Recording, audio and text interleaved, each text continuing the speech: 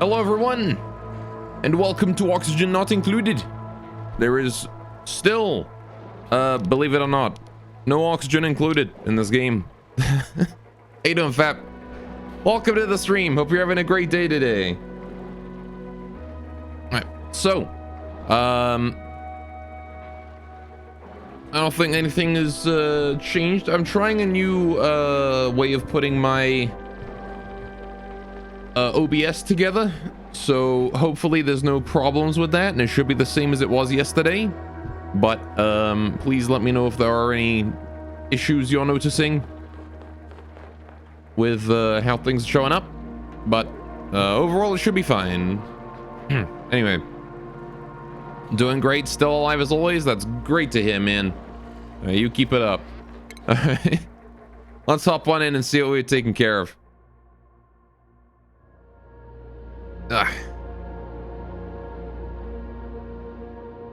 So yesterday we got the gold volcano online. That is working now. You doing, Nema? Welcome to the stream. You return. I am glad. It's good to see you again. How you doing today? So today I wanted to have a look at gases, right?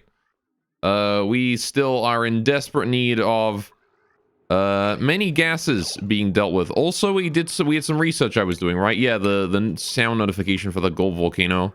I wanted to get a sound notification up here because this thing here is set so that it will turn green for like 30 seconds whenever the volcano is about to erupt. And I wanted to turn on the auto sweeper when it does so.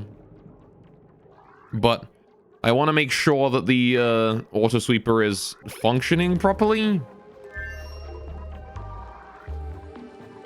I want to make sure that the temperature is all about the level that it needs to be. You know, like this water is currently 28 degrees and this gold here is 170 odd. And so I wanted to make sure that we had a sound notification so it would tell me when the volcano is about to erupt. I can come and check the temperature of the gold and just see if it's below, you know. But that said, I'm very happy that our battery system is working out just fine. Once this here is done, we can switch out these. No longer have to rely on coal in this section of the base, which is going to be fantastic. We also have a whole bunch of oil moving in as well, don't we? Yes, the oil is being piped up as well. Look at that. You gotta love it. Lovely. Good. Steam turbine generator? Yes, we have a steam turbine up there running off of the gold volcano. Alright, gold volcano is very forgiving in terms of heat. They produce the least out of all volcanoes. Yeah, and they also disperse it the fastest, right? Due to gold's heat capacity being really low. How much water do I have in there? We currently have, what, about 300... We have about 600 kilograms of water in there. It'll take a while to heat up, but that's fine. What I am worried about is the dormancy period of this thing. It'll start producing polluted oxygen when it hits the dormancy period, probably. If that is left as it is. Due to the fact that the steam will slowly cool down throughout that time. I don't know. Maybe I could increase the heat of the room. If I increase the pressure of the steam in here, it would make it hot. It would mean that we would have more time. Actually, I could just do that, couldn't I? If I increase the pressure of steam in here, at what point does a volcano become overpressured from steam? It's 150, right? So only if you put more polluted water in there. Well, no, because the steam, if it condenses, right, will allow the polluted water to... Actually, well, no, because the water would land on top, right? And I'm pretty sure that seals it below, right? Because what I'm worried about is when it goes dormant, the steam condenses. And I'm pretty sure that results in a layer of water on the top, though, right? So steam condenses and back in the loop. So the way it works, right, is we have a geyser here producing cool slush, right? Which is polluted water. We can't use this. We pipe some of that around the base to use as cooling because this stuff is cold. And then we shift it into here when it's warm, right? So this here is warm water. Then this water is put into this pipeline, which is then piped into here whenever this decides that it needs water, right? and then it purifies the cool slush, or the now warm polluted water, into clean water, and then dumps that down this pipe here into this area, which is where my clean water is. Anyway. Yeah, there's already water on top. In fact, yeah. So I guess we don't have to worry about it, huh? If that's the case, that the steam will condense and land on top and prevent this from producing polluted air, that's fine. Yeah, the other option, of course, would just be increasing the pressure of the oxygen of the steam in here before the steam turbine turns on, because that would mean that there's more overall heat inside this room, which would prevent the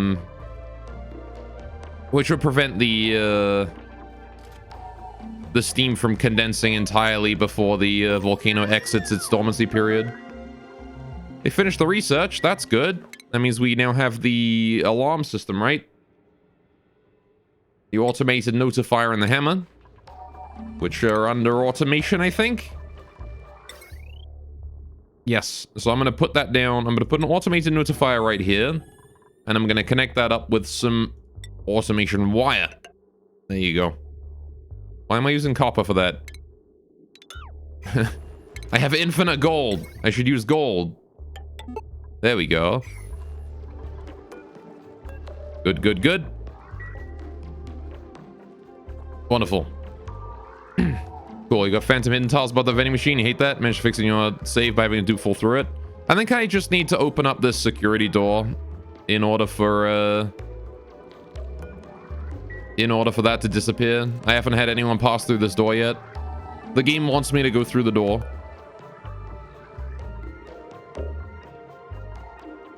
And we've already rummaged that, apparently. That door won't get rid of it, unfortunately. Oh, fair enough. Well, that's fine. We can have somebody dig over here, build over here, and then fall down. It's the wrong type of security door? Oh, I see. F, then. I suppose. It's not really too important. I don't intend on using this area for anything right now.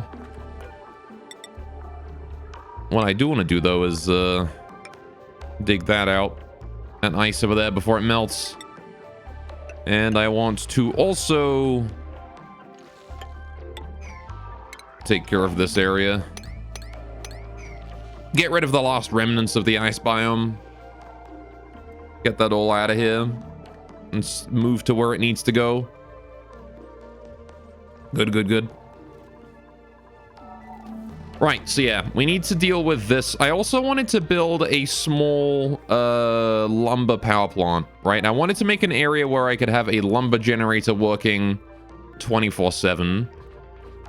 And you still need to cool down, don't you? What's the temperature of the igneous rock in there? I can't tell because it's all the way at the bottom. There it is. 450 degrees still. Yeah, we're gonna have to wait for that to cool down quite a bit. Hopefully we can get this thing here online today as well. I really need to get it up because my igneous rock supplies are dropping like no one's business. And I need that back. Battery array, what's powering it? If it's on the natural gas, it's more space effective to store the fuel. These are powered by the steam turbine. All right, the natural gas generated down here is only powering this battery, and this is where I'm storing the fuel. Eventually, this thing here is going to be powering most of the base, but I need to finish the cables first. Oh yeah, there's this old battery here we can probably get rid of soon. Alright, so this natural gas generator is going to be powering my gas processing section as well. Which I do need to figure out as we move on here. So what I wanted to do... We want 3 input lines, right? Is what I wanted to do. I wanted a waste gas input line. Or a mostly waste gas input line, rather. I want a... mostly oxygen. I want 2 mostly oxygen input lines as well, right? Into a gas processing area down here, where we will filter out CO2 to where it needs to go. Oxygen will then be piped through dedicated lines around the base. Any hydrogen that's stuck in there will be moved to where it needs to go as well. I want to get a hydrogen generator down this area too, just to handle any excess hydrogen we have. So I might have to build a second power plant in this area, honestly, considering the natural gas geyser is here and is just chilling. It's probably a good spot to build it. This is also pretty low down, so putting my my lumber generators down here is a good idea too, because then we'll just flood this area with CO2 and we can just suck it up immediately. Though we don't really have very much lumber, so what else can I do with lumber? I think I can do some other stuff with it, right? Yeah, I can make it into ethanol, right? That was the other thing. What can I do with ethanol?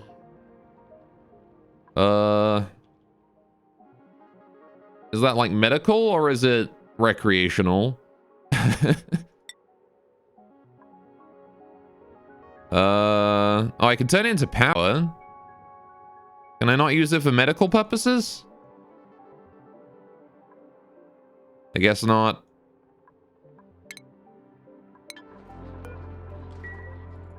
Ethanol burning for power feed into specific plants. Okay, so it's a plant food as well. Okay.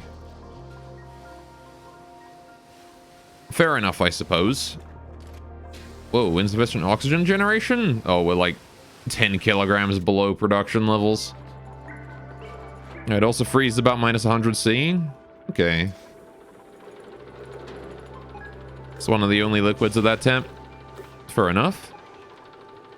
Useful if you need it at that temp, I guess. Sleet wheat is still working out fine. I'm glad to see that this is still stable. Alright. Pinch of pepper plant could probably use a bit more heat, but I mean, if this isn't heating it already, then I don't know what will. We might have to increase the amount of heat going into the pinch of pepper plant, to be honest. You know what I want to do? I want to revamp my water area for heating this up. If we're going to be piping volcano water into the sleet wheat eventually, I want to milk as much heat out of this as possible for these guys.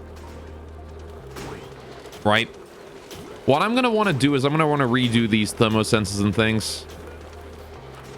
I'm going to want to do it so that we have a thermosensor like here. This is the most important part, right? Because this is where it's coldest, as this is where the new water comes in, right? So the only other liquid at that temp is chlorine and a space material. Otherwise, you've got gaseous oxygen and hydrogen. Everything else is solid. Fair enough. Natural gas is still a gas, yeah. So what I think I want to do is I want to have a thermosensor here, which we've already got. I will have this thermosensor detect what the temperature here is. If the temperature is too cold, that is, yeah, below 40 degrees, I think is reasonable. We will send in water around here, right? Then, when the water leaves, we're going to need to detect to see what temperature that packet is. And if that packet is is below like a certain point, I'm going to say like below 40 degrees or something, then we send it on to this. Maybe even not below 40 degrees, below like 50, right? What would be a good temperature for this? Because like it's not going to lose all of that heat as it loops around. I don't know, it might do. The hydrogen loses most of its heat. Speaking of, how's that going? Still minus 27. All right. Yeah, so now it's minus all the way through. Man, this is working out so well. The lower the temp, the less heat to need to recover. That's true, but the question is how much heat can I soak into this room? Right? Because I need to get 480 kilograms of water through this system a day. Right? So if I'm looping 480 kilograms of water just through here forever, and none of it's getting to here, so we will need to have like a point where I just send it out anyway. I guess what I could do is I could put a timer sensor here, set to, or a cycle sensor or something, set to just before the cycle sensor that allows new water in. So what happens is the cycle sensor in here pops and just flushes all of the water out of here. right? And then the new cycle sensor allows new water in, right? So we only give it a cycle regardless, right? And then we send the packets out gradually as well. Means that we would be a little bit behind in water maybe, but it should equalize, it should normalize itself eventually because, you know, it'll be a cycle at the latest that it'll get the water supply. It'll still get like 480 kilograms of water a cycle. So, thing is, it'll take 48 seconds for all of that water to flush out, right? Assuming that none of it got sent in. So we're going to need to make sure that happens 48 seconds beforehand, as we can only transport 10 kilograms of water a second. What's the source of heat? The thermoregulators in here? Right now, it's just the thermoregulators, yeah. There is this line here that was supposed to be delivering more heat in, but it's not active right now. So, because again, this is for cooling the volcano water. Yeah, right now it's just the thermoregulators keeping the heat in here, which is why this one here is having body temperature issues. Basically, these thermoregulators here transport the heat from this room into this room, right? We're using the closed hydrogen loop here to ensure that this room here stays cold and this room here stays warm. We were actually having some problems with this room getting too hot a little while ago. So I'm actually a little surprised that these here are having some issues with that. But this room was extremely high pressure for a while. It was at 4,000 grams of oxygen because I was using a high pressure vent in order to cool down the room as it was getting too hot. So it might stabilize itself, honestly, as the oxygen depressurizes. So we'll see about that. And how's the air here going? This is still piping in some minus 50 degree oxygen, which is, or minus 30 degree oxygen, which is fine. That's expected. That is good. The air coming in here is cold too. It'd be better to heat the air below the hydroponic farm with the pipes, since that's what matters to the pepper plants. You have a point. Yeah, this here was not made with like long-term plans in mind. What I'm thinking I should probably do then is, if we have the entrance in here, right? We can do like this.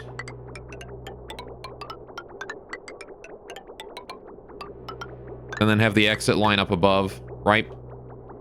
So we can pipe new water in down bottom here. Although, how do I get that? I guess I'd have to bridge it over. Right, would have the input line come here and then bridge over. Which means I kind of want the exit line to be higher up. Like there. Then I can deconstruct this lot. Get this liquid shut off out of here. Alright, let's go ahead and just deal with a whole bunch of this crap. We might as well. We're deconstructing things en masse right now anyway. What the fuck are these cables? Why did I not use conductive wire for all of this anyway? I should probably upgrade that to conductive wire while I'm at it. It's not like I'm short on gold anymore. Actually, I should probably go take a look and see if I can't collect my gold. You haven't produced the sound yet, though. I guess it did erupt at some point, though. 99 degrees. Polluted water's at 96. We can sweep that. Get the dirt out, too.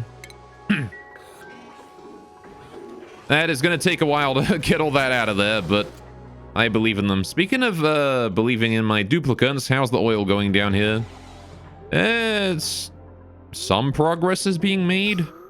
We are out of oxygen down here because the we had to deconstruct the gas pump, but that's fine, I guess. Also not really sending in any new air. Alright. I recommend you not to go wild on gold yet. Done a few times. Tame the metal volcano. Burn through steady tons stockpile metal. Suddenly wonder where all your metal is. Well, I mean, I am also deconstructing a whole bunch of this... hello. Area at the same time. I'll take the Dreclet eggs. Free food. Or my Dreclet eggs. There they are. 1, 2, 3.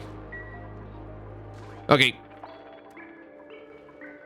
Yeah, like, we are reclaiming a lot of metal from these areas that I'm deconstructing, but yeah, like, this area here probably does demand it, though. I want to make sure that I'm not going to overpower the area. I'm not going to suffer any damage. Alright, we have a good 3,000 gold. It should be fine.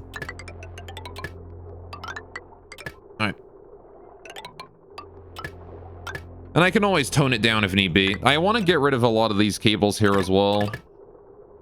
Like, a lot of these systems here are, I mean, necessary for the function of this area, but also perhaps excessive, I suppose, is the correct term to use there. Alright. Anyway, gold is nice if you get around to doing decor stuff. Metal tiles look super nice. Get a 50% from being gold. Same with metal statues. Yeah. I've already, I have displayed some level of, oh yeah, see, like, all of these cables here can go for the most part.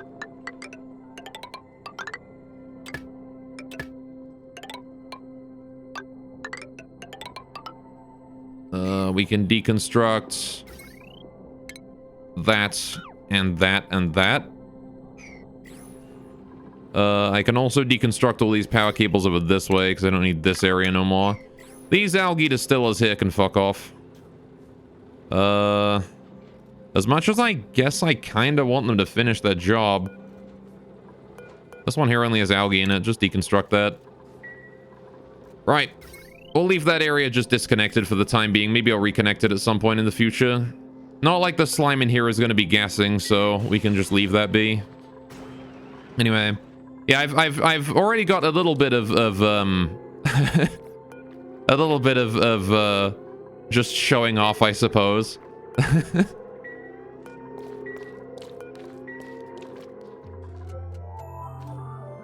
Just put some gold on display there. Normal tiles make dupes run 50% faster on them. Yeah. Yeah, using the metal tiles, right? These ones add a gold. Alright, we'll be, if we, because I'm gonna, my next goal really is to rebuild this entire base area. So, I probably will make some out of gold in this area. Would probably be an idea. Because, this area here is the first area I ever built in this base, right? This is like, we spawned in here, I put some beds down, this is the first manual generator I ever built. This is the first one I ever built, right? That's my first manual. It's gonna be, I'm gonna be sad to get rid of it. And these early game sculptures as well that I built here. I've never rebuilt that one. That one there was just built and left. And then this here was my first water purification system here, which does need to be rebuilt. Excuse me? Who dropped coal? Well, that's wasteful. Also, why is the water doing this? That's not how water works, but okay. Good, good, good. Getting new polluted ice in there as well. Alright, anyway. Terrible at rebuilding the base when you get late game. You try to do it right from the beginning because of that? Yeah. I think I have some ideas for how I want to build it. I want to put, like, bedrooms around here. We want our kitchen down this way, right? This is where the kitchen is going to be because there's natural gas here, which is real convenient for the kitchen, obviously. I wonder if I don't need to expand this, actually, specifically for the kitchen, because we'll be using extra natural gas for that. Might have been an idea to make this a bit bigger than it is. Oh, well, problems for later. Right. Anyway, it's the gases liquids, so I'm pushing them out of the way from the side unless they can merge in other pockets of the same gas. I see. Yeah, that's the CO2 and chlorine here, I guess. I guess they'll have to push it out of the way when the water fills up, though. Because eventually this ice is going to melt, and then... Well... Interesting how the ice doesn't cause any of the water to freeze, though.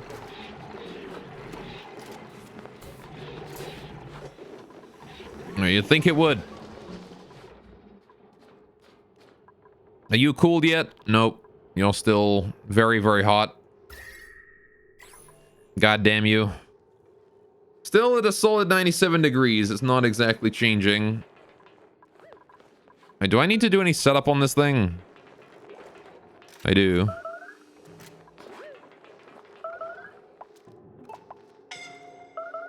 Cool. All right. Notification. Name should be volcano erupting.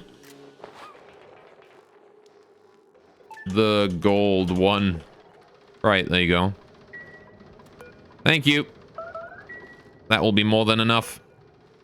So that should be going in now. Oh, there we go. Works out. Cool. And then that's going to stay there for as long as that is green. So this is the point where we should be turning on the auto sweeper, right? There's no gold there right now, but we know that we could have done it this cycle because I did manually already. All right. So I'll get a sound notification whenever that thing starts to rise in pressure. There we go. Good, good, good. Anyway, once it goes another tile up, he'll pour over and move the gas out of the way. That way, yeah, it's fine then. Wait, happy Friday. How you doing, Nevins? Welcome to the stream. Use the ice to cool the volcano. There's not really much reason to do... Well, you cool this one, I guess.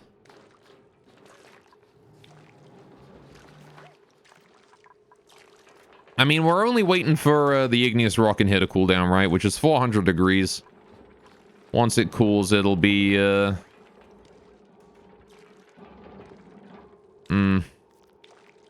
It will go faster if we used ice for it. You said Friday. Acknowledge your pun. Okay, good pun, Nevins. What, I am sorry, I don't understand the pun. Is it like you're happy that it's Friday, so it's Friday? Is that it? Why is that just sandstone lying in here? Alright, whatever, I guess. Alright. The pause setting will pause the game when it happens, and the zoom setting will move the camera. Fairly useful in builds? Yeah. Definitely helpful. Whoa, what happened to all my batteries? Did we drain the power? Oh, I guess we drained the power into here. Okay. Can I deconstruct these?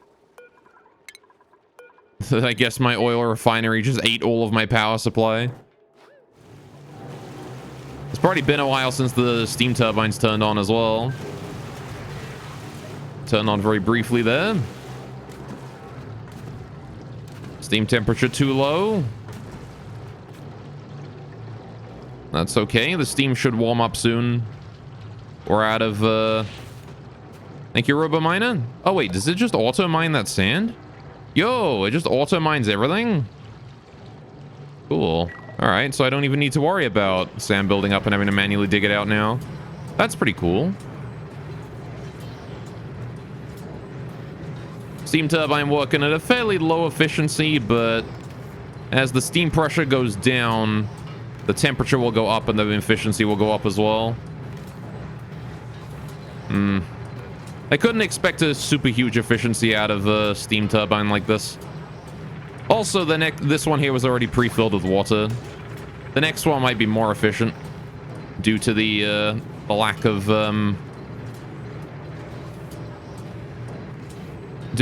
water in here. There's going to be molten gold on the floor. All right, so we'll come back to that when the notifier turns on again, right? Good, good, good. All right, now then, how are we doing over here? Still building the gold cables and things? All the gold pipes too? All right, so this here is our output. This is our input pipe, right? I need to make sure that we fix that up with more insulated pipes here. So I need a bridge to come down here, right? This is where we need a bridge here. Maybe not out of sandstone, but out of igneous rock or something. Plumbing, liquid bridge, igneous rock. There we go. I'm not sure if the bridges lose too much heat, but just in case, right? There we go. Good, good.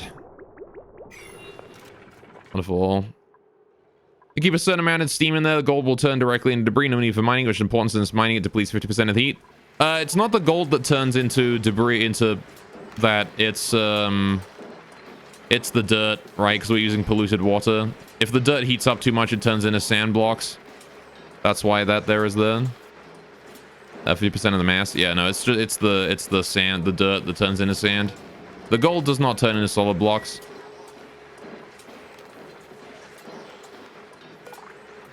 So this guy is just here to take out the sand when it shows up. Because the problem is if the bottom here gets filled up with sand, then the gold goes here. And then if this fills up with sand, the gold will go here and start melting things. So it is important to have that in there to make sure that that doesn't happen. You don't want sand build up in your volcano when you're purifying it with, when you're using it to purify that kind of polluted water. Right, so let's see. We've got some automation wire here as well. Yeah, see, Right. So this one here will detect the temperature above this, which is gonna be approximately the body temperature of the pepper nut, right? We need to make sure that if the temperature here is 40, we can probably assume that the temperature here is 30, right? Or 35 at least, right? If we set this to 5, I can always increase the temperature if it's still too cold, right? So that's good. We don't care about the temperature over here anymore, right? Because this here, we know this part of the room is going to be hotter than this part of the room. So I can get rid of all of this automation here. That can all go. Which is good. Right. The rest of this here can stay as is. Although, I kind of want to connect that up to this one instead of this one here, right? Because the thing I care about is this part of the room here getting too hot. If this part of the room here is too hot, then the pinch of pepper nut can't grow. So I think I want to adjust and put another thermosensor here. Again, not a copper one. We'll build it out of gold. I have plenty of copper, but I would rather save that for when I run out of gold and use that as sort of a temporary thing or a backup. If I have gold, I will use it. Just because gold is renewable and copper is not. So there we go. We're going to build that like that. And then I can get rid of this one here. And now we have a more accurate read of the temperature in the room. This thermosensor is going to want to be set to below 80, right? Same as this one. Below 80 degrees. And as long as the temperature in between these two thermoregulators is below 80, they can run all they want. But the moment it is above 80, they can't run anymore. They're not allowed to. Alright, there might be a copper volcano. Have you explored the whole map yet? I don't think so. We know we've got one other thing somewhere. There's one here. I have no idea what that is, but we'll find that out eventually. Wonder if there are any others. I don't think we've seen any more yet, unless there's one up north after we got rid of the ice area here. Who knows? Maybe there's one up here. Yeah, there's one right there. Would you look at that? I guess we'll have to go look for that one. Oh, wait, what the fuck? Cool steam. All right. We've got cool steam over there. Okay. Fair enough. More infinite water. Well, I mean, I've already dealt with my water issues, so now we've got that one. I guess that's gonna help. I can just pipe that directly in here when it cools down. What'd be an easy way to cool that down? Good question. Because I don't think heating up that steam is going to be very helpful for us, right? Like, there's not really any way for us to turn that steam from cool steam into usable steam. It's probably better to just suck it up with a gas pipe or something and move it somewhere else. Find the materials overlay set to minerals. Good for finding the buried geyser and stuff, since they're almost always buried under obsidian and granite. It shows them up as a circle of dark material. I just look for the 4 lightweight... the 4 like white beams here. It's very easy for me to see. Yeah, I see. Circle of darker material here. I get you. Alas, does not work for the ones that are already dug out. Yeah, the temperature overlay also shows the ones that are dug out already quite clearly. Not that they're difficult to see, but, you know, I'm blind sometimes. Alright. Tronium can be bugged and have a different temp than what gives you the white temp. I haven't seen that happen yet. Aside from the one over here, I guess, that doesn't have it, but... even in this case, there was still one that kind of is cold. Anyway. It works out, though. I've spotted, like, almost all of them. I've spotted all of them so far. I usually give it a check over every now and then. Cool steam, though, is interesting. And also, how are we doing down here? You still sucking that oil up? Can we mop up what's left? Down here, actually? There's no need to run the generator anymore. Hey, Marie, could you get off that? We don't need this generator no more. Alright. Now I need to deconstruct that, and I need to get the gas pump back up again. So now the question becomes, how the fuck do I get back down there in order to get the oil out?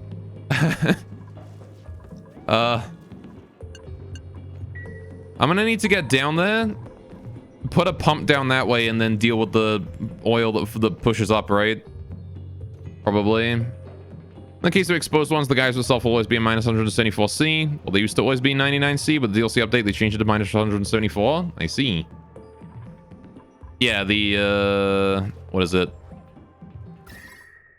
My gold volcano here is minus 174. This one's 174. This volcano is 99. This one here is also 99. I think the DLC update happened halfway through my my playthrough. All right, what's temperature of the oil? 100 under 125C. Gold amalgam can survive 125C and under. Otherwise, we need steel.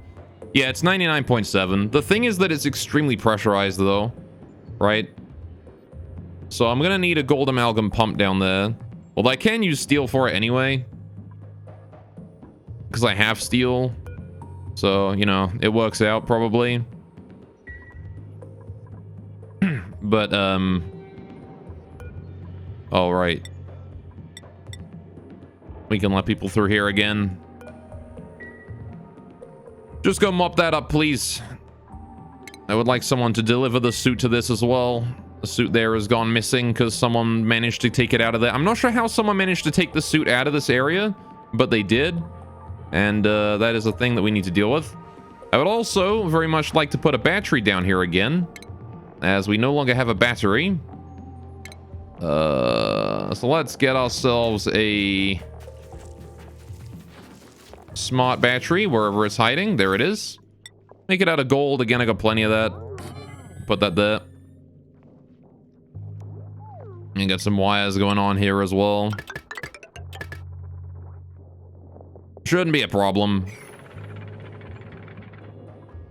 Good, good, good.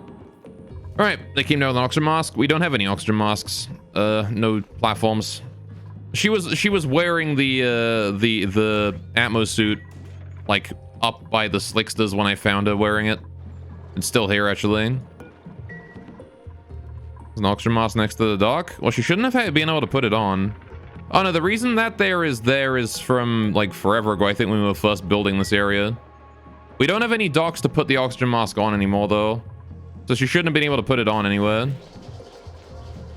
I'm pretty sure what happened was that the oil flooding this room did some weird shit. Right, because this room was flooded with oil a little while ago. Because it just shot up through here. So it was probably something due to the flow of oil. Maybe it interrupted her or something.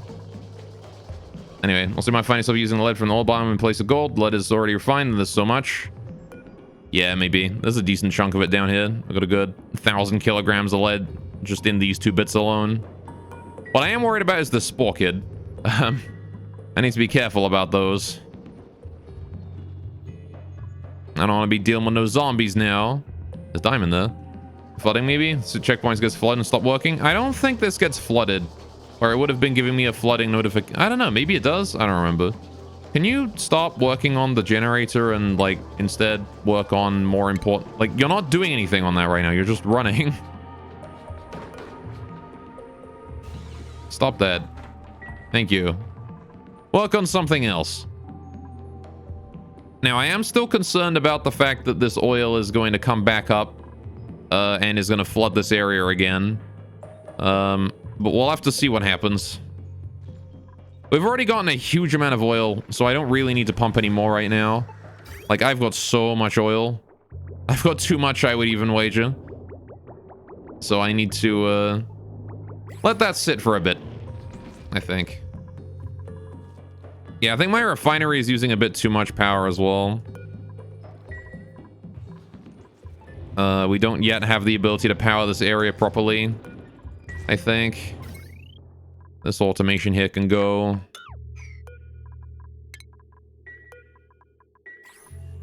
There's some power cables here as well that are old and outdated and unneeded now. And the storage bin can go too. Hopefully this removing these will keep my coal supplies from dwindling. Anyway, flooding's a bit buggy. Sometimes it doesn't flood until you fill the second tile above the ground. Yeah, it's weird. All right, so this is like 100, 200 degrees in here, 150. Yeah, we could probably sweep that out. That is all sweepable. Yeah, we'll do the gold last. It's still like 200 degrees. Why are you doing so little of it? What the heck? Auto Sleeper, why'd you grab so little gold on that first one? I know you can grab all of it. You just decided he only wanted a little bit. So this here is going to pipe out the hot gold, and we're going to see this thing here turning on a maximum efficiency here. Right? It's 140 degrees in here. We should be piping new water in as well. This DLC would recommend solar power, but the base game solar is so annoying to get into. Yeah. I mean, I think the volcano is doing fine. Again, once we get this volcano here up, we'll have power out the butt.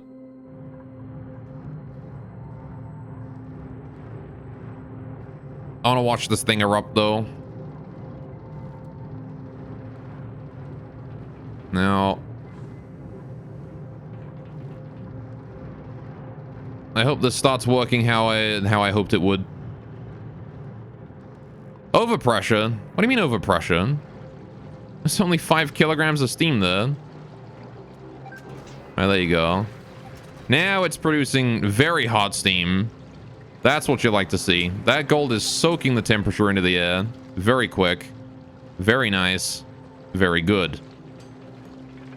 300 degree steam is rising to 180. The pressure is too low though. But now the temperature is too high. So we're piping new water in. Alright, so now we're going to start dripping more water in there. And the game is frozen due to autosave. Let's produce sand. RoboMiner is doing its best to counteract. Little chaotic, but it's working. There you go. Steam turbine working at maximum efficiency. Overheat damage, though. Damn it. Aww. So it doesn't quite work perfectly with the temperature I've set it at. We need to have the temperature be lower. Because that got way too hot. And it is still too hot. Damn it, steel. Why are you so low temperature resistant? Damn it. I need you to be able to withstand 300 degrees, not fucking 275. Oh, man. All right. We'll set it to... Let's set the temperature to like, I don't know, 150. I really want it to be hot, though. I want it to stay hot in here.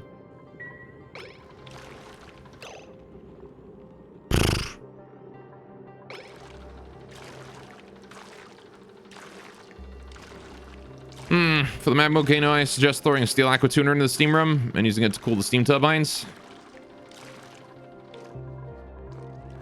The thing about using an aqua tuner, though, is that it absorbs most of the power produced by the thing. So I'd rather not if I can avoid it. I wonder if we can repair that from the top. Or if we have to open it up to repair these. Dang it, though, man. We were so close to having it working fine.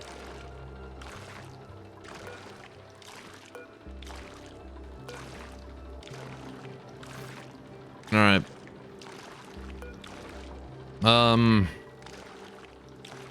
So what happened there? What happened was that the temperature rose above 270, which is not what we're looking for. How you doing, Kamado? Welcome to the stream. What's up?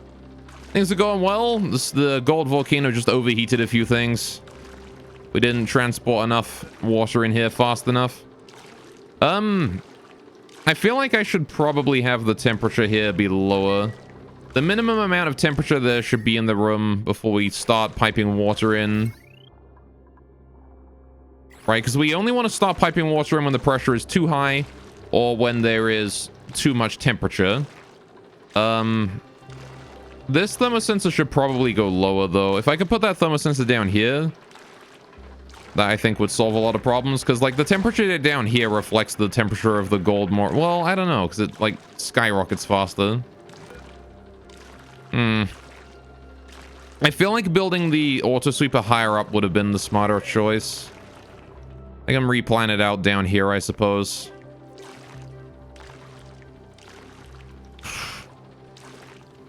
It is still far too hot in there, apparently. We're just piping more and more water in. As long as you're not leaking a lot of heat, the steam turbine plus Aquatuna combo is power positive, as long as the majority of the cooling is the steam turbine itself. I mean, I don't need an Aquatuna, though. I've got so much cold water that I need to turn into warm water, right?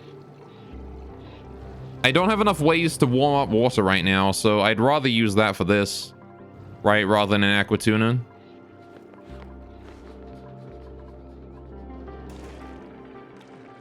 You never know a game to be as backseated as One. I wouldn't call this backseating. Not yet. Alright, a lot of people have suggested the Aquatuna combo. It seems to be a commonly done thing. It is true this game gets backseated a lot, though.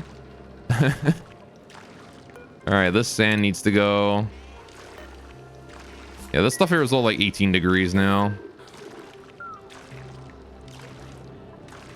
Alright. So how do we prevent this from overheating like that again? Is the only solution really to put down another thermosensor like down here and just try and keep the temperature down here from hitting 300? Or something? More steam pressure? That's true. We could increase the pressure. So the minimum pressure. What should the minimum pressure be in here to keep it hot for longer? High steam pressure means smaller temp spike. Yeah, let's double the pressure in here for now. Right? As long as the pressure in here is double what it was, it should be fine, right? Anything below 150 kilograms won't cause problems. All right, we'll go to 11 kilograms. I can't go higher than what? Than 1,000 grams below this, right? 2,000. 20. I guess we could go up to... There you go. We'll go up to the highest that the Atmos sensors will allow and see if that works out. If this is too much pressure, then we'll probably decrease it a little bit. Are you still having problems with temperature? You're still having problems with temperature, and yet the atmosphere is still too thin. Oh yeah, I guess because we just changed that, didn't we? That's probably going to start putting water in there until such a point as the... That actually might cause it to depress. That might cause it to cause the steam to cool too much, actually. Might be putting too much in there. What is the pressure of the steam right now? 5.5 kilograms. Again, it'll be fine, though, because the water's going to condense on top, right? So we won't have to deal with the polluted oxygen. Oh, no, never mind. It's turned off. Yeah, the temperature decreased below 195. Wait, you need to be 185. Alright. There we go. Wonderful. The minimum temperature before we start cooling is 185. So hopefully these don't take any more damage. If they don't take any more damage, we can leave them damaged forever.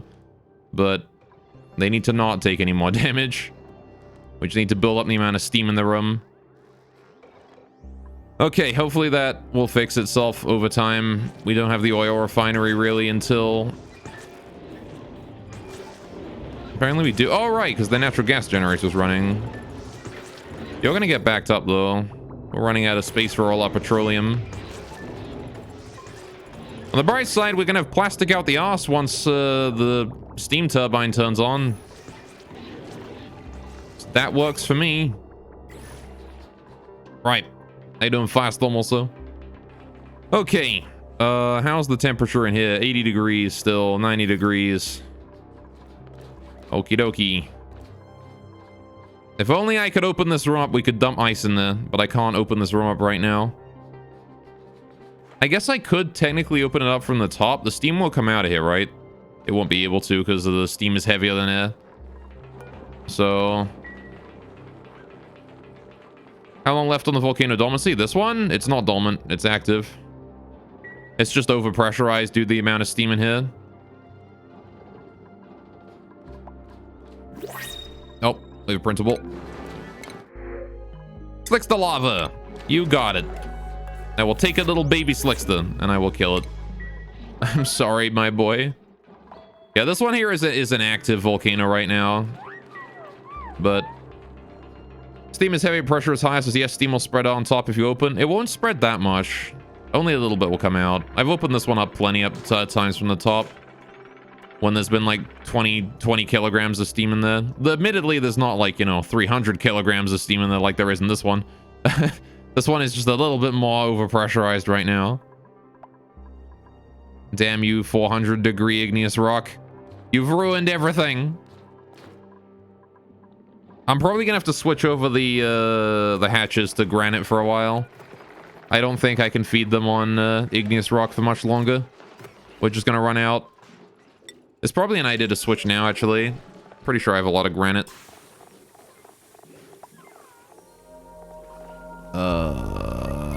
Where's the granite at? Yeah, we've got a decent chunk of granite. I could use granite for it.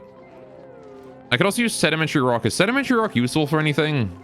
That could keep us going for a while. I don't think I would ever use sedimentary rock for anything particular.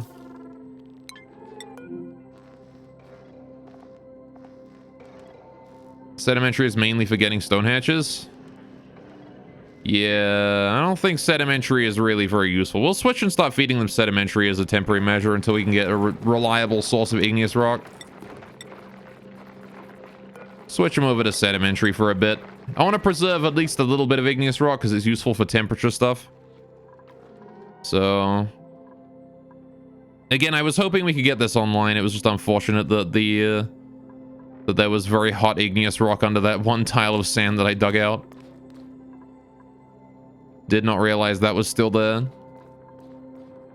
Still, there's enough water in here that it will fill up to about here once the steam condenses.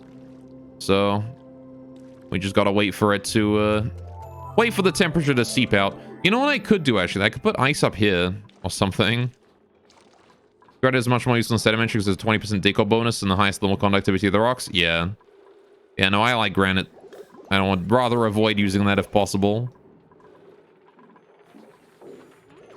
Okie dokie. So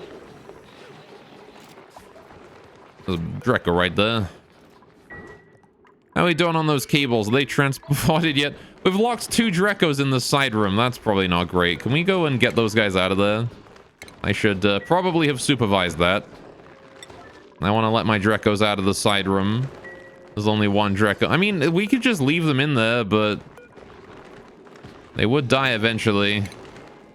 We could just go in there and claim the meat, but I'd rather have 3 Drecos in here than 2 in there. Drecos take a long-ass time to reproduce, so... Well, this one is also wild, apparently. How's the pips doing? You guys are cramped. Yeah, stop breeding so quick. Goddamn pips. Alright, kill all the adults. Leave the babies and the fucking eggs. Why are you not fertilizing this? Again, my farmers have apparently having more important shit to do than fertilize the only tree in the pip enclosure. Or any tree in the pip enclosure for that matter. Even when there was more trees in it, they had problems with it. Oh yeah, we got rid of all that. This is good. Alright, this area is slowly being worked on. Need to finish working on it myself, though. I'm not really sure what exactly we're gonna do for, the automation section here. Again, what I want is a cycle sensor set to just before this one here does, right?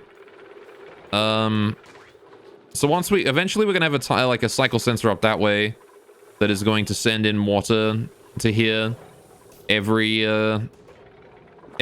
certain amount of time. And so I want another cycle sensor right before it, or right down here just to go off right before that one does. For 48 seconds. And allow all the water. Maybe a little bit longer than 48 seconds. We could probably even go for like 60 seconds just to make sure that all the water is gone. Best part of sedimentary so getting stone hatches is that you like the color. It appears on the material overlay, but that's entirely subjective. Yeah.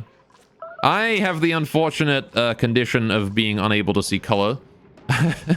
So that is why I have the colorblind mode on. No, we're gonna run out of natural gas here, aren't we? How long until you wake up? 4 cycles. I think we're gonna run out before then. All right, here's what we're gonna do. I'm gonna disable that. Preserve what natural gas we have, and I'm gonna wait for these batteries here to deplete, and then once the batteries are depleted, we will turn that back on again. Is anyone on their way? Yeah, Benny's on their way. Good job, Benny.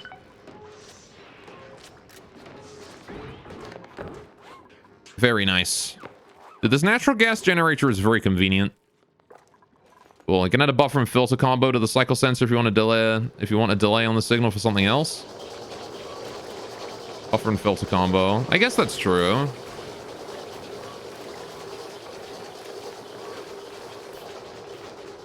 All right.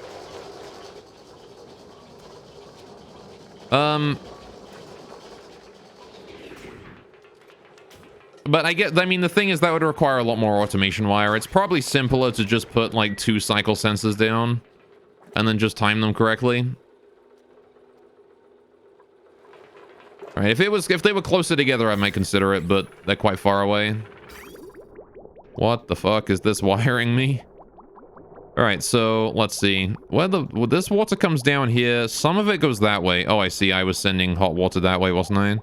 We can get rid of that now. Don't need that anymore. It's easy to use the combo and you do have infinite gold, Kappa. I mean, that's true. I wouldn't say it was easier though. Because like all I need to do the cycle sensor part is just put the activation time to like here. Which is simple enough. All right.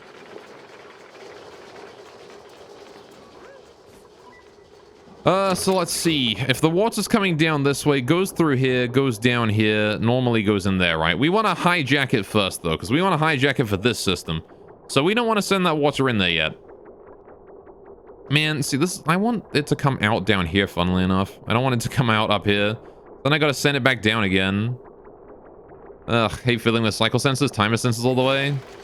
Yeah, I guess timer sensors are also a bit more reliable because you can set them to this. Then you have it in decimals, right?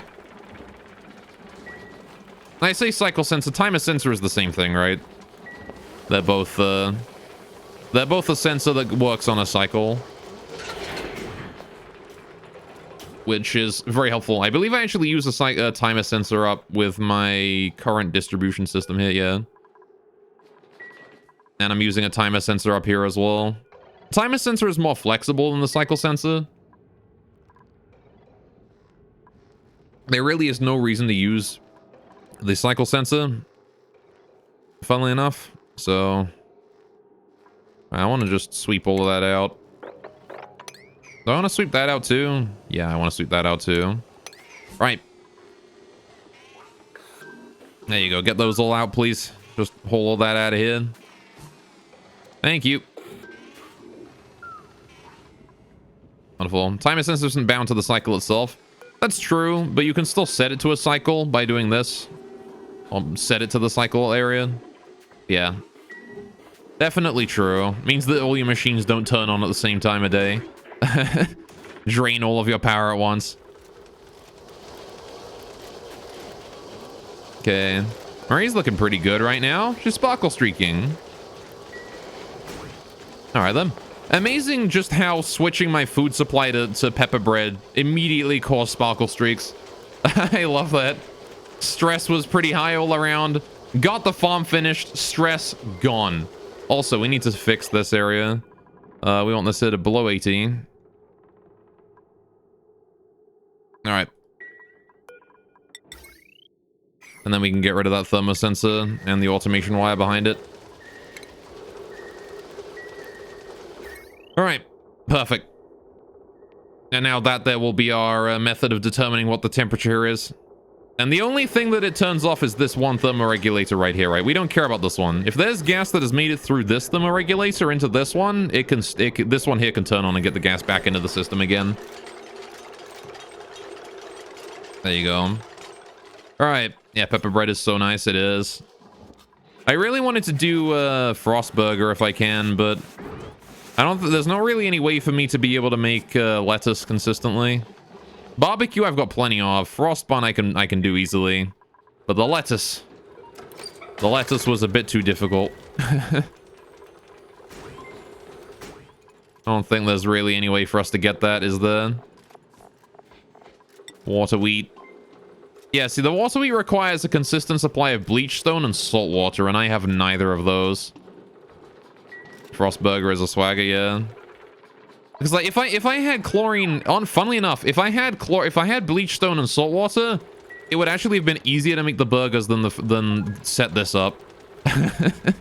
But I have no idea really how to make a consistent bleach stone. Like, I'm pretty sure you need puffs for that, right? You need a puffed prince to get bleach stone.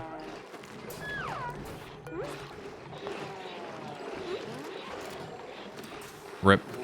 Alright. Anyway, only gourmet dupes get anything from it that you don't get from pepper bread. The morale bonus caps out on the +5 foods. Oh, does it? I see. Fair enough. There's literally no reason to go to ambrosial then, huh? Yes, you have them gourmet. Fair enough. Right, so how do we get this water around then? We're going to be... This is going to be the new water input line right here instead of this one. So how do I... If we move that to here, we can use all of this space for other stuff, but I guess I should probably plan out this area anyway. Gourmet's got a -1 penalty, so +6 becomes a +5 for them. I see. Yeah, I did see gourmet dupes having problems with food stuff when I was generating some. So how do I do this? With the input line being hijacked here. No, see, I need to get rid of this pipeline, don't I? This pipeline here is in the way. Because we need this to be hijacked down here. And then what I guess I'll do is we'll hijack the water guaranteed, right? Not to mention the Frostburger has an athletics penalty. Does it? Minus 20% run speed for a cycle? That's amazing. It makes you fat. It's the only burger best served cold, huh? It's not even a burger. It's got a fucking stick in there. That's just the... That's just like fuck. What is it? What do you call these? Shit, dude. Why can I not remember? God damn it. Brain. Function.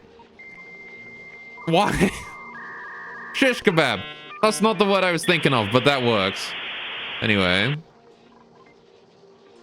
What was I thinking? Soul food is a kind of a debuff. Yeah. It's the barbecue there. Skewer? No, it was... What is it? Oh, yeah, I guess I was just thinking of kebab. Yeah. I was thinking it doesn't start with an S, but yeah, no, it was just kebab. I was shortening down shish kebab. Barbecue. Yeah, no, that's not a burger. That's just a kebab with a bun. That's all that is.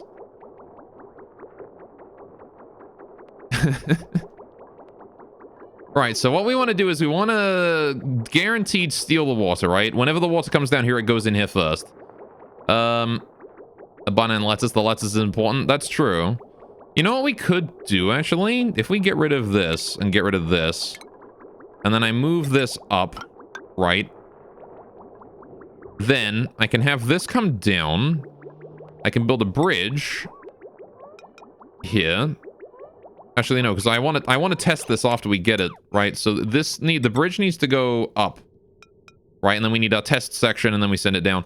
So what we do is we just send the water in through here. We don't bother hijacking it. We just send this in, like, here. That's where the water comes in. That's the in line. And then we get rid of all this. Get rid of that garbage. Don't need that. I will decide on where to put the bridge there later. So, put temp sensors where the bridge ends if you want.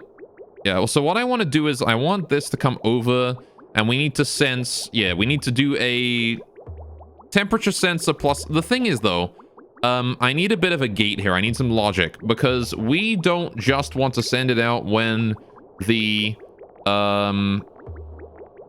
We don't just want to send it out when the...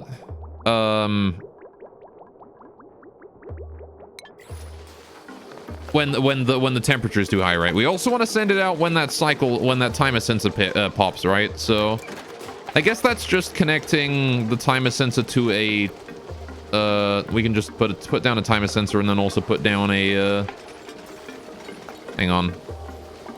Where's my timer sensor? There it is. If we just put down like a timer sensor and then also the other pipe sensor next to it, and then we just connect them up to the shutoff, it should be fine. So then the timer sensor can override the temperature sensor, right? That would be the way to go. So what we'll want to do is insulated liquid pipe, right? So we're gonna need to build a bridge over. Where do I want to put that bridge? I want to be space efficient about this if I can. I don't want to go higher than this, if possible.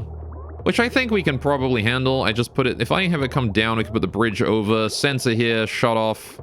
No, see, I still need it to be up because I need to be able to fit a shut off in there. So we put a... Right, go to plumbing, go to bridge. Right, we need a bridge to go here. The liquid shutoff is gonna go... Probably... We need to be able to fit a bridge next to it, right? So I want the shutoff to be like here, I think. Right? Now what happens if we don't send the liquid through the shutoff? We need a return pipe, right? We need a pipe to go back into this thing. So how do I do that? I guess I just have it connect up to the input, right? So we go back to plumbing here. We can do insulated pipes and just connect it back up here, right? That's the return pipe if the shutoff doesn't work. So we put the shutoff here, sensor here on this tile where the input is. I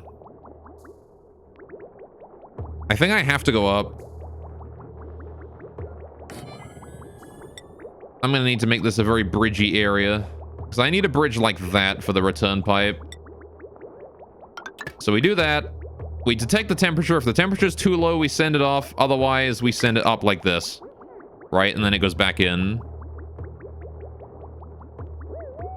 So then that there works for the return pipe. Then the output pipe wants to go this way. We put down the bridge here. Bam. Right. That ought to work just fine, right? Hopefully.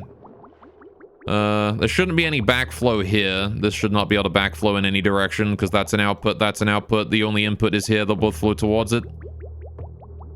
Any backflow here? No. See, that can't backflow. There's no input there. Yeah, no, I don't think there's any backflow here. We're looking solid. Right, let's get those sensors in place. We want the thermo sensor to go right here. You're gonna head out, have fun. All right, take care, Nematrick. Thank you for stopping by. All right, Aiden Sinkins also. Welcome to the stream. Look at that, Nema leaves and Sinkins arrives. Like clockwork. Anyway. Good evening, everyone. I'm a new player on your second run now. Does anyone have any general tips? Any specific materials should focus on harvesting? First, only die because of lack of coal and algae.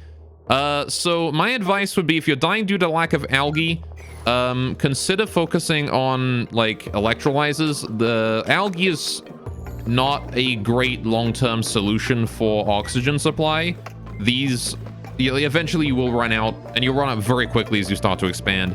Electrolyzers can supply a lot of oxygen very, very quickly, and they can power themselves to boot if you set it up correctly. So that will solve that. The problem that you'll have then is a lack of water. So water supply also becomes an issue. Dealing with lack of coal is another problem that I have been having. Hatches can help sort of supplement your coal supply, but powering your entire base on coal will result in coal shortages pretty harsh. You can also use manual generators to help supplement the supply as well. But I would highly advise looking for like geysers, which you can find around the place. Every now and then you'll come across them, and some of them you can use to harness for power. That would be my advice. All right, because yeah, coal supply does become an issue very quickly, especially as you start to power more and more things. Right. How are we doing here? Right, so this one here, we are detecting if the temperature in here is below a certain point. Below what point? Below 40 degrees. If it's below 40 degrees, we can send a green signal to there and send that liquid out. Now, I also have to keep in mind this auto wire, right? This sensor here. We only want to actually kidnap the water if... We only want to take the water if the temperature in here is below a certain point, right? So... I actually want to do a secondary shutoff here, but we actually let the water out if the temperature is too hot. We actually don't bother taking the water at all. So that's a thing that we'll have to worry about. Also making things out of copper here, and I should be making them out of gold.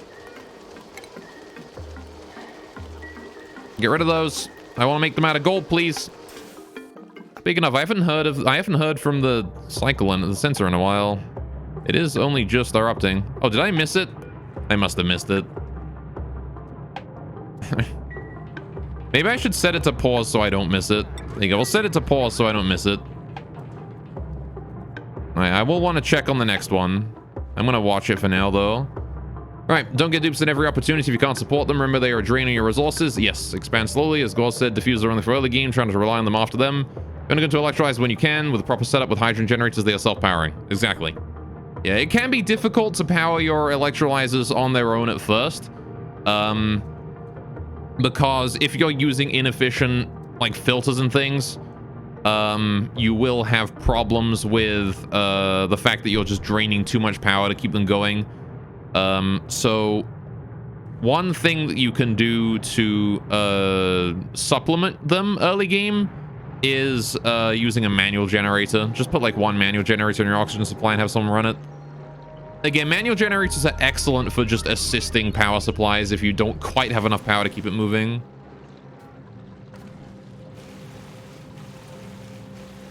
Also, this is working out perfectly. So you see any water? Yes. I wanted them running in the end, but you guess it was too late. If I was trying to find a glacier then. Haven't seen those? Yeah. A geyser then? Yeah. So, yeah, you'll find them. You're just gonna have to dig around a bit and keep a sharp eye out. All right. Hatch farms are a must if you use coal regularly. Set up at least a few hatch farms. Yeah. Yeah, remember also that regular hatches only produce, they only turn, the amount of coal they produce is half of what they eat. So going into either sage or stone hatches is also a really good idea if you want to get more coal. But you have to keep in mind that hatches eat a lot of material, and it can be very difficult to keep them fed. So that is something else to keep in mind. But yeah, water is definitely a thing that you should consider focusing on. Just get a whole bunch of water and just pipe it into electrolyzers. You'll have all the hydrogen you'll ever want. As you can see, I have so much hydrogen, and I have, as soon as autosave is done, all right, a ton of oxygen as well. Anyway, best thing to do is fail a bunch of times, try to figure out where it went wrong, try a new approach next time. Exactly, yeah. Had 4 of them there and producing like 10% of what you needed. Yeah. So again, hatches are very difficult to work with. I consider them a supplement. You shouldn't be relying on hatches, right? Like, I have 2 farms of hatches, right? I've got 2 farms of them. And these guys handle how many coal generators? I think I'm running like 2 coal generators off of them. I've got 1 here. And I've got... No, actually, it is just the 1 now. No, it's 1 up here. Yeah, I've got 2 coal generators off of these 2 farms. I'm pretty sure I can handle maybe 3 or 4 with the amount of hatches I have. But these guys are stone hatches, not regular hatches, right? So these guys produce more coal than their regular hatch brothers. And I am still trying to move away from coal as a power supply. Coal is a very good mid-game power supply, but you run out of it very quickly. You need to be moving on to other sources of power as quickly as you can. All right, but yeah, definitely learning from failure is a good approach in this game. 4 is not off. I would suggest farms big enough to support at least 6, and then at least 3 farms stacked up, which could be 18 of them. That's a lot of hatches. I guess if you're planning on like actually having a proper coal supply, then yeah, that probably is a good idea. All right. I prefer to use a variety of power supplies to try and minimize them. Yeah, see, so I found this natural gas geyser down this way that is producing natural gas for me for this generator, which currently is very slowly draining. I need to wait for this geyser to stop being dormant, which happens in 2 cycles. Very good. How are we doing on the gases down here? Are you pumping, like, still worthwhile amounts? You're not pumping worthwhile amounts anymore. Turn that off. Alright, I will... Although I guess there's not really any penalty for me running it constantly, right? I might as well. It costs, like, no power to do anymore. There you go. I like how we got all of this power system online now. This whole thing is running off of my natural gas generator at this point, which is great. Look at that. Oh yeah, did we get that area rebuilt? Yeah, I need to get this area rebuilt. Plumbing. I want the liquid shutoff. Out of gold. Right. So the shutoff wants to go here. And then the sensor, the temp thermo sensor goes here. Right. Then I want some automation wire as well. Connect that up. But we're not done yet. I'm gonna put that this way, actually. I want a timer in here as well.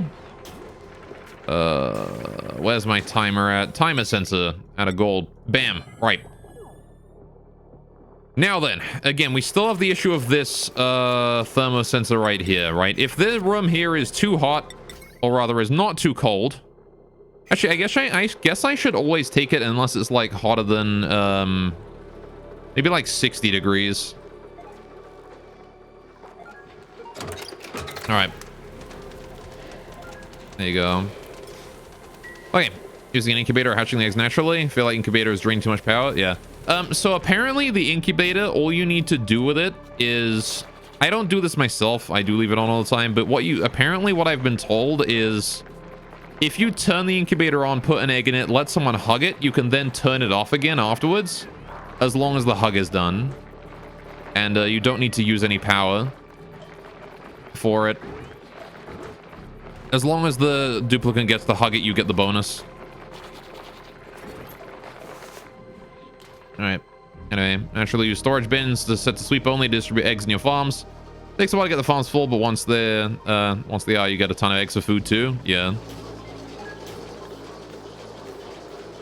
All right. You know what I want to do? Can I hook up automation to an egg cracker? I can't. Shame.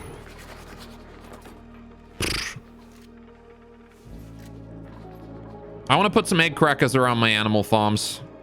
Oh, hey, these here are done. Can we hold that iron ore out of there and then set up these here out of iron ore? Bam.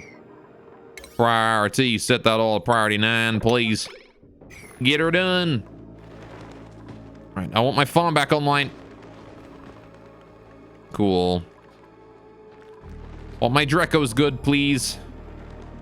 If that is not too much to ask. All right, could probably do water sweepers for it. Something like that, yeah. See, it was like 240 power or so. I'm trying to figure out the natural conditions. I think it was something very high temperature. Yeah. So these require 240 power, which is quite rough. But you only have to run them for a little bit. All right. How are we doing there? Cool. Oh, these are good. So if the water temperature in here is below...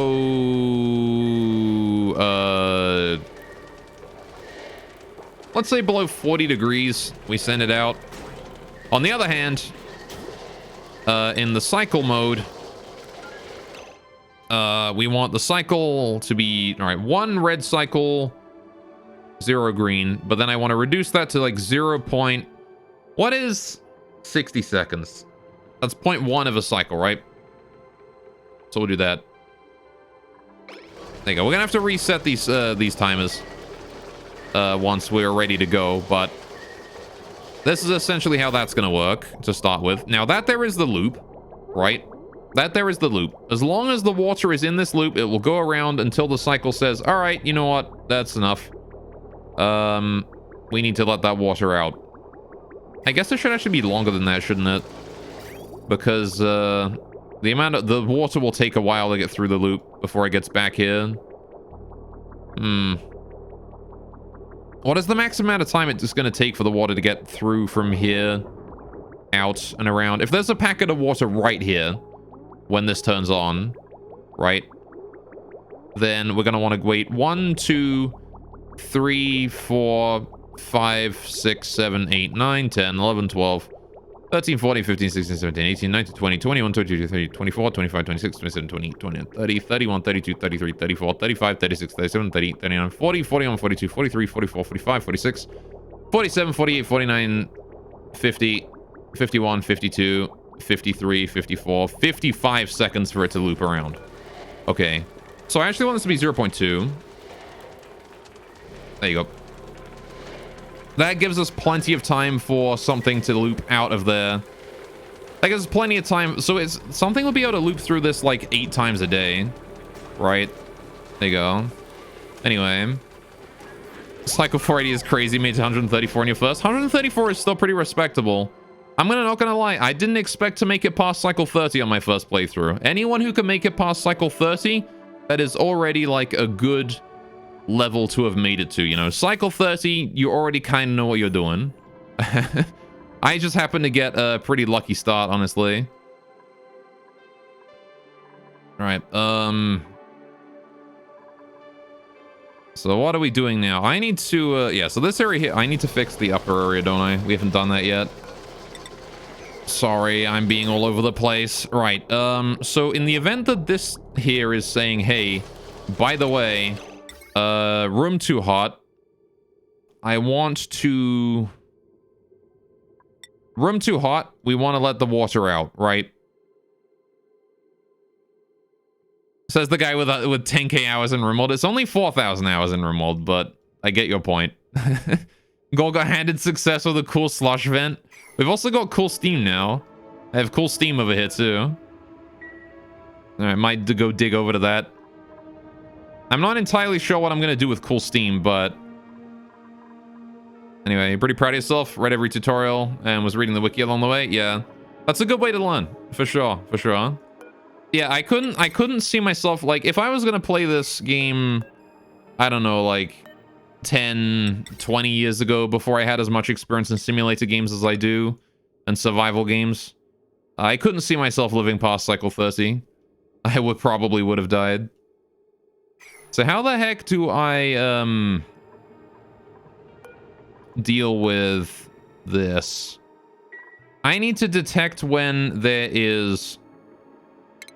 All right, here's what we need to do. I need a shutoff, right? And I need to detect when the water is too... I need to detect when the water coming down here is too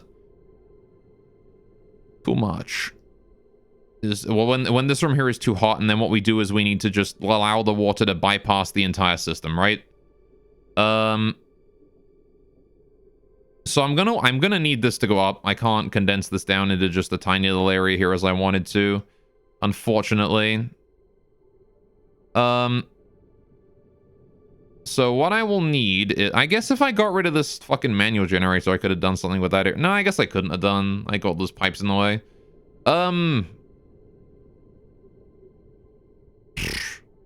Alright, anyway. I have no idea how to do this. But yeah, no, you should definitely be proud of yourself for making it past, like, cycle 100 on your first try. That's a long time to survive. Sure, you clocked about 500 hours in both Factorio and Remold, so you can help you stay alert? Absolutely, yeah, for sure. Yeah, you pipe spaghetti. Yeah. I mean, this area here is very dense but functional. I just need to figure out how to add this system to it now. Just a bypass. It'd be nice if you could make longer bridges, you know?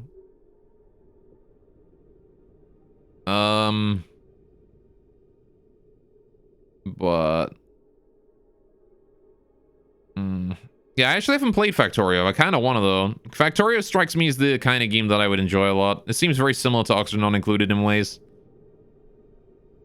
So yeah, what I want is if the temperature is too hot, the water just comes through here and goes to there, right? That's what I want. But I can't really do that unless I have it come over this way. But I can't because that needs a bridge. And I can't bridge over 2 tiles. So I would need to bridge it some other way.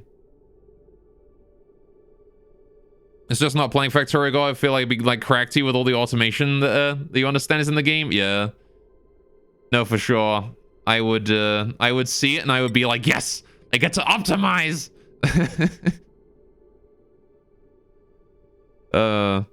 Probably not a great idea for me. I guess I could just like pipe it that way and then out and then in. Right? Like that's a thing I could do. I need to pipe it above the return piper again though, remember? It needs to go in up there. Another thing I guess I could do as well is I could shift the slush. I could shift the polluted water here pipe from going down here to going further out, and then I could repurpose that bit. And then all we'd need to do is bridge over that way, and it'd be much easier. Let's do that. I'll build that upwards, and then I will build this along, and then I will go ahead and move the polluted water pipe. So I kind of want to go ahead and disconnect this somewhere. If we do build that. Nah, actually, you know what? Screw it. We'll just let the water flow down, and then wait for it to empty slowly. If I just break this one... Actually, I don't want to break that one. I want to leave that one. Break this one. That's the one I don't want anymore. Get rid of that. Alright. So if we break that, we're going to have water flow everywhere, but that's fine. We can clean that up, no problem. And then I just need to... You know what? We're not making any fertilizer anymore. Do I want to start doing that? Do I want to start making more fertilizer? I actually don't know how much fertilizer I have. Nutrient bars! Hell yeah. Dude, delicious, gross nutrient bars. Alright then, nourishing nutrient paste sandwiched between thin wafer layers. Good, good, good. Alright, we'll take nutrient bars. Those will be very good. Alright, 14 athletics, Pog. I don't think that's as much as my current athletic people have. Alright. Insane hauler, yeah, for sure. Oh. Pretty sure my current haulers have way better athletics, though. With the amount of manual generating I have people doing. How do I check my highest, Yeah, Harold here is... Harold, my construction dude, has 20 athletics. I don't think I really need anyone with more... With, like... Stats are not important on new duplicants at this point, I think. It's more about the traits. What they're good and bad at. Can I please mop that up? If we can build that 14 up, I guess. Alright, so now I just gotta wait for this bit here to be finished. And then what I want to do is I want to disconnect this bit here and repurpose this pipe to go into here. So this way, if the temperature is too much... Right. We just hook that up like that. Maybe not like that, actually.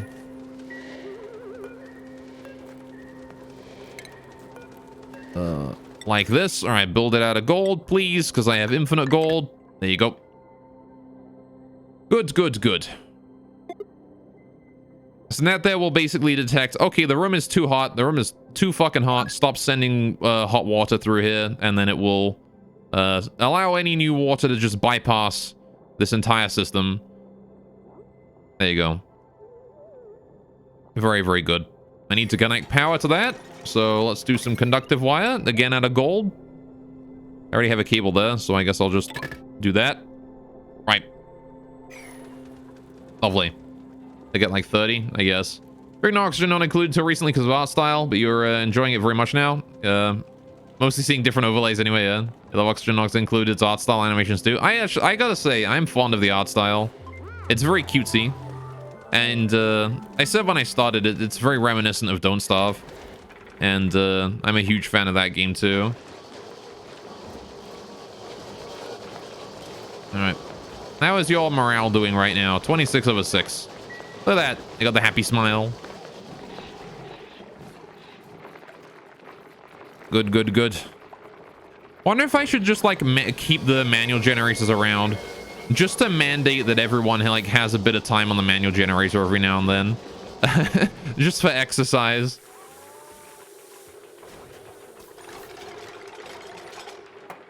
Wonder if that's not a bad idea. And how are we doing on the... It's going to take a while for these to consume all of the... Why are you flowing back? Don't flow backwards. Flow this way. Flow in. I want you to consume all of the liquid. What do you mean irrigation issues? God damn it. Bruh. I'll have to have a gritty art overhaul though. Reskin everything in dark realism would be interesting. Wonder if there's a mod for that. Hang on, maybe I can force the direction by doing liquid shut off here. Bam. I wonder if I can force the direction by just building that temporarily. Then I'll deconstruct it later once the water flows to where it needs to go. Because god damn it, there's 4 of here these that need to be irrigated. You little shits. Alright, and I suppose I will set up the new pipeline while I'm at it. Oh, volcanoes erupted. We will go watch that in a second. Alright, thank you, automated notifier. You are very helpful. Here it goes. So, alright, we want to check at this point what the temperature of the gold is. And this gold here is valid. We can actually suck that in. Look at that. 100 to 112 and 20 degrees. That is the perfect temperature. So I want to go ahead and move debris into storage. All of that. Get that out of there. We're out of power, actually. That's unfortunate. This entire area has run out of power. Can I get a manual generator up here and yellow alert that so we get that built and then get someone running on it? Would be a bit helpful. If I get that just built. Oh, shit. I don't have anywhere to put it. Oh, balls. Put it there.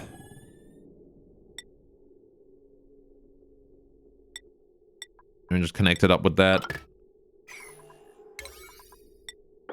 If someone go build that, maybe they'll get it done before the volcano erupts. Alright. Wonderful. You're afraid the art style was a way to attract casuals. This is usually rather deep. Yeah, these guys are rather practiced on the... what's the words I would use to describe it? How did I describe Don't Starve? Who's that guy that made those, like, spindly animated movies? Burton? I think that was his name. That sort of esque, you know? The thick lines and jagged lines, you know, and then the sketchy style as well. You can see, like, clearly sketched lines and stuff. I'm really fond of it. Tim Burton, yeah, that's the guy.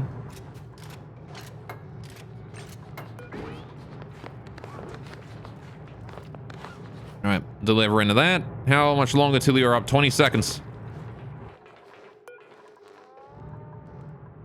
Alright, they need a construction supply to the generator. Right. Yeah, Don't Starve has a very Tim Burton-esque style. And, while Don't Starve doesn't have as much of that as Don't Starve did, you can still definitely see, like, you know, the similarities between the two games.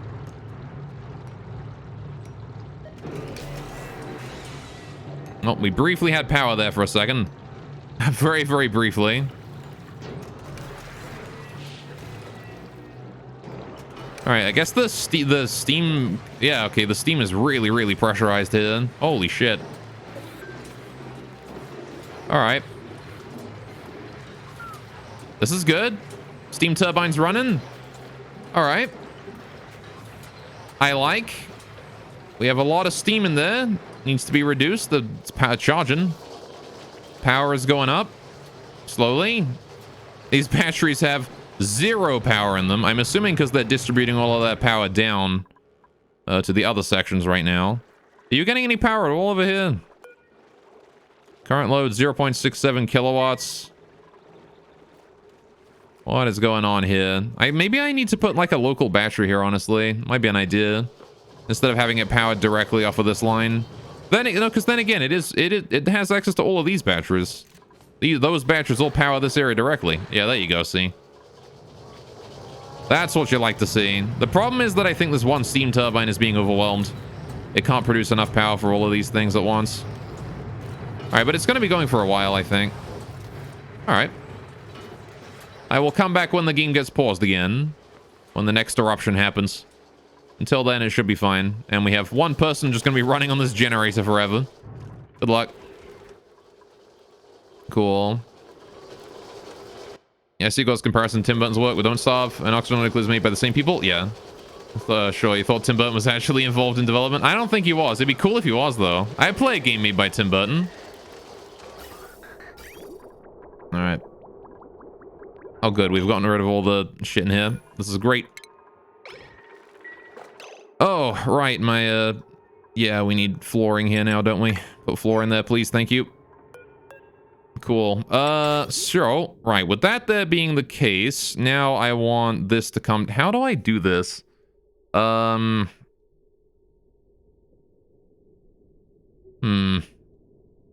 do I get that hooked up? This comes around this way, easy peasy, right? I want to disconnect this pipe right here. That needs going. And I guess I want to shift this pipe over, right? Which means I guess I don't really, well... no, because I want this pipe coming down here, don't I? And then coming across here. So the meter valve is kind of in the way. What I can do to change that for now, no, I can't really do anything to fix that for the time being.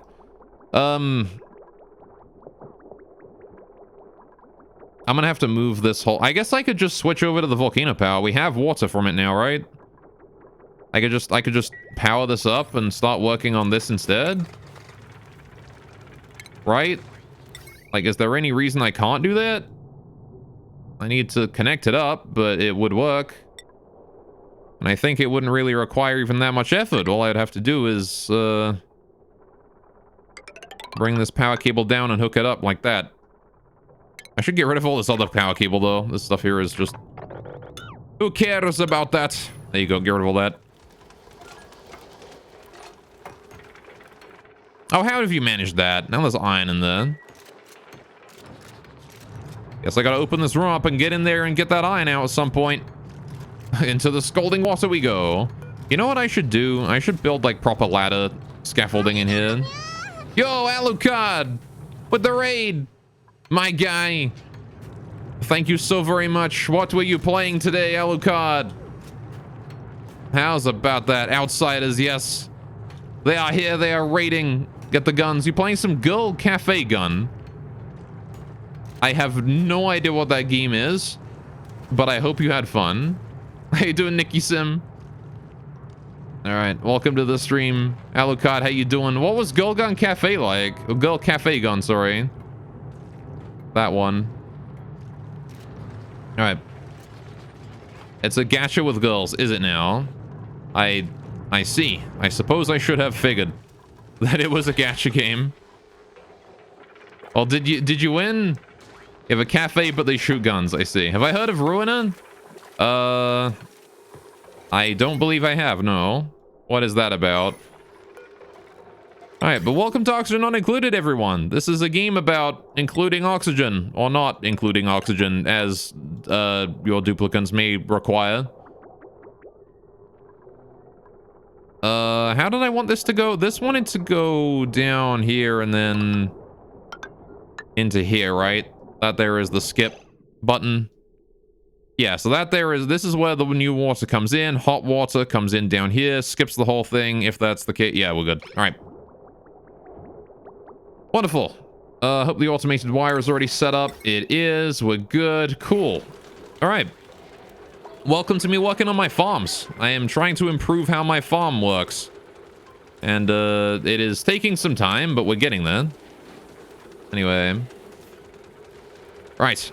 As personal opinion, after about 40 hours, you feel Oxygen Not Included is similar to Factorio, with focus on optimizing / utilizing the space as efficiently as possible. I am not so much RimWorld about it all. Yeah, for sure.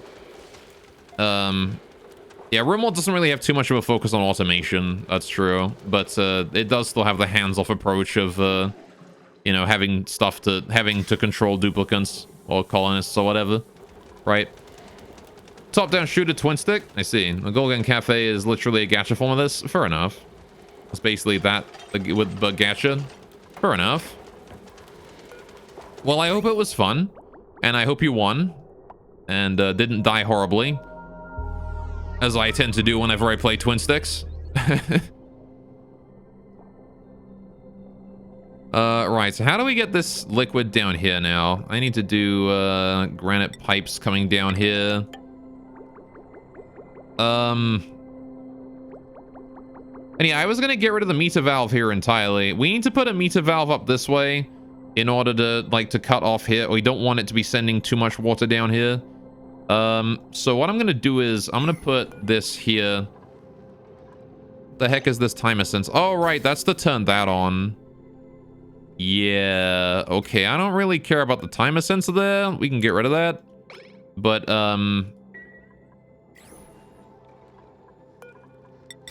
I do want a meter valve here to help out with the whole determining where things go and when. So let's put the meter valve in, put it there, deconstruct that. I put that there and then put this one coming along and up like that. All right, that's the meter valve. We're going to need power to it, but that's fine. We have a power cable right here. So I can just hook that up like that. No problem. Okay. All right. Oxygen not included is that factorial automation plus calling development / management. Exactly, yeah. Literally every character has a live 2D, and you already picked 2 favorites, but fun game is in closed beta and is region limited, one of which was Germany. I see. I read CBT as, instead of closed beta, I read that as cock and ball torture. I don't know what's wrong with me. I've seen too many CBT memes. All right. Anyway. Nanny? Don't worry about it. Don't worry about it. Don't worry about it. It's fine. Don't worry about it.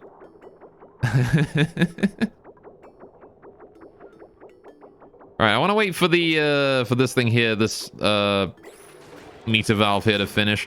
I also want to put a timer sensor up here next to this one, because this is going to need a way to reset its timer, right? So I need to do that as well. Nope, nope, no, no, no, no, no, no, no, no, no, that's the wrong port. That goes to the wrong port. That does. I need this to go here. Right. Automation, wire. That goes there. That's the one that wants to go to. There we go. Hopefully they'll get that done at some point soon. Not that it's super urgent. As long as it gets done, you know, sometime today or tomorrow. I'll set that bit there as a high priority so they get that done first rather than the rest. Okay, and then we can get the pinch of pepper plant back up and running after that. How much pinch of pepper plant do I have lying around? I think it's a decent chunk, right? Holy crap, we have so much food. Maybe I should make like a proper like long-term food storage or something. I had lettuce. When did I have lettuce? Anyway. Right. Cool. Also, the CBT is ending in 5 hours. That's a short CBT. All right. I have not played a game in proper closed beta in a very long time. Oh, hey, this is done. I need to deconstruct this valve now. This liquid meter valve and this cycle sensor both need to go. The duration needs to be set to 0 on that. Automation overlay. We can get rid of this. That can go. Right. Good, good, good. That was for a couple days. Oh, I see. 5 hours seems like hell of cock and ball torture. That's true. Hell for cock and ball torture. That really does, actually. It sounds horrible. Getting cock and ball tortured for 5 hours. Right, so this here now will reset the amount. Yeah, there you go. So that there, as long as we pipe water into that, it'll be waiting there. We can just let a certain amount through each day. So we want to let 480 kilograms through a day, right? Only that much. 480. And I only want to let it through on a cycle of the same as this one, right? So 0.8 and 0.2. Actually, no. I want it to be 0.1 and 0.9, right? In fact, it doesn't even have to be that much. 0.01 and then 0.99 is how much it wants to be. On cycles, reset the timer. Right. So what I want to do is I want to reset it so that it activates at the end of this one, right? I want to set it so that it activates at the end of this one here being green. So if I reset this one here to now, right? Wait until this one here is done being green, and then we turn this one here on. Right. Why not just make a weekend of it at that point? Yeah. Anyway, CPT lost for 84 hours total, so 3.5 days. Yeah, fair enough. 100 server limit. Oof. Well, best of luck getting in. It sounds fun. Honestly, yeah, I'm not sure about the gacha part, but a twin stick shooter sounds fun. I like twin sticks, even if I'm not particularly good at them. Oh, I need to get rid of that.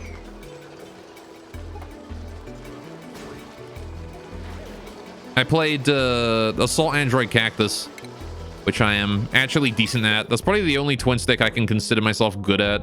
Not even sure if Assault Android Cactus is a true twin stick. Is it? I have no idea. Anyway, I need to get rid of this wire here as well. Can I remove liquid from pipes? Extract pipe content. Let's go plumbing. Extract pipe contents. All of this needs to be emptied. Please and thank you. There shouldn't be any reason for new water to flow in, so it shouldn't be... There shouldn't be any water flowing into these areas. Alright. Thank God I have a plumber. I'm very happy that I have Mario here. Alright, I've ever played Hotline Miami. That's a good twin stick. I've heard of Hotline Miami, but I've not played it. That's the, which one was Hotline Miami? That's like the one with the cyberpunk color palette, right? The one with the vaporwave color palette and the animal people. Yeah. Alright. I know which one you're talking about. I've seen people play that before. It looks fun. Very fast-paced. Maybe a bit too quick on the reactions for my slow ass, but... maybe I could give it a go. Who knows? Right. So we need to get rid of this piping here. All of this needs to go. All of this piping here needs to go. Alright. Whenever anyone feels like it, I would appreciate it if you could deal with that. Man, he has food poisoning. Ugh. How am I gonna get rid of food poisoning? We're gonna need to make like a water processing plant for germ stuff. How am I gonna get germs out of my how am I gonna get food poisoning germs out of my like toilet water and shit? That's gonna be a difficult one, isn't it?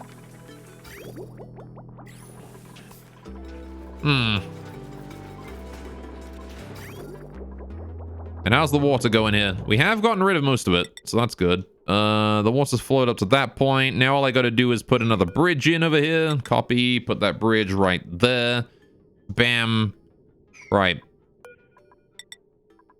And then we just gotta get more pipes in there like that. And that'll do it. There we go. Once those are done, we can start irrigating that area again. And we once again have plants with water. You know what? I wonder if it wouldn't have been better to transport it across up here and then down, and then just bridge over there and in. Oh, well. Too late for that now. I could have pushed the whole thing down if I'd done that. Oh, well. Too late for that now. I've already done it this way, and this way it shall stay. A little bit less space efficient, but not cripplingly so. Oh yeah, shit, I was waiting for that. Reset the timer to there. That is good enough. It waits a little bit of time. I'm gonna try and make it more accurate, but this will do for now. Oh, volcano's erupting. It is time, boys. We need to check the temperature of the gold. It is 242 degrees, which is still hot, but handleable. I wonder if I shouldn't, like, reset it to a bit closer to when the volcano erupts, actually. Because, yeah, there's a lot of gold. Did I miss an eruption, actually? That's a lot of gold there. Yeah, I guess I missed an eruption. Or I didn't sweep for an eruption or something. Huh, alright. See, I guess the reason that gold there is so high temperature is because there's twice as much there as there should be. This gold should not be here. If I set the thing to now, we have 60 seconds. Reset the timer. I can honestly time it down until there's 10 seconds left before eruption when this thing finishes. So when there's 40 seconds on the timer. 50, 49, 48, 47, 46, 45, 44, 43, 42, 41, 40. There we go. Reset the timer. Cool. Now that will be active at exactly that point, and yeah, we should probably hold this out so it doesn't get even hotter.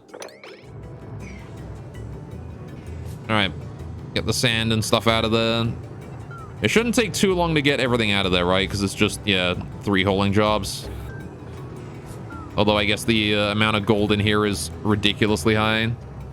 It's going to take a bit to get that out. There you go. That's fine. It can handle it. There you go. So now we're dealing with 18 kilograms of steam, which is not quite enough for these. But this ought to be fine, right? The temperature in here is going to skyrocket in a second. Let's have a look and see what happens.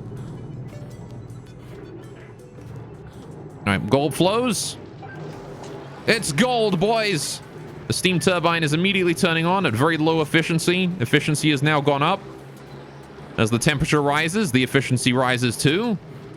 There you go. By the way, does anyone know why batteries discharge at different rate, even though they're in the same circuit, expecting them to deplete at the same % rate? Are you using different sizes, or are you talking about the same, like, the same battery exactly? Because, like, a regular battery versus a jumbo battery will discharge different speeds, right? These two here have different levels of efficiency. But it should be that every battery discharges at about the same rate. Oh, are you done? You're done. Cool, we got some 1000 degree gold in there. That'll heat up the steam, which should eventually turn on this again. If we look, check our materials overlay. Gas. Oh, how did they get polluted oxygen in there? You bastard. All right, fine. I will live with 1 tile of polluted oxygen in there. I guess something managed to off gas at some point. I'm not sure how that happened, but it did. Bruh. Different sizes, you guess? Yeah, so different sizes of battery deplete at different rates, right? The jumbo battery depletes at 2 kilojoules a cycle, whereas the regular battery is only 1 kilojoule a cycle, and the smart battery is only 400 joules a cycle. So if you have regular batteries next to a jumbo, the jumbo battery will discharge faster, but the jumbo battery also carries more power than a regular one. It carries 4 times as much. So it'll actually only visually, percent-wise, lose power at half the rate of a regular battery.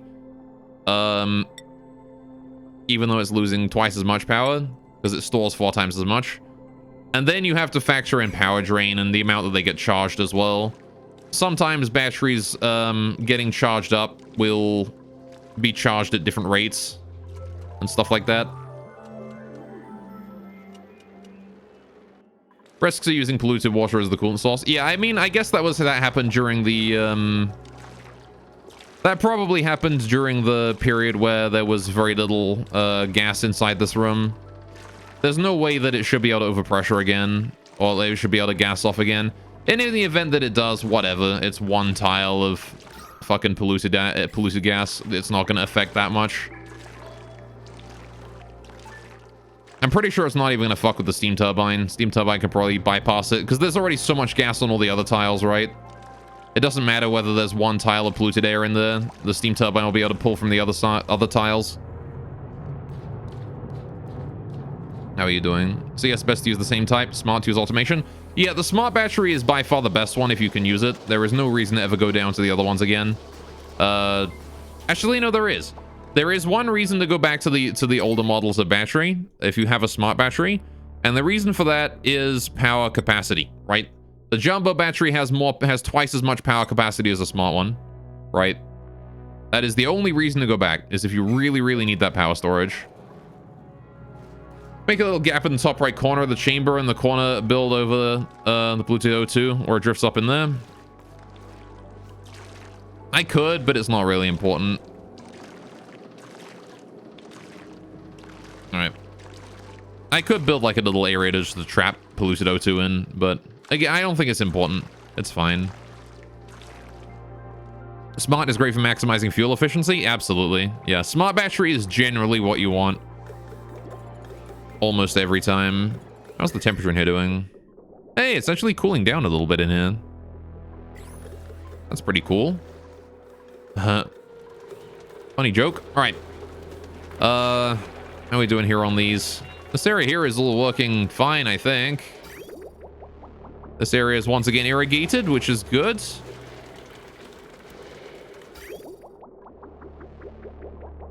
Right, we need to deconstruct these pipes here. Those need to go. And now I can start piping volcano water in there, right?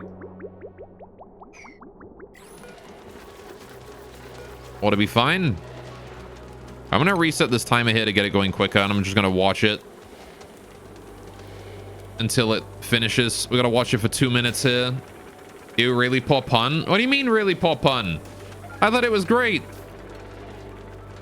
You're just jealous that you're not as comedically skilled as me.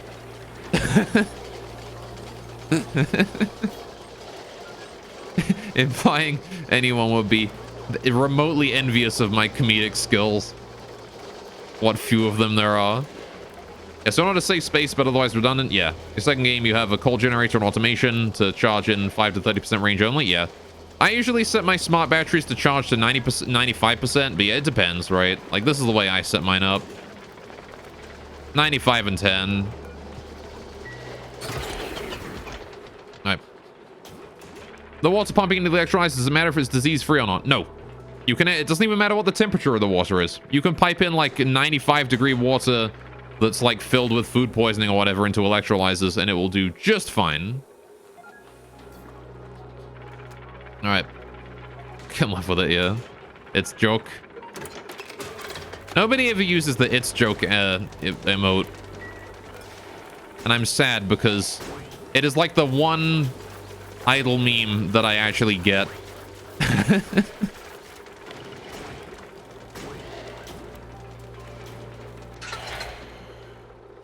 I just gotta wait for the moment this thing here switches to red. Come on. Prefer to make your car sweat on wheels? I mean, there's definitely a reason to use manual generators for a long period of time. Manual generators give your colonists a workout, which increases their athletic skill and stuff like that. So it actually is worth it to use them for a while. You do get a benefit from it long term. And boop. Right. So this is the point where I want to reset this timer. There you go. Now they're synced up. Perfect. The moment this one here ends, this one turns on. Good. Now, I want to turn this thing here both to green. Oh. Yeah. All right. Turn them both to green. Get that thing pumping. And now we are sending water in. Look at that. And we should be allow 480 kilograms of water through. This little volcano water, very hot. Very, very hot water. And that is going to be sent in here. Okay, this one here is saying that the temperature in here is indeed 60 degrees. Oh, no, right. I want to send the, if it's a, yeah. Sorry, that one. My bad. Right, I got it the wrong way around there. I want it to warm up the room if it's too cold. There you go. Only send the green signal if it's too hot. There you go. Wonderful. If your height threshold's set to 100%, set to like 95% because it still has to finish the animation, which will waste fuel. Yeah, it's only a teensy little bit of fuel, but it will waste it. You could probably set it to like 98% if you wanted to really be close, but you'd have to time it. It's because we cannot reach the comedian state that you have, Mr. Gore. So we are too small brain to use its joke. Fair enough. That's understandable. I'm sorry that you are lesser brained. Also, I foresee a problem with this. The system may have issue. No, maybe not. Maybe not. Maybe just barely not.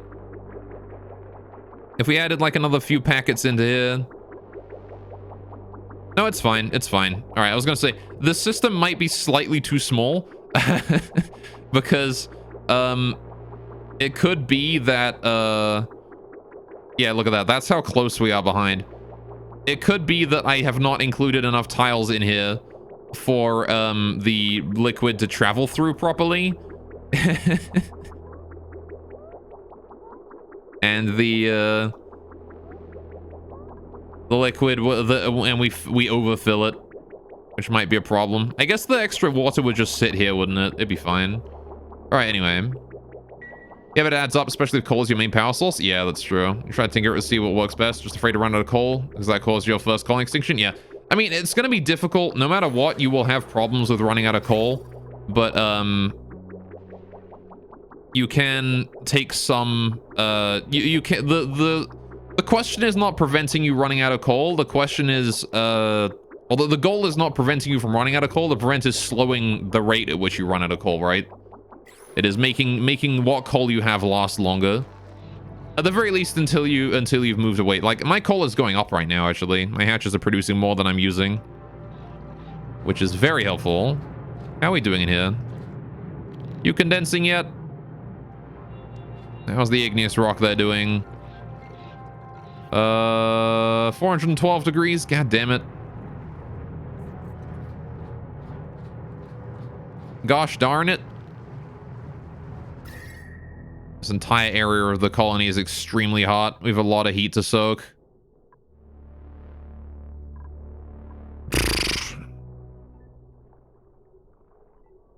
Well, there's not much I can do about that. All right. Cool. Trying to move away from coal and you can't? Yeah, that's definitely an idea. Speaking of moving away from coal, hey, my gas generator's online again. Look at that. My natural gas geyser is erupting. This is good. This means I can turn my natural gas generator on again. And now we can power the base on that. Okay, so now we have a power supply for the main base. Oh, printable. What have we got? Free oxygen, free iron. What do I want? I'll take the iron.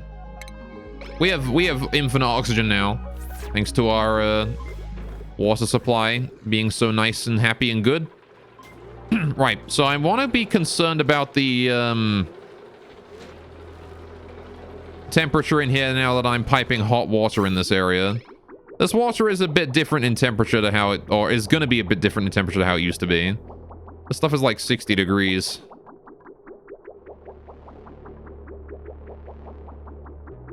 All right.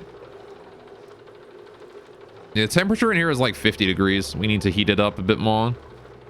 All right. Okay. All right, we're looking pretty good, though. I got to keep an eye on the temperature in here, though. I really do. The oxygen in here is 3 degrees. Why is it warming up, actually? It should not be warming up in here. What has happened? Is it because I'm not piping in as cold oxygen anymore? We've actually lost out on the, on that. Is that why? It's because the oxygen I'm piping in is no longer minus 150, so it's warming up now? Oh, okay, well, I guess I'll set that back to minus 150 then. I know it was cooling down when I set it to minus 150. It could just be that that is not sufficient then, if I don't do that. Bit of a shame, but, you know. It'd be that way. All right. Okay. A cycle 50 or so. I have 13 tons of coal saved, 6 dubs, Deuce powering 3 wheels. Seems to be a stable setup so far. Yeah. Icky smells. Oh, how you doing, fire? Anyway. My fire smells good. Don't bring me into that. I don't smell. I don't smell, guys. I don't do it. I've never smelled in my life. You didn't say Gore smelled? I know you didn't. But Nikki and Nevins did, and that's mean. Apparently he does. I don't smell. I have never once smelled. By the way, all I'm getting every time I do that is just a big whiff of pop filter. It's not a very pleasant smell. Did you know you smell different when you were asleep? Yes. I have a smell camera set up to monitor my smell when I sleep. That is something I like to do. Alright. We have a lot of water stored away in there. I guess that means it's going to be difficult to change the temperature, or temperature change is going to happen a lot more slowly. Alright, anyway, let's go have a look at my gas system that I've been neglecting for several streams and keep talking about doing and I haven't done. If you say someone smells, you never emphasize if it's a good smell or a bad smell, so don't get offended that fast. I mean, it's implied that it's a bad smell, though. You know? Because if it's a good smell, you'd be like, oh, you smell wonderful, you know? You'll specify. If it's just, you know, oh, you smell, you know, it is implied that it is an odor that is unpleasant. Look at all that natural gas. Look at how much gas we have, boys. We have so much gas. And this entire system is completely powerless, aside from this one pump. And that pump. But, you know, this one only runs once in a blue moon. It literally hasn't run yet. This pump here has taken no power yet. We're still waiting for that. Oh, volcano's erupted. It is time to watch. And also determine if the gold needs to be hauled in. Which it does. Look at that. The gold is down to like 17 degrees. We need to hold that in. Move debris into storage. Bring that in. All right. So yeah, I think at this point I can probably set this here up to the timer sensor, right? I'm pretty sure that the gold will always be lower than 275 degrees by the time we get to it here. We're maintaining the temperature very nicely now. It's more about I've taken notice that you have one vivid and saturated smell, but it can be a good one. Hey, but it's almost always a bad one, though, when it's just you smell. Alpha knows special tiles are preventing the heat transfer between rooms. I've isolated my greenhouse with them, and using a basic fan to cool the air is enough in the long run. The insulated tiles, they're generally quite good, honestly. They won't prevent all of it, but they will prevent a lot of it. Like you can see here, this one here is where some heat is leaking out, bro, right? Like, so there's no heat is leaking out through this at all. You can double layer it to get like extra resilience if you really need the if you really need to keep the heat in, right? But generally speaking, they will keep most of it in. Like this one here is only heated up to 20 degrees, right? There's like 3,000 degree magma up against this tile, and it's only heated up to 50 degrees, right? So they're pretty damn good. You generally only need one, but if you really want to be sure, you can use two. And yeah, this is working out just fine. It's not producing an overwhelming amount of power, but it's producing enough to, like, every now and then give us a little bit of a burst. I actually wonder if the amount of steam in there is actually too much for the steam turbine to run now. Because I feel like the amount of heat is not able to heat up the steam. Maybe I'm going to reduce the pressure in here a little bit. Oh. I'm gonna reduce it down to that much. All right. Wait, was this above or below? This was above, wasn't it? All right.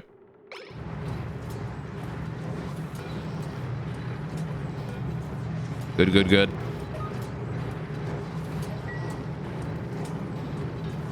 Okay. A lot of people surround their base with insulated tiles to keep external heat cold out. Yeah. I do not do that because I am a fool. Astafazul, I am a fool. But it's usually fine. The thing you got to worry about more is the extremely cold areas, which generally don't seep in. Also, Cholera Weisel. Hope I pronounced that correctly. Thank you so much for the follow. Welcome to the stream. How you doing today? I hope things are going great for you. So you do kind of want a temperature spike in this room every now and then, but I guess I don't want like an overly huge one. I'm going to slowly decrease the pressure in this room until such a time as we are able to run the steam turbine at a decent rate. Right? I think that's basically what we want to do, is slowly decrease the pressure in the room until it's optimal. They didn't, but it's okay. Oh, well, if you tell me how to correctly pronounce it, I can do my best to ensure that I remember that. Anyway, it's a good idea to isolate the source of heat instead of the other rooms that you did. Yeah, I tend to isolate the source of the heat or cold, right, is the way I approach it. One of the problems though is that you do lose a lot of heat through doors, and that's something you got to keep in mind. So coming up with alternatives to doors is a good idea. That will allow you to avoid that problem. Cholera Weasel, that's how you pronounce it. Yeah, I guess. That would probably be better than my attempt. Alright, something else you can do, by the way, is Abyssalite is an extremely good insulator. If you can build with Abyssalite near your build, that can help out too. A lot. It's a Polish name and you just can't do it right? Oh, fair enough. Oh, we got Harold is doing a balloon artist. He's planning to hand out balloons in their downtime. Cool. Harold's making some balloons for people. Look at him go. Oh, shit. Alright, things are working out, though. Look at this. How's the water going here? Oh, it kind of is backed up. Look at that. It's working. I guess this keeps the water inside the room for longer, though. So it does equalize more easily. Alright. And I'm assuming it sends it through just fine. There you go. Polish names. Did you have an idea how to pronounce Polish names? They're not that one? Yeah, I have no clue. I'm gonna be honest. I have no idea. Alright, how are we doing with the oil system down here? We have not managed to do all that yet. We haven't even delivered the fucking suit yet. Alright, I'm assuming someone's gonna get on that eventually. Right, can we get the gas back up? We actually haven't gotten the gas pump here yet again, and it's probably filling up quite badly with, yeah, horrible gases. So, let's get that back up then. Gas pump, put that there. Alright, and we should... That gas pump is right where the old gas pump used to be, so the wires should all still be in there. Yeah. Now, the question is the automation wire still here? Yeah, no, I kind of deleted that, didn't I? There you go. So that there is set to natural gas, and that one's set to CO2, I think. No, that one's to natural gas. Oh, that one's the CO2 one. You got it. So that ought to drain pretty much everything out of here. Seems good. Right. Wonderful. So the one most enjoyable part for you personally, knowledge and proper planning makes a huge difference in your second game, yeah. Should look into Rimworld if you're ready. Sounds like you'd enjoy it. Yeah. Rimworld is great if you like that kind of process. Am I using mods? No. We are using no mods. This is pure vanilla. I don't even know what a mod is. I'm kidding. I'm kidding. I do know what a mod is. Do not believe my lies. I am a filthy liar. All right. So anyway, I keep getting distracted from my damn gas system. Right. So how do I want to handle this? We need to get this thing online. I need to. This is non-negotiable. We need this system online if we're going to survive long term. In this place. Which we only really need to live until I get the goal done. I need to build the Great Monument is the only thing I have left to do. I don't even know how to do that. We don't have the research for that done, do we? Yeah, I gotta go into that. I'm gonna start researching that. Get to work on that, please. Alright, I guess if I research that, we'll know what we need to do for it. So, we'll let somebody get to work on that. Right. If someone has a Polish name and lives abroad, you have to learn to pronounce it in the way locals can understand and reproduce. Yeah. I mean, yeah, I have not had an overly huge amount of experience with Polish names. So I cannot say that I I cannot say that I can pronounce them with a reasonable level of success, but I don't know. I'm pretty decent at pronouncing things if people give it to me phonetically. Right, so what exactly... Alright, what gases are we dealing with? We know that we have chlorine. We know that we have hydrogen. We know that we have CO2. We know that we have natural gas, right? And we know we have oxygen and polluted oxygen, right? Those ones.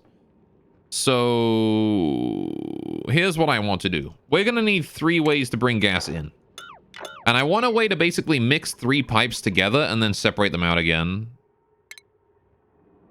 Because I kind of want like just a couple filters going on. I want to minimize my filters, right? So what exactly can I do for that? I'll hop off and leave a look. All right, take care, Nicky Sim. Thanks for stopping by. I appreciate it. I do appreciate you joining. All right, Nikki, yes. You know what I could also do to cool the base and keep the base temperature regulated? I could get some radiant gas pipes in a room that I maintain at room temperature, and like pass all of my oxygen through that, and then pipe it to other areas in the base. That is absolutely a thing I could do. Well, let's see then. So, we're gonna want, all right, so if we have 3 input pipelines, let's just pretend that these are our 3 input pipelines. I'm gonna want, like a gas distribution level of the filter system, right? So we have like that. This is where the gases are distributed into the lower section. The lower section here is then going to be, filtration and separation, wherein we do a gas shut-off section here with all these things. So we'll do like have it come down into a sensor, into a gas shutoff, like that, or something. So we have like the element sensor here, typical stuff. And that there is the first one, and then we do element sensor here, and then we do another shutoff, like this. And I can really make that dense just doing this, right? They basically just detect, all right, element, element, element, element, and then shut off. Like that, right? And so I can basically just detect any number of gases in here, just going like, okay, this gas is this one, we send it out. You know, okay, this gas is this one, send it out. Okay, this gas is this one. Then if anything makes it to the end, we just got to loop around and send it back up and then in again, right?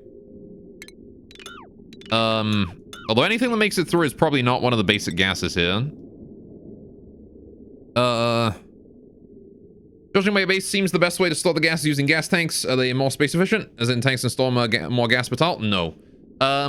Gas tanks are actually not very efficient space-wise. I'm just using these here temporarily. The most efficient way to store gas is this way. You use a high pressure gas vent, and then you just put it into a room here, and you make sure there's airflow tiles so it can flow all the way to the bottom. And then you put in a bunch of gas reservoirs inside that room as well, and then you can sort of store it inside the reservoirs and then also inside the gas pressure vent as well. The downside of this is that this is a powered storage. In order to extract gas from this room, you need power in here, right? You need power inside this room in order to extract the gas. In addition, getting gases that are not the gas that you want to work with out of here is a little bit awkward. Because, of course, if you have oxygen in here, you're going to have to get the, you know, it's going to fuck with it. It's going to, like, layer and stuff like that. So, the only thing I only really care about storing chlorine in here. So I don't really care about storing, like, if there is oxygen in here or anything like that. It's fine by me. Eventually, if I, like, make an airlock or something leading into this area, the oxygen in here will eventually be breathed and turn into CO2 and can be piped out because CO2 is heavier than chlorine. And this room here is intended for chlorine. But yeah, the thing is that it depends on whether or not you want to use powered or non-powered storage. Because these gas reservoirs, the way I'm storing all my natural gas here, this is an unpowered storage. There's no power required for this storage. The downside is, of course, it's not very space efficient. But there's no power required, which makes it very helpful. You can also pass through it just fine. You don't need to worry about, like, sealing it off and making sure that no gases get in here. It's great. You can just leave it in the background. It does this thing. This here stores way more, though. But I actually do want to get some gas pump down bottom here. Put that down. Put her down. Ah, it's an odd number of stuff. I guess I'll put it there so that the line doesn't line up with everything else. Right. So how do I want the pipes to go in here? If I'm piping in the chlorine in here, I can assume I want it in these before I put it in here, right? So that's how you're doing it so far, without high pressure vents, because they require plastic, and you have no idea where to find it, because there's just oil wells, we haven't seen it yet. It might be easier, depending on what your printables are, to go with slicksters.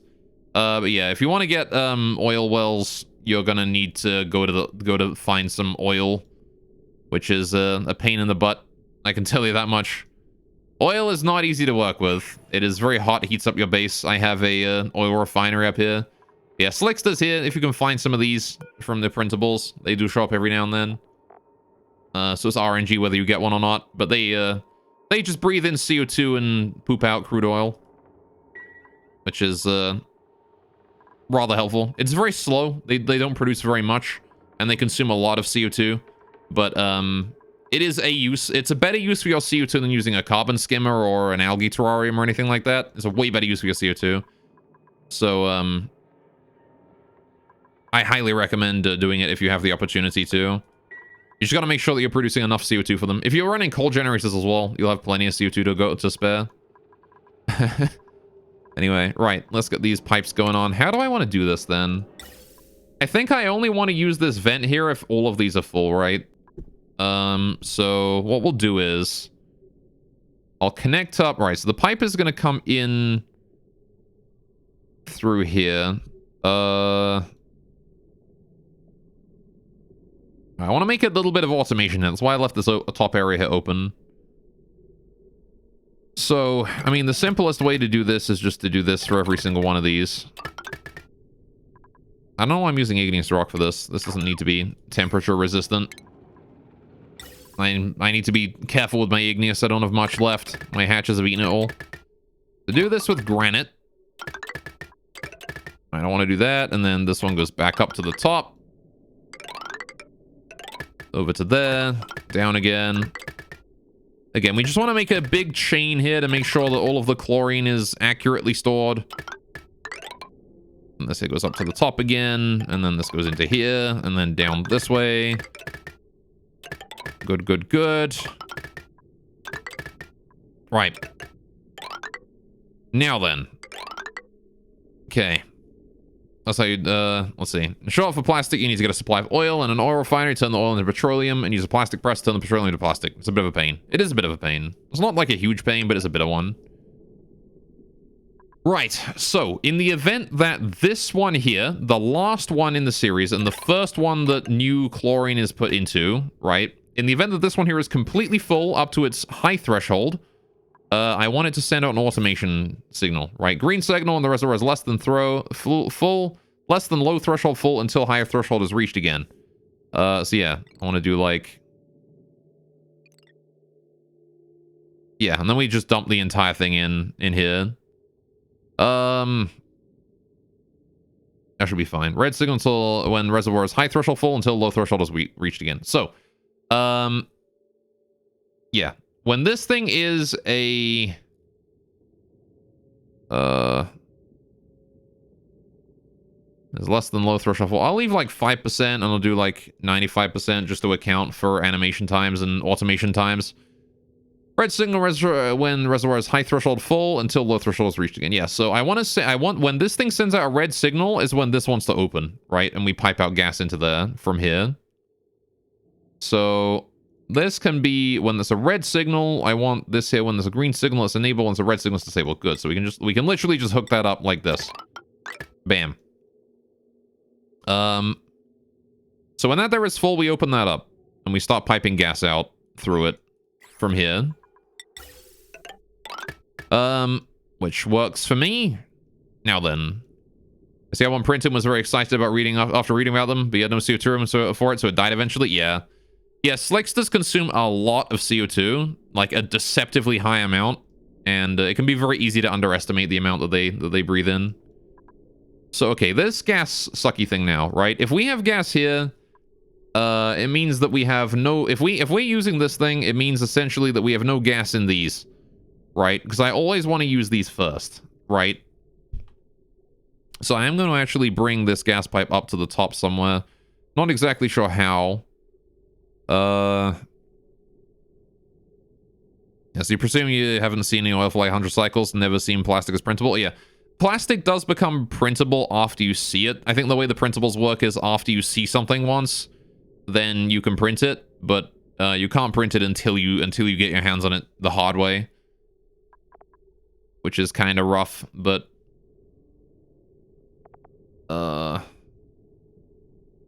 let's see, how do we do this? So, right, there are exceptions, but generally only get something that's printable if you produce it yourself. Yeah, think the exception is like seeds and things, right? You can get those.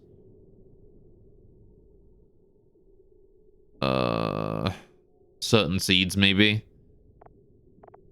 Or animals. I know you can get animals if you haven't seen them, right? Because you can get Slicksters without having seen them in the map. I still haven't actually seen a natural Slickster. I don't know where they live.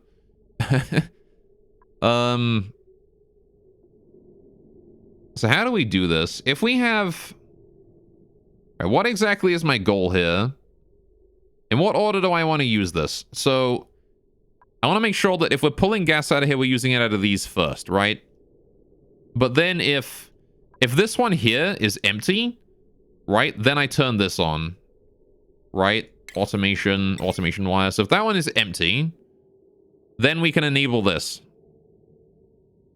Sends a green signal when reservoir is less than low threshold full. Yeah. So when that one there is empty, we can send this one here out. We can start turning that on. But that's the only time. When it is less than 5%. Alright, when there is no gas left in this, we turn this thing here on and start piping chlorine out through that.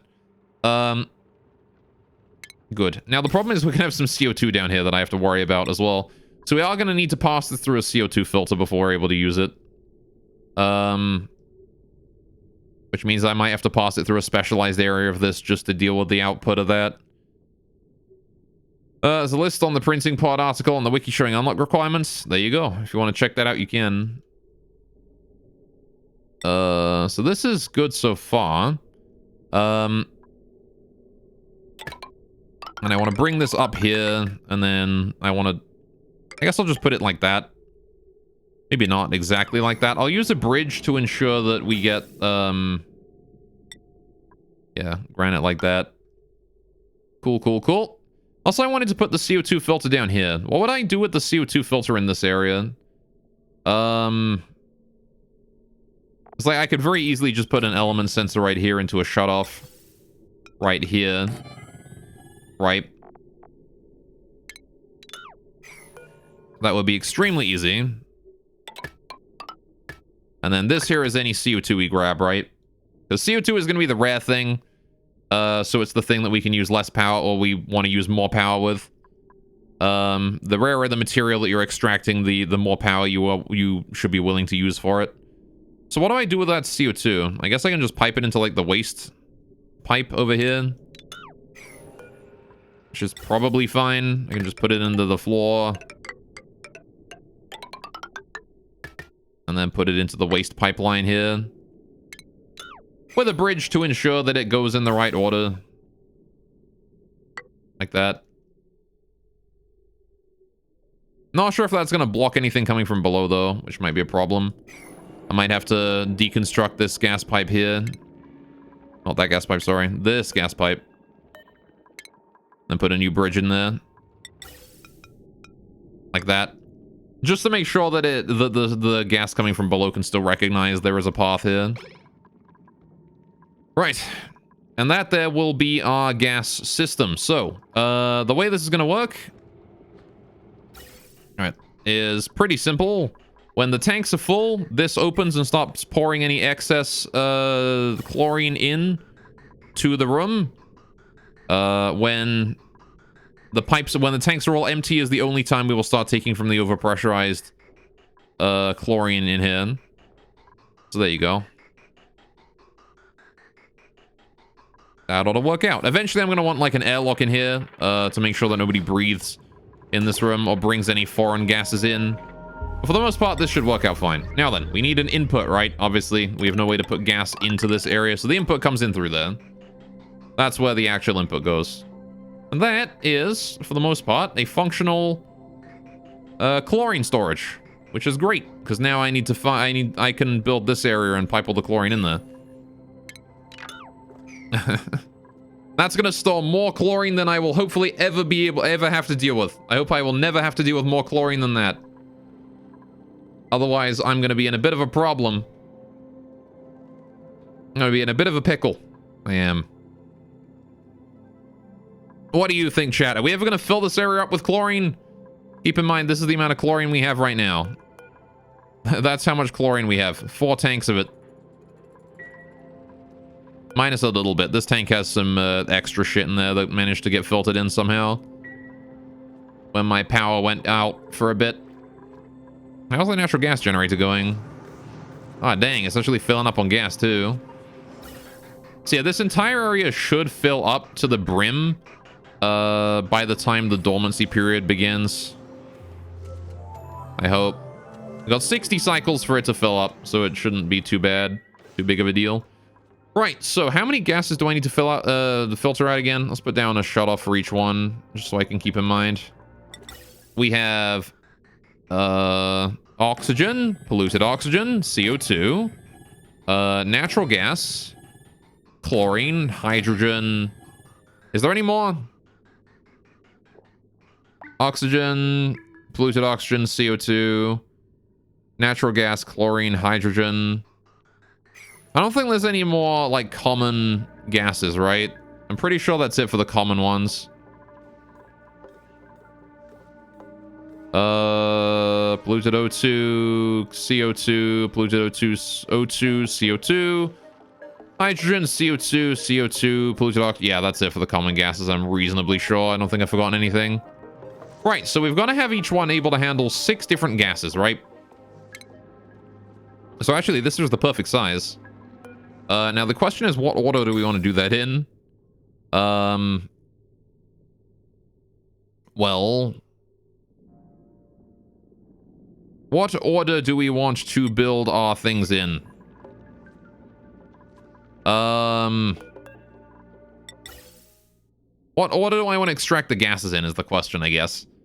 And it really depends on what's flowing. Well, it doesn't matter really what flows into where, because, like, it's the same amount of power no matter how far down it gets, right? So, with that in mind, I'm going to want at least 3 of these little trees. I think you've seen a plant that consumes chlorine. There's a plant that requires a chlorine atmosphere, but I don't think there's anything that like, drinks it. Yeah, like, balm lilies require a chlorine atmosphere, but they don't, like, consume it. Right? They just live in it.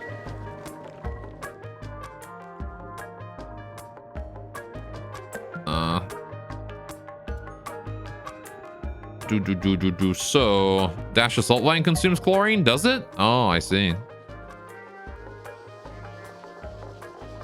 Well, my dash of salt vine, I actually don't have any. Atmosphere chlorine. Oh, you're right. It does consume chlorine. 6 grams a second? That's not much. Oh, no, it produces chlorine. No, it consumes, yeah. Sorry. It's weird how it lists chlorine consumption right next to the salt production. But fair enough. Yeah, okay, fair enough. If you ever wanted dash of salt vine, and you need chlorine for that. What do you need dash of salt vine for?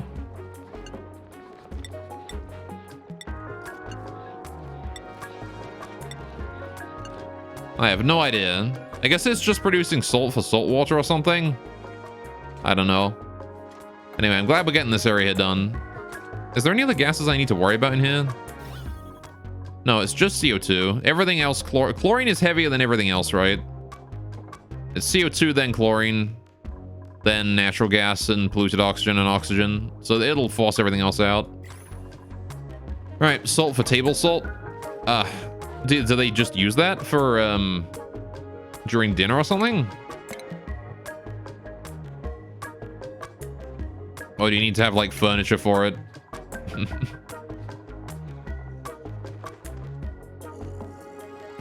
Oh, vertical wind tunnel. Cool. Air in this building must be left vacant. Oh, I see, because it's got to suck air up. Cool. All right. We could build one of those eventually. All right. Anyway, that should produce a salt, which you grind into sand. Not a bad source of it on some maps. Oh, I see. Fair enough. Also, how you doing, Tom? Yeah, we have an ample supply of sand here, thanks to this bad boy.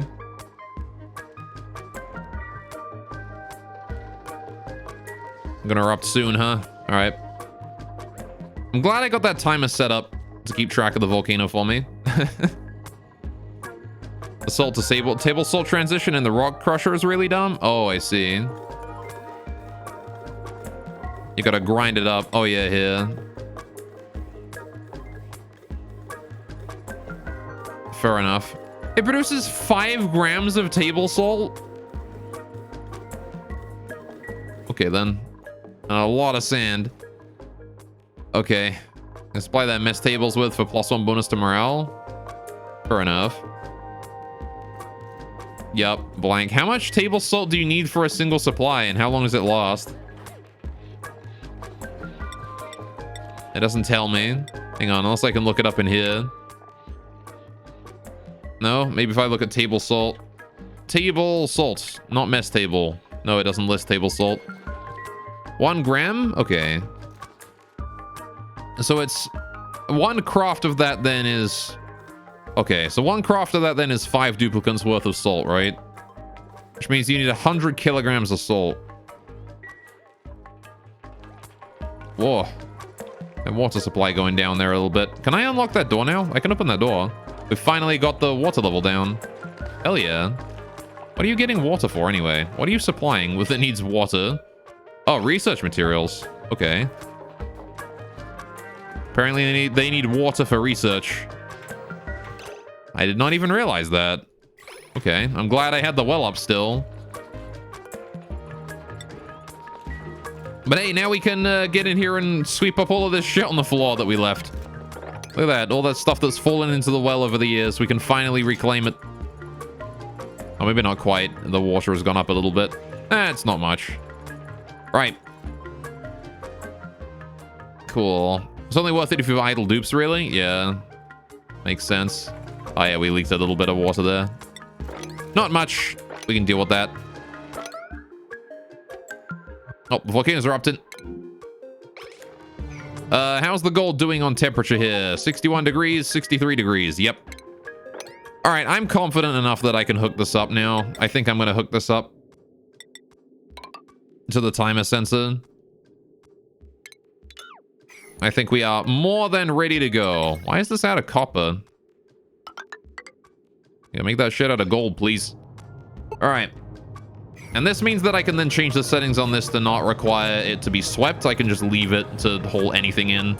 And what we'll do is we'll turn on the auto sweeper within the 30 seconds before the volcano erupts, just to haul all the shit out. Waste the salt when you can use the salt for oxygen production if you have enough rust. Yeah.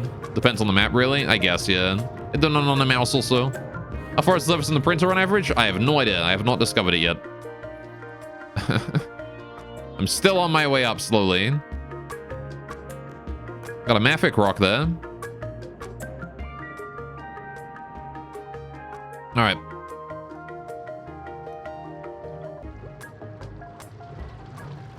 Okay, how are we doing here for the temperature? Are you still doing well? You good? You're mitten gold. Temperature in here is going up slowly. Pressure in here is rising. Steam turbine was on for a brief second. All right. The water is slowly depleting. I think we can lower the pressure a bit more, honestly. I don't think the pressure needs to be this high. This is still too much, I think. Let's lower it down to 10K. Between 10 and 11K. I think we need the pressure lower. It's still too pressurized in there. All right. So I will lower the pressure for the next one. And then we gotta wait for somebody to go build those wires. There you go.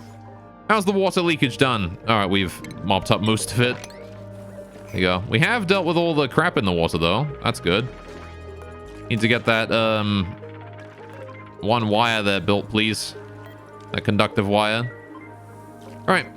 Without an alternative part location, the printer usually spawns in the central part of the map from both sides and top and bottom. Don't know the vertical height of the map, but the horizontal is 256 degrees edge. I think the vertical is probably 1024. That seems about right, honestly. Assuming that you got to go down as far as you got to go to find oil, it's probably about the same distance, right? So like maybe 7 or 8 biomes. Like 1, 2, 3, 4, 5, 6, and then it'll be like up here. Kind of difficult to tell when I'm scrolling up when it's that dark, though. Oh, I have another coal generator up there. I forgot about that one. And how are we doing on temperature here? Has the temperature gone down yet? Oh shit, it has gone down. The water is condensed. The water's condensing! It's condensing! It's cooled! Boys, it's cooled enough. Look at that. The igneous rock is 381 degrees, but it's probably going to evaporate some of the water, but I don't think it has enough temperature left in it to keep the water in the air anymore. Oh, it's good. Oh, we're happy now. We're laughing, boys. The steam is dropping out of the sky. Hell yes. Oh, you'd love to see it. There you go. Now, we should be able to work on that volcano before long then. So, in the interest of working on the gas area, we've got this part here online and piped up now. Alright, I need to stop getting distracted on this, because like you've done it like 7 times today. I need to get this done today, and I keep getting distracted by other things that I can do. But this is very important. Once we get this done, I won't have to worry about gases anymore. Alright. It's really pretty. Must be tricky to transform materials so far. It's pretty easy. Biggest hit on the game is performance. So when you discover it all and you start setting up conveyor routes, gas routes, liquid routes, performance takes a nosedive, sadly. Yeah. I mean, the performance will always take a nosedive the more mechanics you're using, right? It's just how it be. So should I have, I guess I'm gonna want to get a way to, like, combine all of these systems together or something. I need a way to make the least relevant gases gone as quickly as possible, right? So what are the least relevant gases? Well, the chlorine line here is probably not very relevant. If I just shift that over this way, immediately just ship it off that way, up here. I could do a chlorine line up this way, where any chlorine we have just goes up here. And then over this way, right? That's the chlorine line. Bam. We don't care about that. That can be like the very last gas. We'll take it out of there and send it up. Actually, maybe not like directly out, but like down and out. So the very bottom, that's where we ship chlorine, is at the bottommost layer here. Out of every one of them. Really, really simple. Same thing with CO2, actually. CO2 is a pretty simple line to deal with as well. We just need CO2 to get up into here. So... as long as the CO2 gets in before this bridge, I think it's fine, right? Just needs to be shipped up to there. So as long as I'm shipping the CO2 upwards, it should be fine. So let's put the CO2 in this line here as well. The chlorine also has an output line for CO2. Which I could probably hook up to this as well, maybe. But... if we have the CO2 going like that, well, I mean, I can't have it go like that because... I can't have it go like that because it has to go out in such a way that this does not clash with the other ones, right? So... I'm gonna have to move this section up a bit so we have, like, 3 lines down here. Right? That's how that's gonna have to go. So that's the CO2 output line. Like that. And then we put that up there. Okay. So that's CO2. Chlorine, CO2. Those are the 2 least relevant gases. Natural gas. Natural gas is a difficult one. If there's natural gas in the air, it wants to go down here, right? We want to ship it down this way. So... we're going to want natural gas to come down this way as well. Like down here. And then probably just head down this way. Or something. Go into the input line and out. I want like a bridge leading it in or something. Gas bridge. Like that. So that could be an option. Gonna have to deal with these pipes here being unbridgeable as well. I'm gonna need more space between them. But that's the most problematic gases dealt with, I think. The rest of this is oxygen, polluted oxygen, and other. Green steel bridges. I'm going to redesign this. This is just a basic plan. So wait, what is this? No, wait, we've got hydrogen in here too, don't we? Any hydrogen coming through here is going to need to be sorted too. Hydrogen is going to want to go to a hydrogen generator somewhere. I haven't built a storage for that yet. How much hydrogen am I producing? In theory, I'm producing enough for 2 hydrogen generators, right? These things produce enough these things consume enough hydrogen for... Hang on a minute. Yeah, these things consume 100 grams a second of hydrogen, right? These things produce... oh no, I'm producing enough for 1. Okay.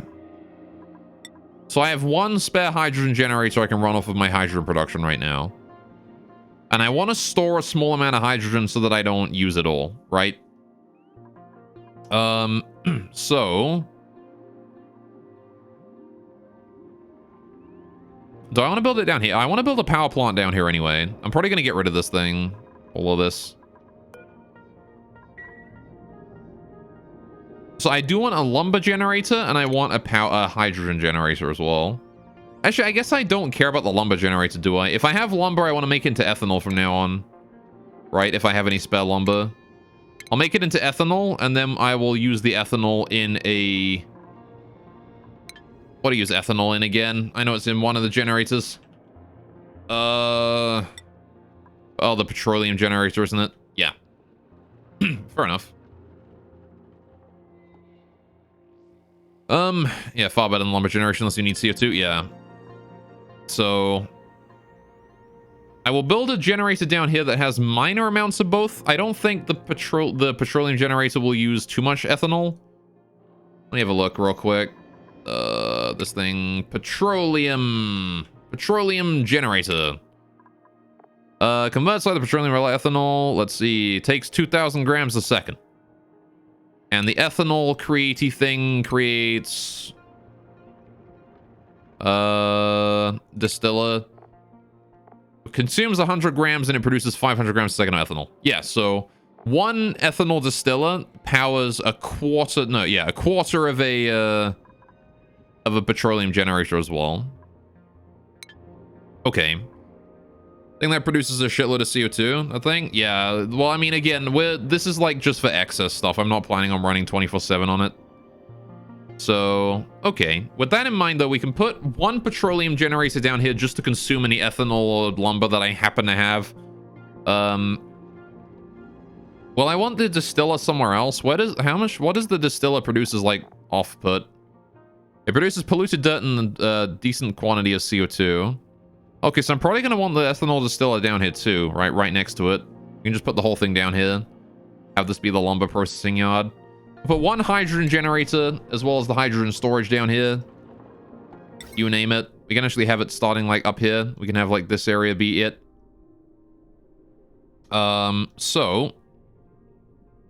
With that in mind, if we have a central shaft here, 2 wide as always, 1, 2, we put the floor starting here with the doorway going here, right? Build that sort of thing. Yeah, but ethanol and petroleum, then CO2 scrubber is probably the best system to get polluted dirt for poke shells and sand. Mainly lime for steel. Why use a CO2 scrubber? Why not use it to sustain a slickster? Not sure if it produces enough for a slickster, but it would help supplement his CO2. CO2 scrubber for more polluted dirt. Oh, I see. Fair enough. That makes sense. I want to move this liquid reservoir down 1. Maybe a bit more. Put it down here. Put some tiles in there as well. Liquid pipe. Bring that down into there. Right. Deconstruct that one. Right. That will let us live with that lot. So how much left until that hits the point? Okay, that's gonna be a while. You got it. Yeah, this is gonna be producing a lot of polluted water before we allow it to pump anything up. Right. So cool. Now then, we have hydrogen generator and storage wants to go here, and then we'll put probably the petroleum stuff below it. I guess that means we don't want to have this here, do we? We want to shift all this out of here. I need something to do with my fucking water from here, though. It needs to go somewhere else. I I need to pipe it somewhere.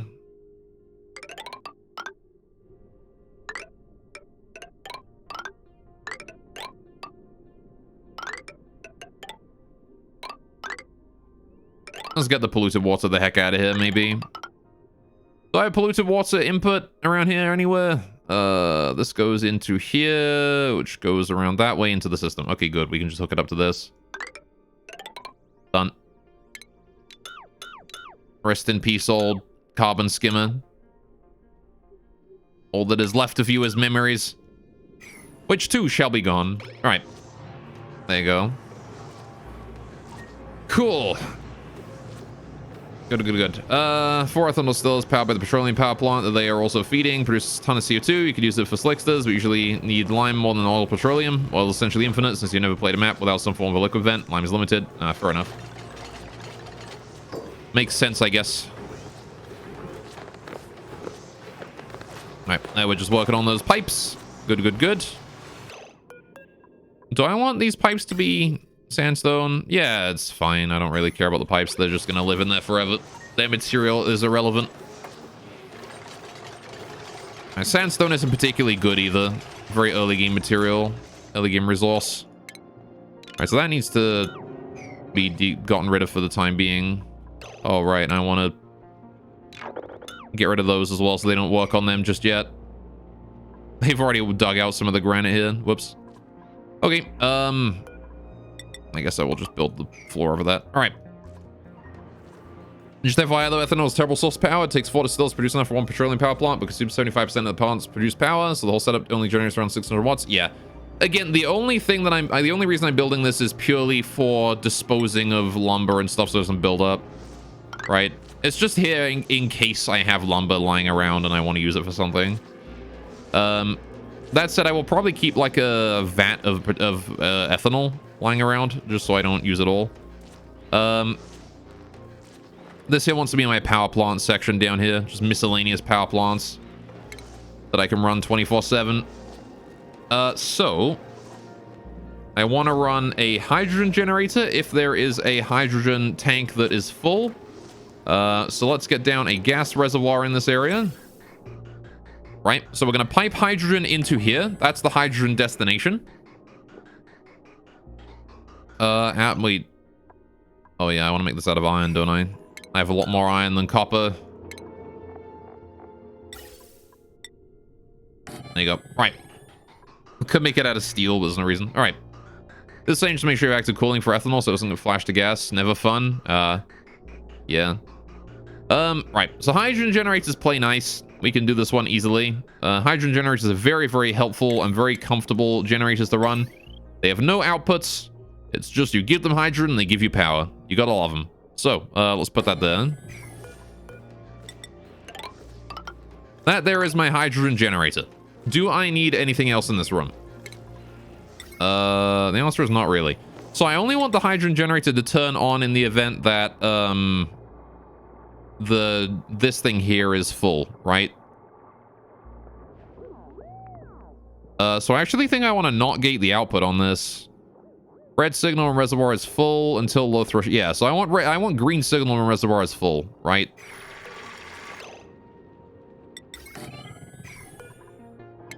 So let's move that over. All right. Good. How many trees needed to support such setup? You know, I don't know. What does one tree produce?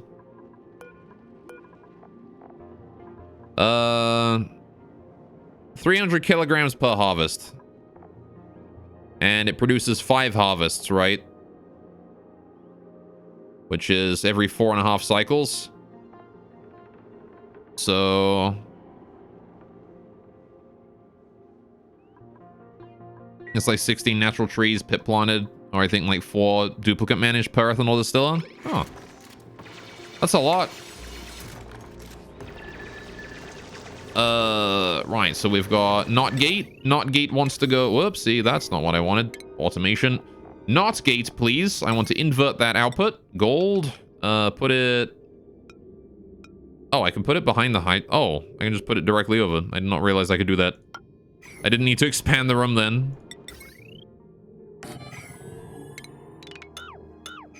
Cool, cool. Put that there. There you go. So we got the NOT gate in there. Now all I need is the automation wire. Again, make it out of gold. We've got lots of that. Good for automation. Perfect. So there you go. So what's going to happen now is that when this gas reservoir is filled to the brim, or at least to its height threshold, I will turn the hydrogen generator on for a while. And there you go. We will be able to pipe hydrogen in there through that, from there to there, and turn that on for a while, and have the hydrogen generator assist with the power production. There you go. It's pretty rough from your memory. Double check before you go full tilt with those numbers. Yeah, you like using pit planted trees for natural pop bonus for your dupes. So usually quite a few trees. That makes sense. Right, so the hydrogen here is going to be piped in from this area, right? So that's where the hydrogen there goes. That's natural gas. This is going to be hydrogen. Wait, no, hydrogen goes in through here. Like that. So have that come in and then go down this way, like that. Perfect, perfect. Again, I need to make this area look a lot more neat. So the rest of this here is just oxygen, polluted oxygen. Polluted oxygen can go to an on-site deodorizer. I have no other way to deal with polluted oxygen than that. I just have to send it to an on-site deodorizer like this one. I'm really not exactly certain how you're supposed to deal with polluted oxygen other than that.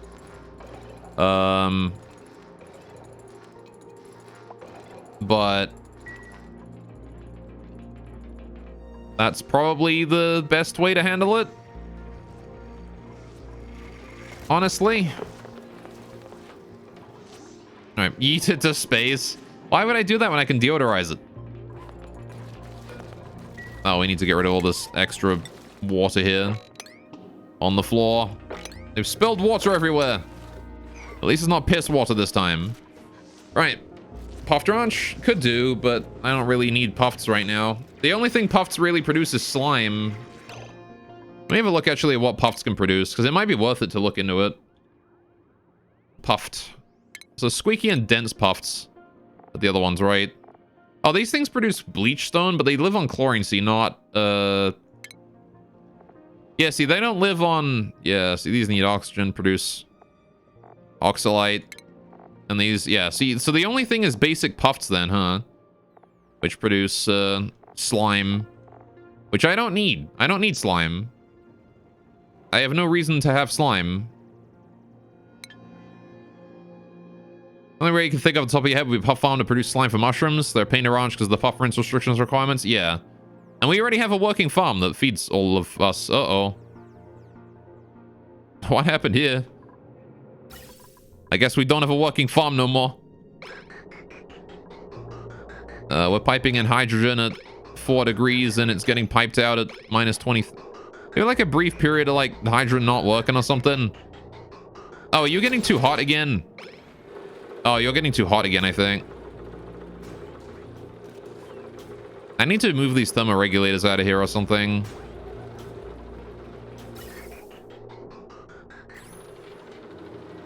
Yikes. Well, the Sleet Wheat Farm's going to have some problems over the next little bit then, isn't it? That's fine. We just got to wait until we can... I'm just going to go ahead and shut off the water supply to it for a bit then. There we go. You don't get any more water now for a little bit.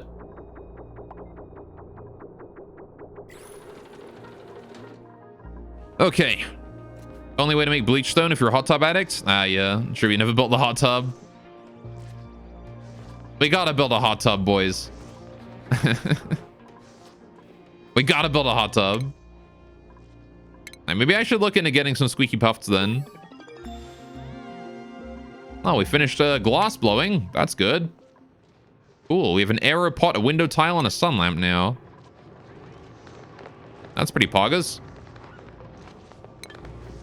All right, so this area is already working, right? We now have a storage of hydrogen plus a generator that will process any extra hydrogen for us into power.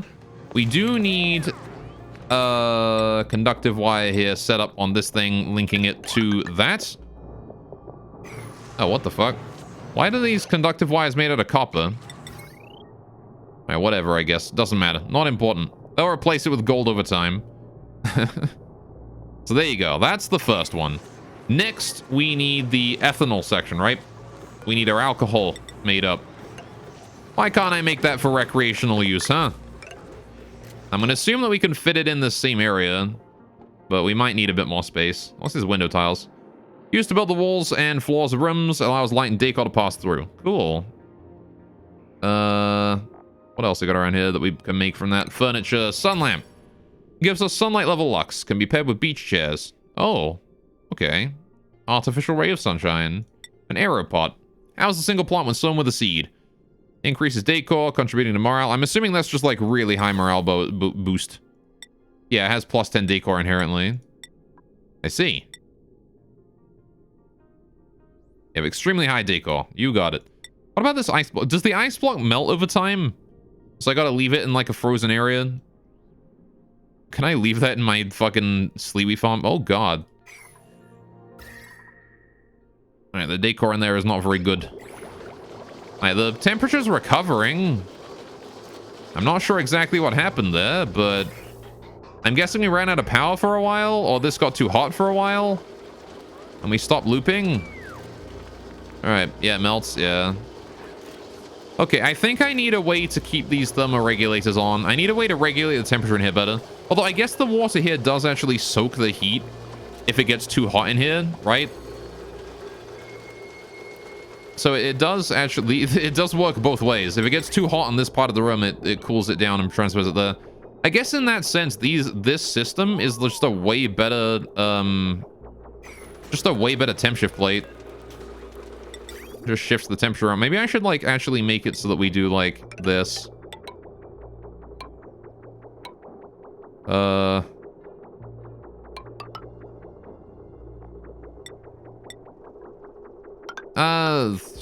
Just make it regular pipes in the wall here. Bring it up like that. Radiant gold. And just start like, you know. Oh, I don't want to connect that up to that. That's a big mistake. Wait a minute. Uh-oh.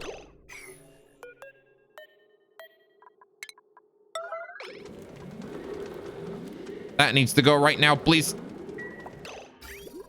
I have connected that up the wrong way. I wish I could just deconstruct the... I wish I could just disconnect this. Who is on their way to do that? I need someone right now. It's Mima. Mima, get over here. Where are you? There he is. Yeah, there he is. That's Mima. God damn it. I can't remove the water from that either, which is unfortunate. There you go. So there's gonna be water all over the floor now. Dang it. All right. There you go. There's water everywhere now. I want to do this. All right. There you go. Just to make absolutely certain we have as much heat transfer as possible going on in here. All right. The SimSmart, it will change your life. Yeah. All right. 165k of kcal seems nice. When you experience food drinks pretty quickly, about 40k for 6 colonists disappeared in no time for you when you had heat issues. It's spoiled in the refrigerator due to power shortage though. Loops on standard consume 1k calories each day. Yeah. So on standard, you'll lose 1,000 calories a day from duplicant eating. Or each duplicant. Which is why taking efforts to increase the amount of kcal you get out of individual meals is worth it. So doing things like stuffed berry is great. Just to get a little bit more kcal out of those things. Oh shit, I got a print. Plastic. I like how we talk about pufflets and it immediately gives us some pufflet eggs. No, thank you. I will leave those be for the time being. Maybe we'll get them in the future. I can go hunting for pufflet, maybe. All right. Okay. For single meals over 1k. If they eat more than what? Yeah, they only grab enough grams to fill them up to like 3,600 calories. Yeah. If they do eat more, they will store it, right? They won't eat more than they can store. So I need to hurry up and we need to hurry up and build that. This is all priority 9 at this point. I need to get this area done. Please get all of that built. Thank you very much. That is like the top priority piping to get finished. I appreciate it. The reason being, I want to be able to transfer all this in and out quickly before the timers tick over. Not that we're allowed to send any more water in here anyway. There's body temperature issues in here due to power-related issues. In here. Well, temperature-related issues, I guess. I think it's temperature.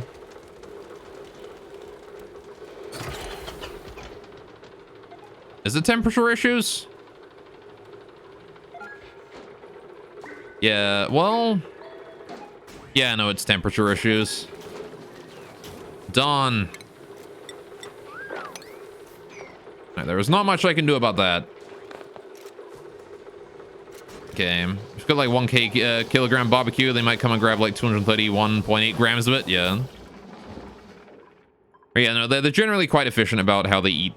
Okay, how are we doing about this ethanol area while I'm letting them worry about that? Let's see. Ethanol. We need an ethanol refinery down here. Station. Ethanol refinery. Where is that?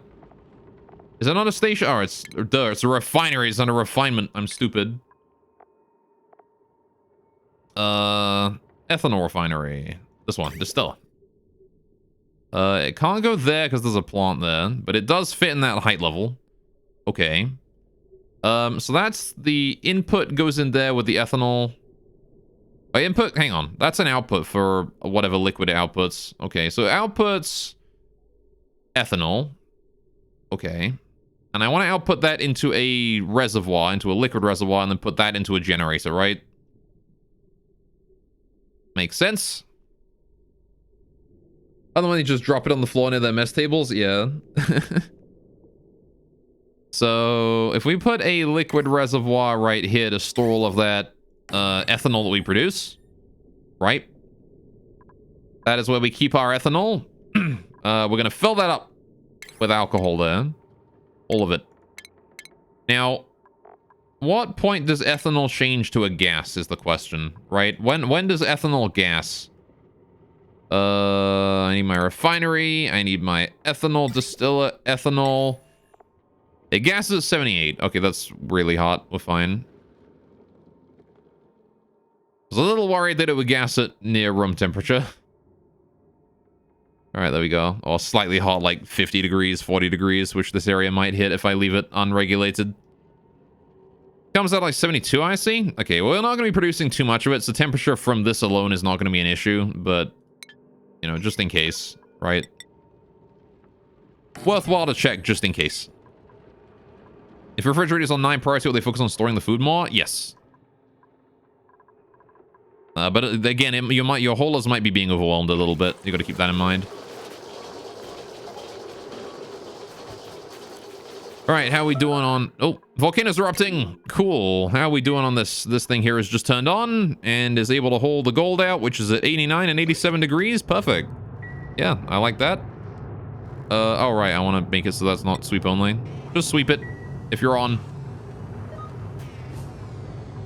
There you go. And now I have an automated system that determines the temperature of the gold. There you go. At least kind of. It estimates the temperature of the gold. Grabs the gold at its coldest point. Alright, there you go. Definitely having some issues with the power supply here, but that's fine. Right, not like I'm running too many things. And I don't think these things are ever going to take more heat damage, so I can leave them as they are. Unless there's any inefficiencies gained due to having taken heat damage. Why are you still on? Oh, right, the signal switch. Don't send out the hot gold, please. Leave that be. I forgot I was overriding it with the signal switch. Whoops. Oh, we actually haven't built the automation wire at all. Maybe I should increase the construction priority of that to like 6. There you go, now they'll go do it. Okay. How's this looking? Steam is at 100 degrees thereabouts. All right, it should work.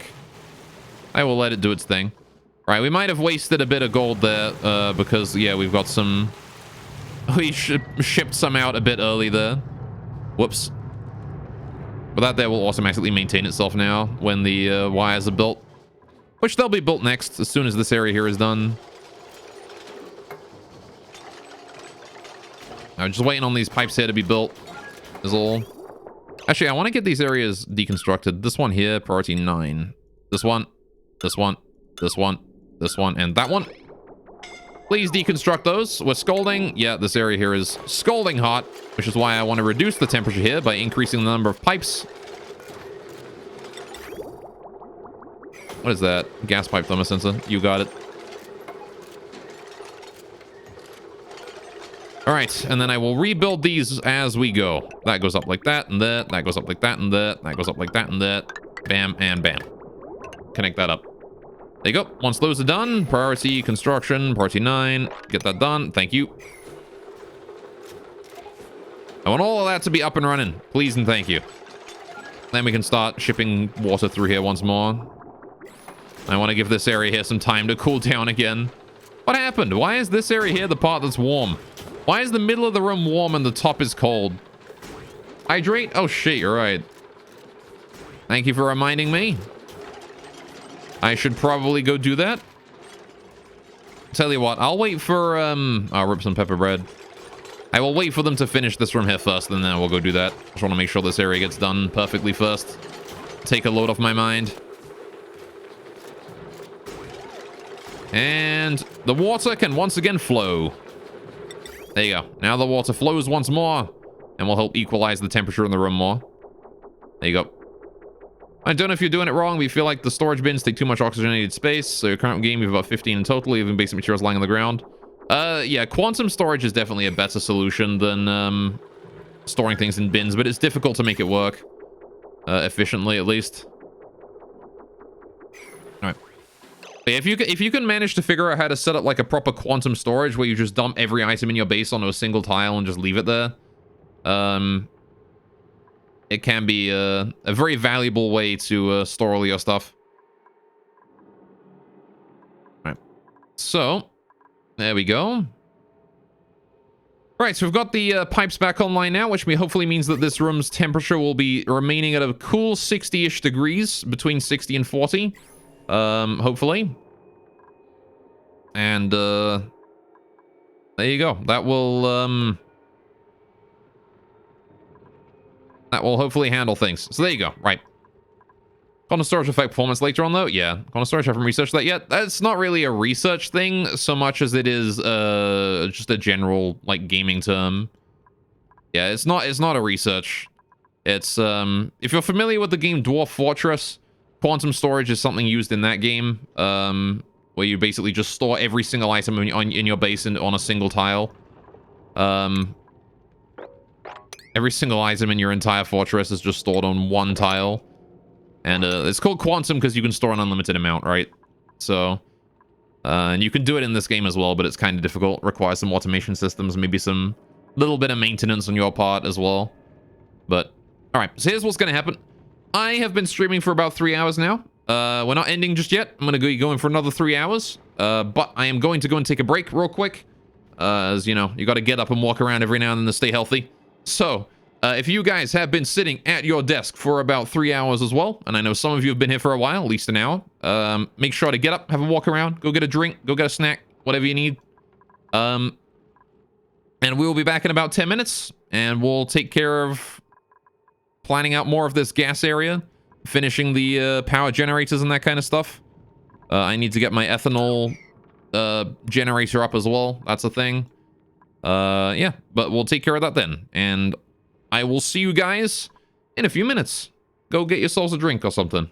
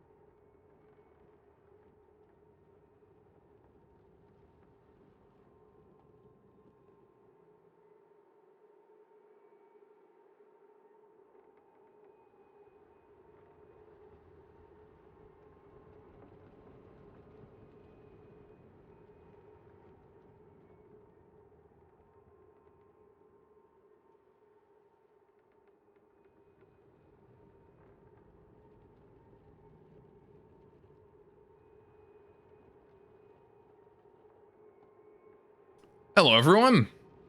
I'm back. And this is the part where you say hi back. And then you put your username. Let's see, you learned a lot so far without feeling like you're sucking on the fun of discovery. You'll end up reading some nerdy guides sooner or later, but so far you got enough plan to plan ahead better. I'm glad. Yeah, this game is definitely one of those ones where playing, dying, and then playing again is a super fun way of playing. And generally the recommended way, I think. But yeah, there are certain things where there are certain mechanics that you sort of need to read a guide on. Otherwise, you'll never think of it yourself because it's like such an ingenious or wacky abuse of mechanics. So, right, anyway, how you doing, Shaky? You're back, and your dupes are very happy with the oxygen you help with. The power, on the other hand, yeah, power is a problem. A lot of power just comes from more efficient systems and like learning how they work in your mind and like more efficient use of like oxygen packets and things like that. Distributing them more evenly, things like that. There's a lot of things you can do for like minor increases in efficiency. Also, welcome back, God. Thank you.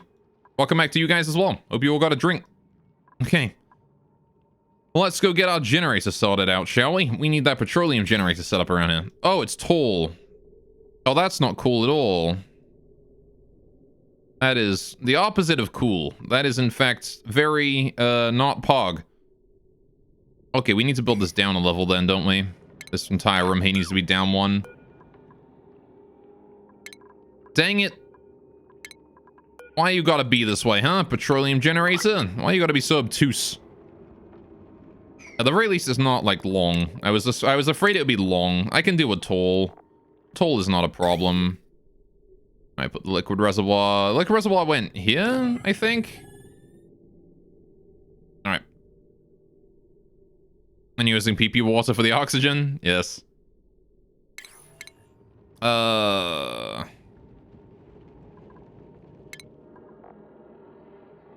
Do-be-do.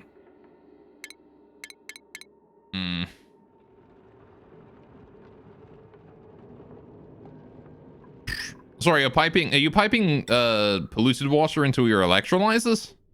Doesn't that break them?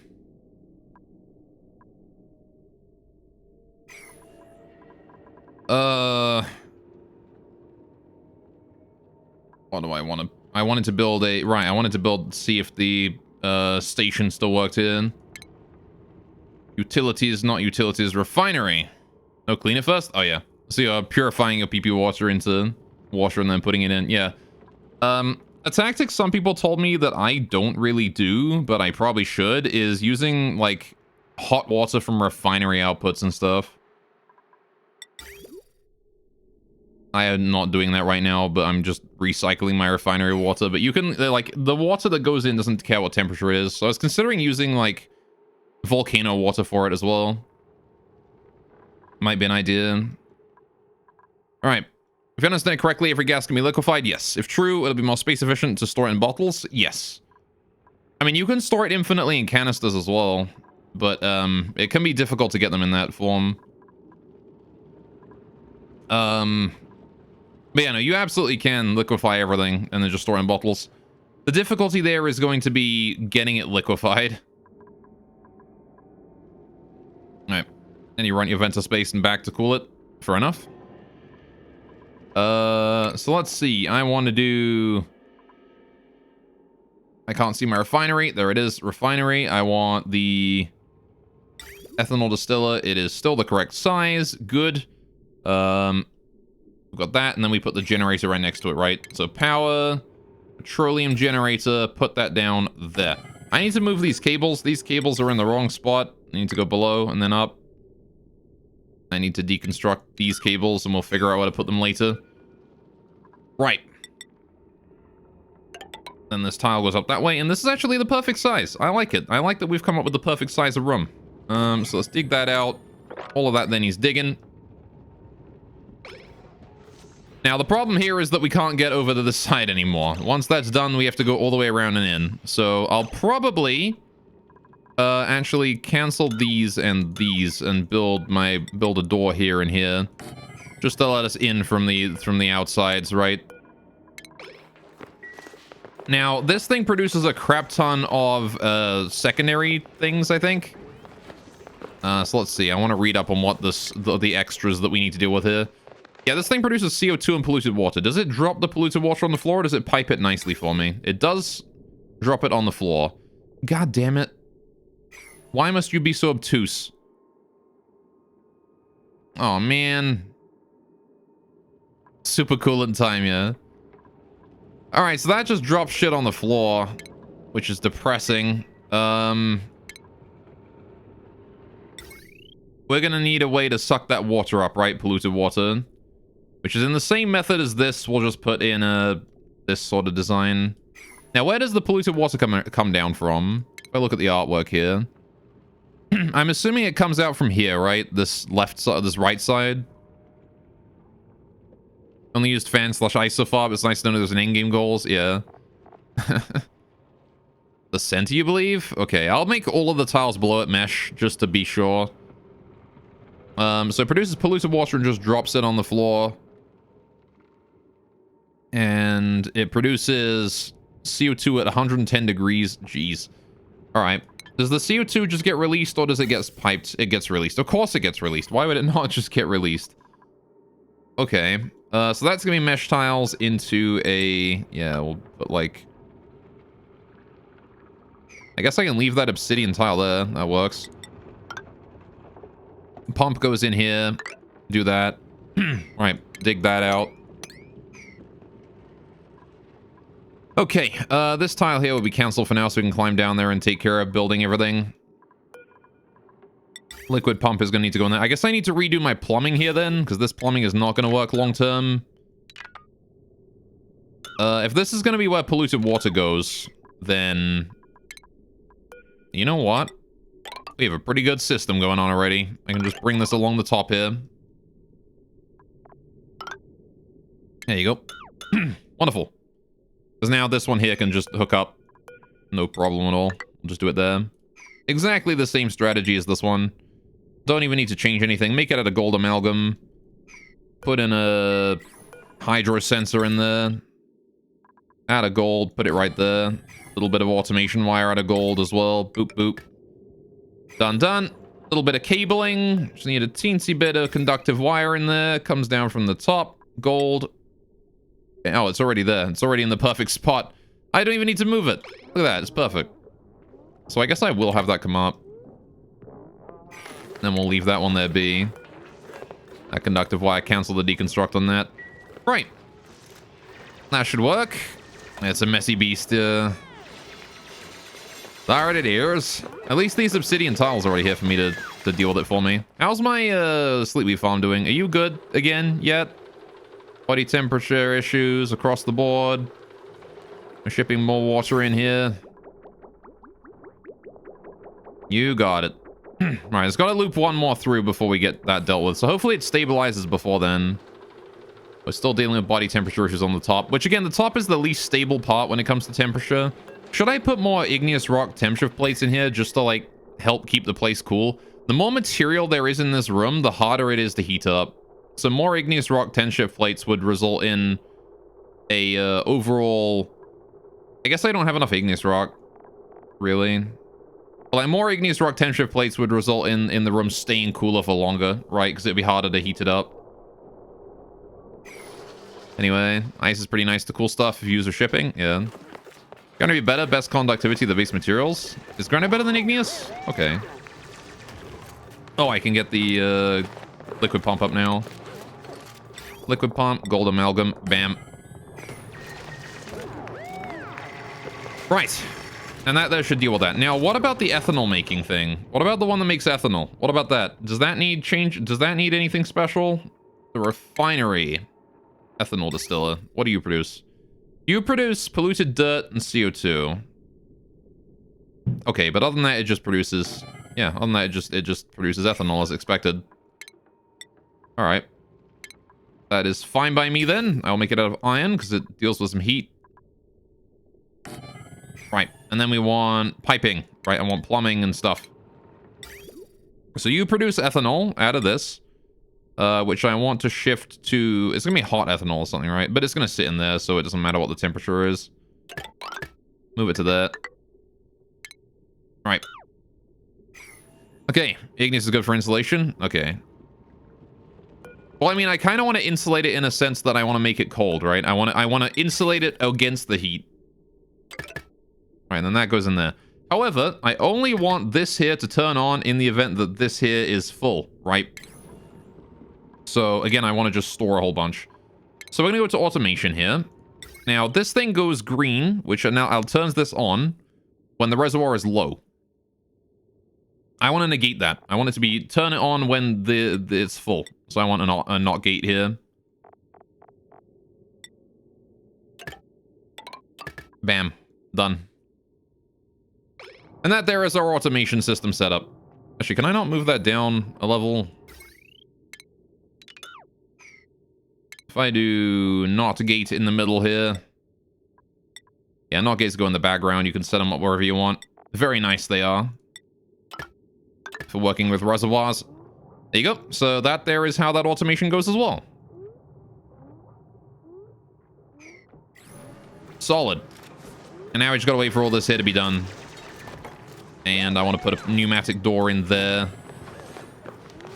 Very good. And we just sit back and wait. So that there is our reserve generators and stuff. We're going to want to put lumber in there. This produces a bunch of CO2 and shit.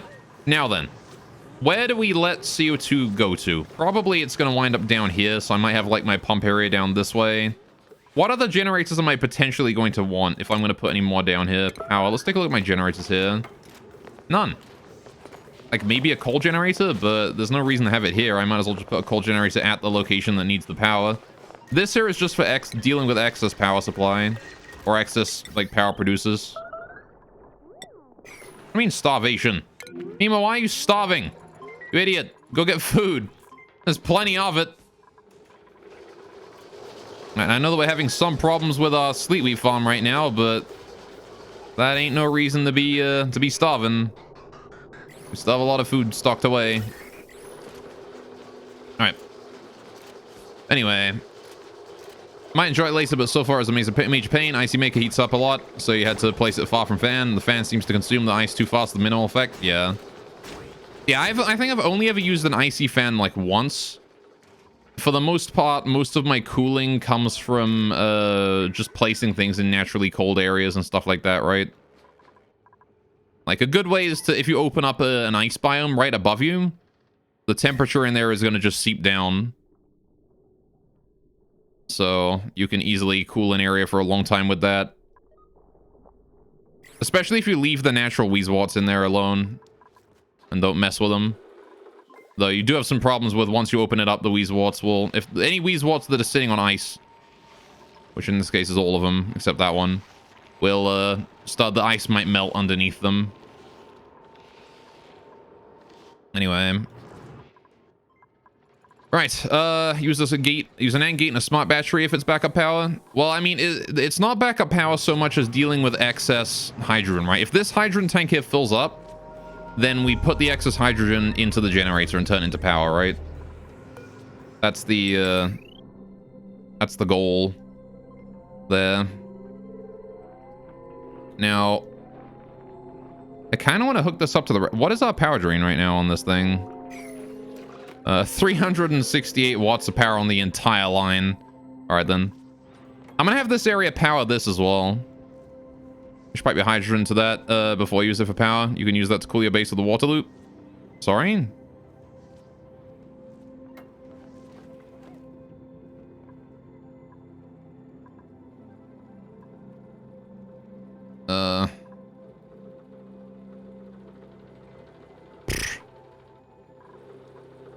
How are we doing here with the temperature? Temperature here seems to have stabilized somewhat. Can't think of the machine's name. The poi one in the coal base. Oh, I see. This one here. The anti-entropy thermal nullifier. Alright. I mean, I guess, yeah. If I need cooling, I could set that up, but I don't really need cooling right now. We're still fine on that. Right, my base is actually, on average, quite cold. It's only certain areas that are extremely hot. Looking at you, bastard. Alright. Most of this heat is going up, though. It's gonna take a while, because it can't get through here, right? This area here is just acting as a big buffer against the volcano. Still got a lot of steam in there, but for the most part, it seems to be cooling down. The igneous rock is probably soaking its heat very quickly now. 300 degrees, yeah. Right, that water is at a nice rolling boil right now. Okay. I will worry about that later, though. I mean, we're going to have a full tank of hydrogen here. What I can always pipe the hydrogen out. This hydrogen will only start piping hydrogen into the generator if the hydrogen tank here is above a certain level, right? And I'm going to set the tank here to, like, probably, like, 99% or something, right? Once this gas reservoir is, like, actually full, is the only time that the generator here will turn on. Until the low threshold is reached on this thing. So I could pipe any excess to this thing if I need to. It is like actually right below. We could bring it down like that. So that wouldn't be entirely outlandish to do. Now then. The remaining ones here are just oxygen, polluted oxygen, right? I said I could just bring that to an on-site deodorizer, and then the oxygen needs to go back into the system and piped to wherever it needs to go, which is probably going to be a mainline oxygen set, like, directly up from here-ish. And then we'll just distribute it in, like, lungs, right? Where one line... Well, we'll do another system kind of like this, where it allows me to, like, switch the oxygen between both and make sure it's equal to both. Actually, I don't know. I could probably do a... How would I do a system to make it so that each oxygen goes equal to both? I don't need cooling yet. Use of power, yeah. You know what? I think I have an idea. So, okay. Oxygen, right? Little temporary plan here. Little bit of a practice plan here, just real quick. We have 2 lines of oxygen coming in. Bam, bam, right? 2 things. We can't have only 1 line because there's more than one of these can handle. Bam. 2 oxygen lines coming in. We've got that filtered out here at this point. Right? These here both fill up to a certain level. And then they output. Wherever this output is doesn't matter. So these here will output full packets. Right? Actually, can I not do... Is there a way to detect how much of a gas is in a pipe? How full it is? That's what I want to detect. I guess that kind of is, but the only way I can think of is kind of expensive. Like you would do a meter valve here with set to 1 kilogram with an element sensor here to turn it to reset it. Right? Or something. Or something. And then you would do doop. Like that. With a bridge to lead it back in a loop. No, I don't know if that would work. A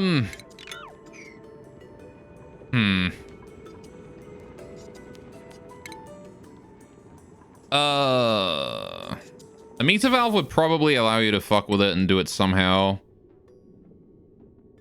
You would want the meter valve to allow a kilogram through, and then you would only reset it when you detect a certain amount of gas backed up, right? So I guess what you would need to do is an element sensor here and here at the same time, right? I know how you do it. Yeah, this is how you do it. You do like that. You have your input pipe coming in, right? Bam. Those 2 there at the same time. Then we need an AND gate. Right? AND gate. So we do that. Automation wire. Bam, bam. And then reset. So only when both of these are filled at the same time. Then again, because if 2 like packets of like 20 grams are coming in here. You have a tank detecting how much gas it itself has. Yeah, it might be better to just like have these here fill up to a certain point and then empty all at once. And then we do do it in bursts. Like that, maybe. Shoot.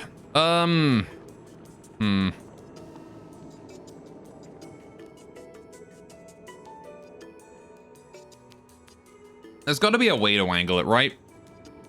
Powerlessly or something. Yeah, I think this is probably the best way. Because we can have this, like, fill up to, like 10%. And then empty to 5% or something. And then fill up to 10%, empty to 5. It seems like you don't worry too much about having areas without oxygen, and Dubs seems to run around without masks. Is oxygen only important for rooms where they stay for a long time? Yeah. Yeah, duplicants will hold their breath if they're outside of oxygen, and they have plenty of time to run around without oxygen. Right, they'll run back in again. The times you need to worry about oxygen is in, like, long corridors like this one, where they have to travel a very far distance to get, like, down here, and then they got to do tasks down here. Because, like, CO2 is going to build up all the way up to, like, here, right? If you have CO2 up to here, and they're holding their breath starting at this point, right? By the time they get down here, they got no breath left, right? But, like, in here, like, I don't care that this room here is full of CO2. Who gives a shit, you know? They're never going to go down there. Whatever. Same thing with, like, down this area in this construction point right now, and, like, this whole area of the base. Because they'll come down here, and they'll do some work, and then they'll run up here and get breath, or whatever, or they'll just leave. You know, they'll take care of it. Well, I do think I want to turn that back on again. Oh, it is on. Just taking its merry time. I guess I should get another diffuser down here. Or something. Man, I must... Hang on. I have got to go to the washroom real quick. I'll be back in, like, a few minutes. Sorry about this, lads. Nature's calling. I'll be right back.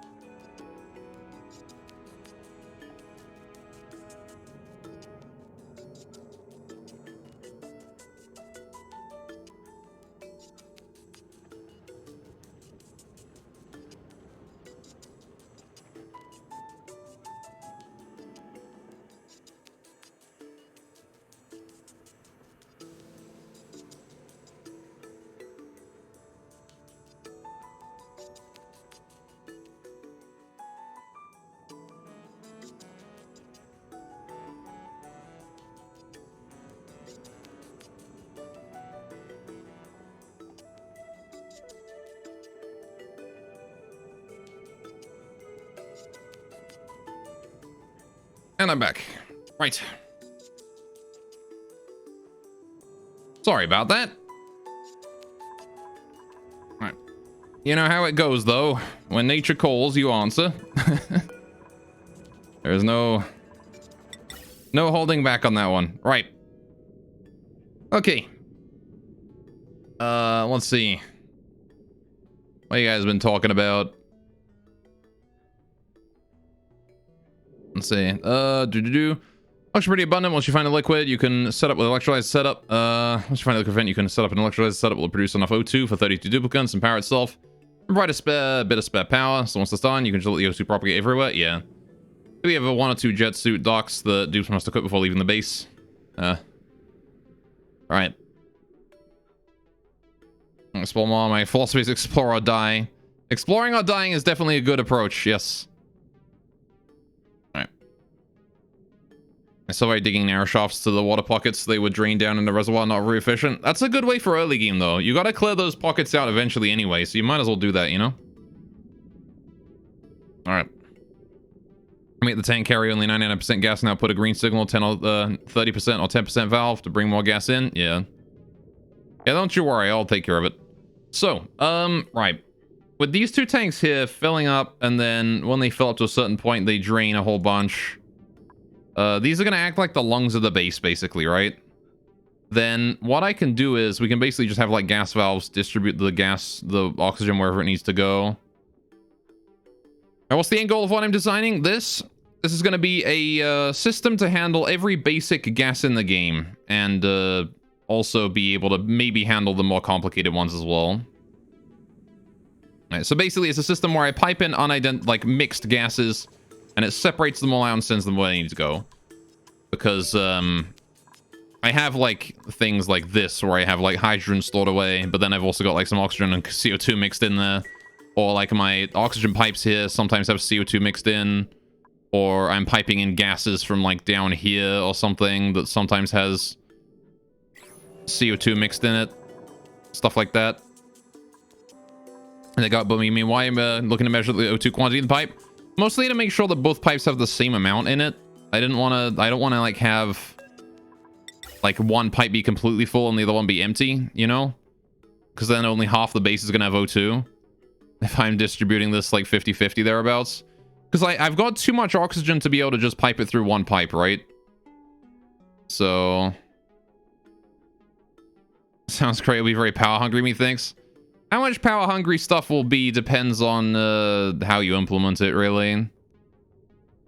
You can make things surprisingly cheap to run, but it requires some thinking outside the box every now and then. So let's see then. How exactly do we do this?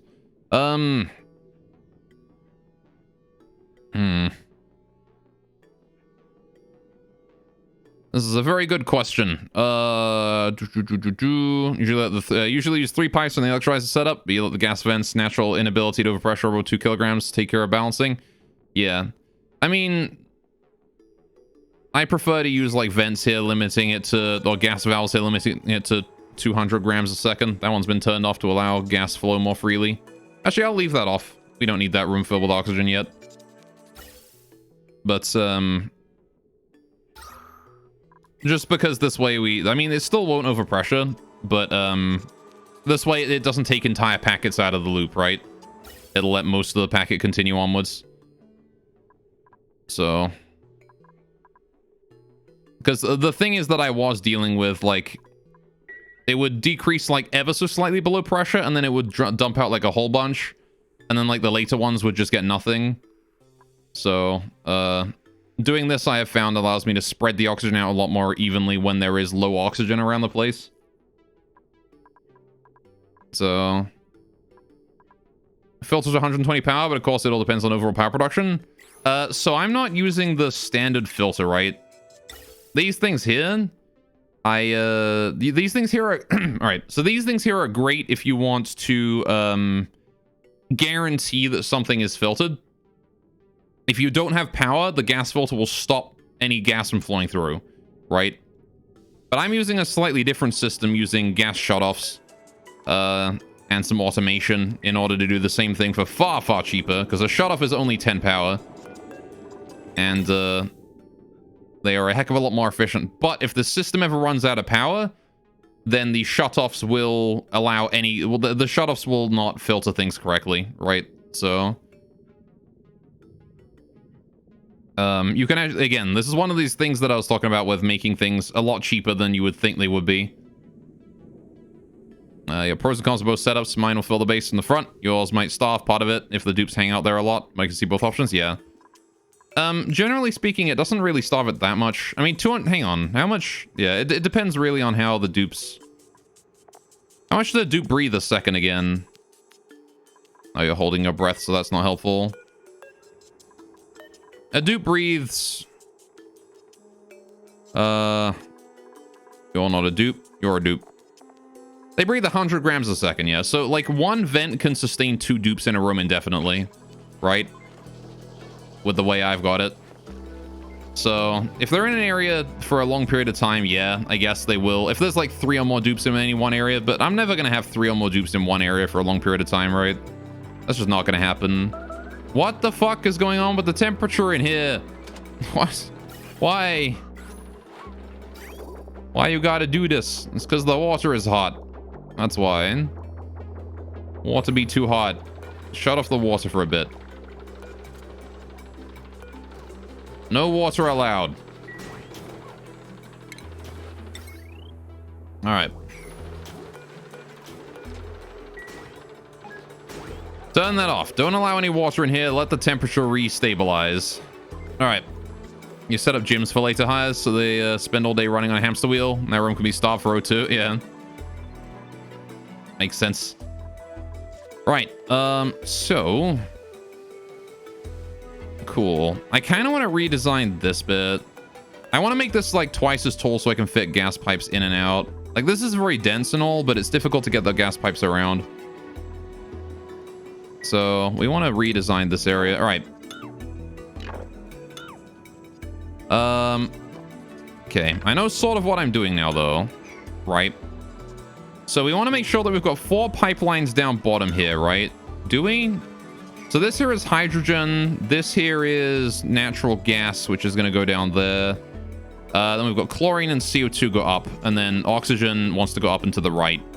So these go up and to the left, chlorine, CO2.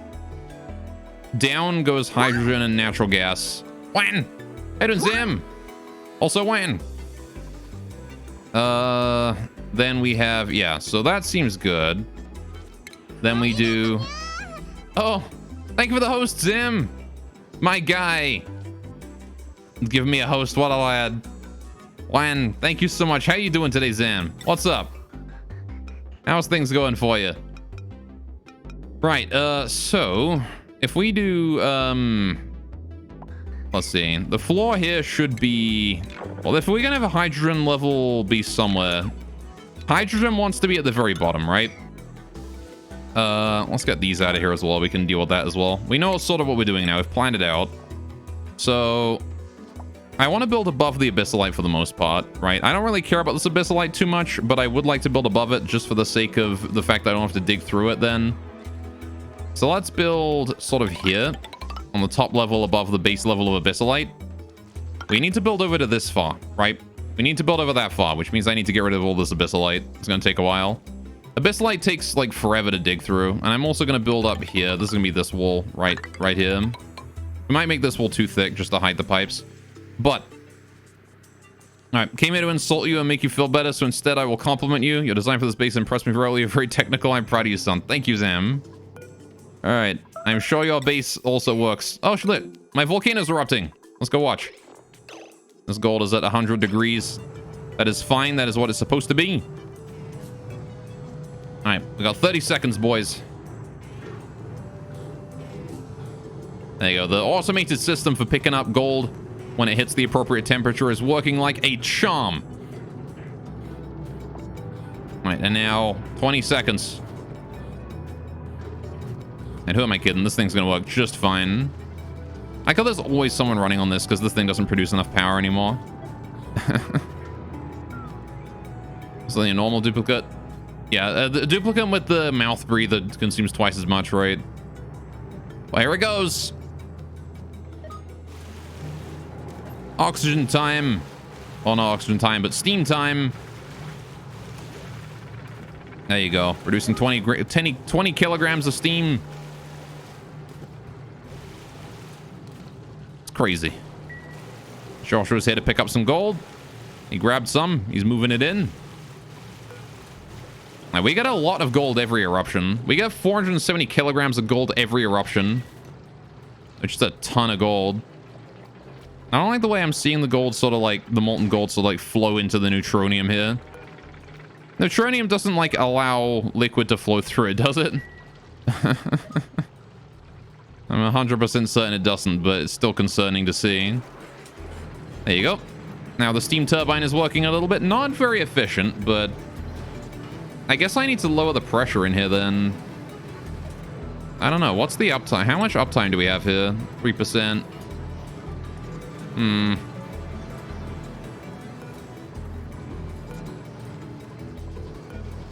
These batteries have no uptime either. At least they're keeping that one there full. Seems like most of our power is just being directly drained by these. Why are you damaged? Oh, overheating. Oh, fuck. It's hot in there. How hot is it? 77 degrees? Shit. Oh, these are made out of copper. No wonder. I built these forever ago. I should probably upgrade those to a hotter temperature threshold. But okay. Yeah, if they're running constantly whenever we have power, that would explain why they're overheating. I intended to build cooling for this area, but never got around to it. And how are the Slicksters doing with that CO2 supply? Kind of running low. We don't have enough power for these. Can I go turn these things off? Go disable the plastic for now. All right.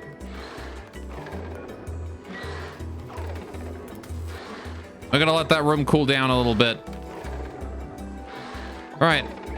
If you ever break that back open, push some temp shifts made of diamond behind the volcano to seal those gold chunks heat better. Steal those gold chunks heat better. Oh, you're right, yeah. That might be worthwhile. Can someone go over here and disable these? Oh, we're out of power now. Perfect. We can disable them while they're low power. Never mind. The power's come back up again. Yeah, the steam turbine here is running those by itself, which is... I mean, admittedly kind of nice, but at the same time, the overheat damage, man. All right.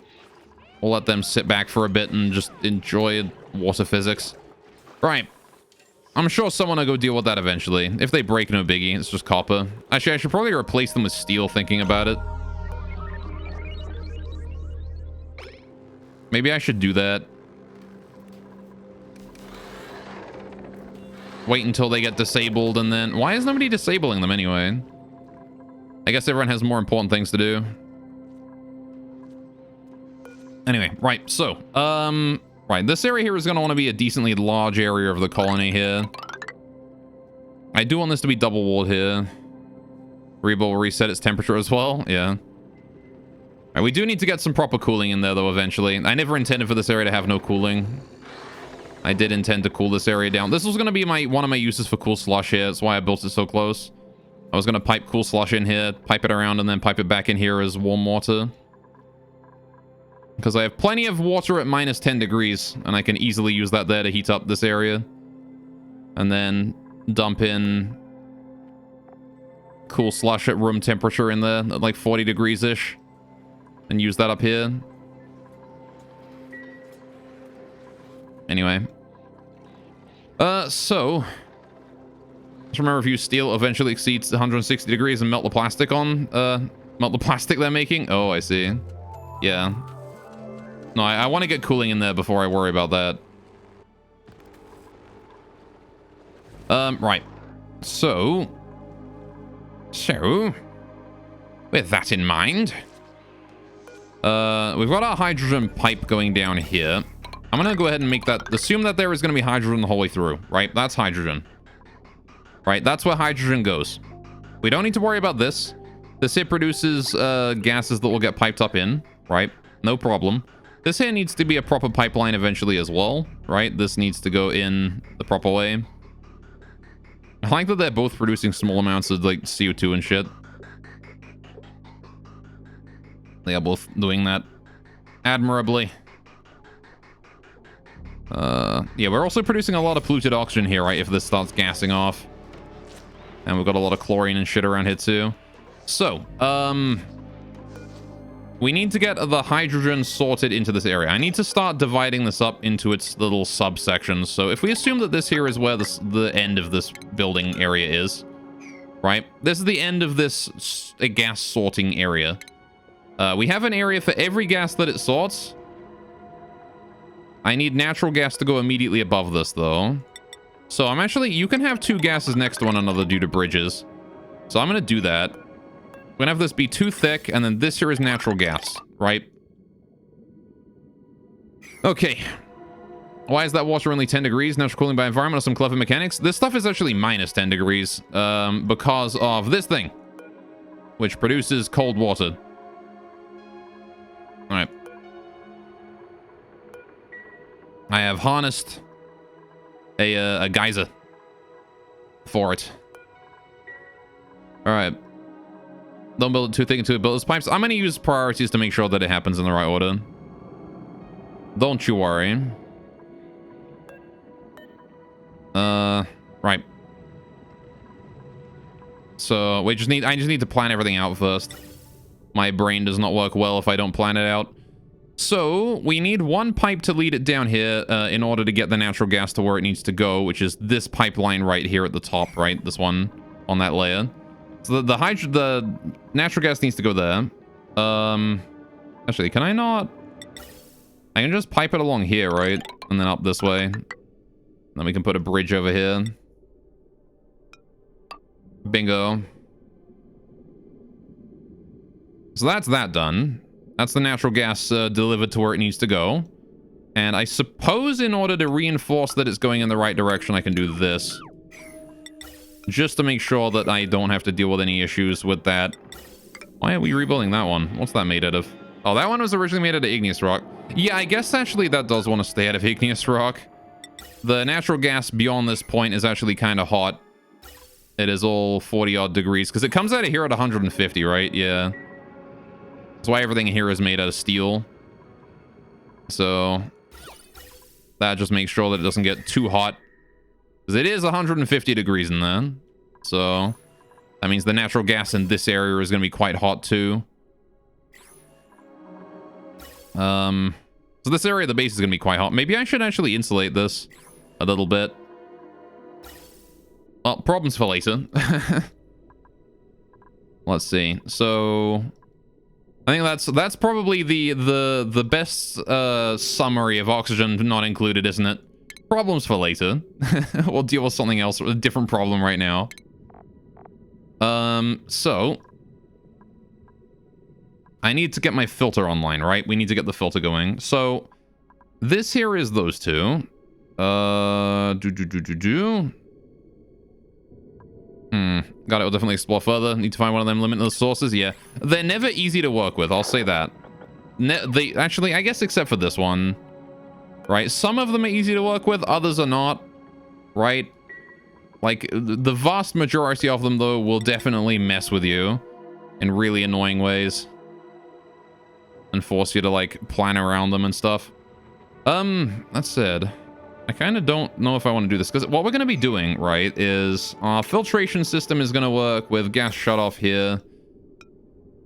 If we have like this as our hydrogen sorting part, right, we have the element sensor detecting hydrogen or whatever, and then we send it down.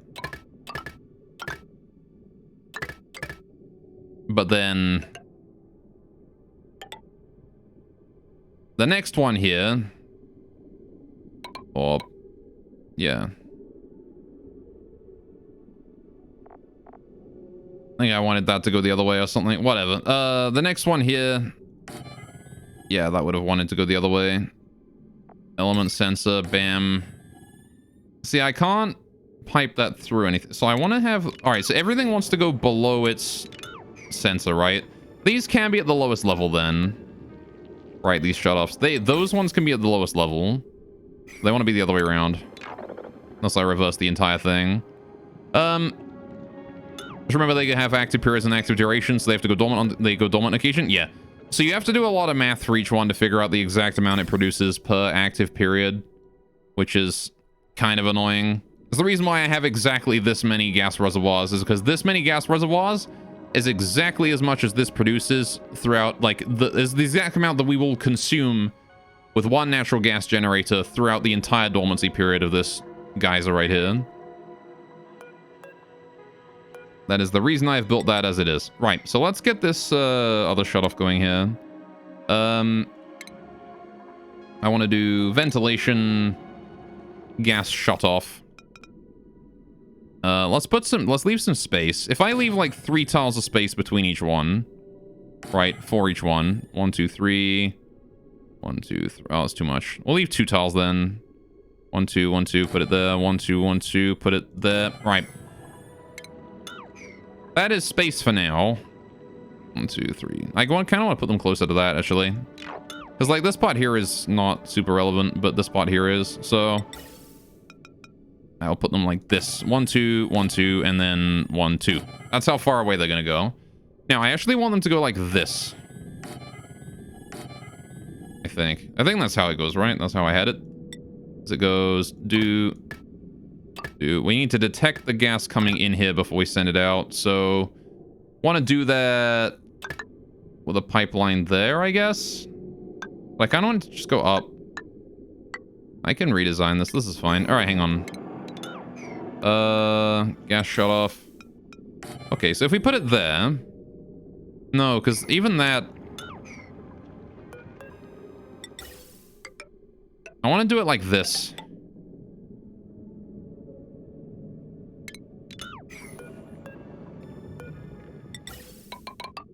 Nope, fuck it.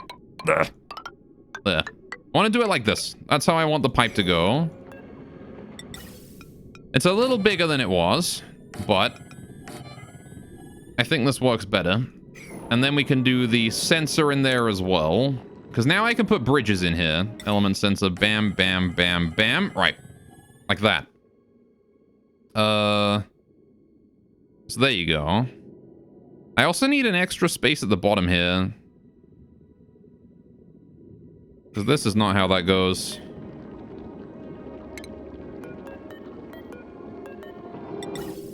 So that comes out of there.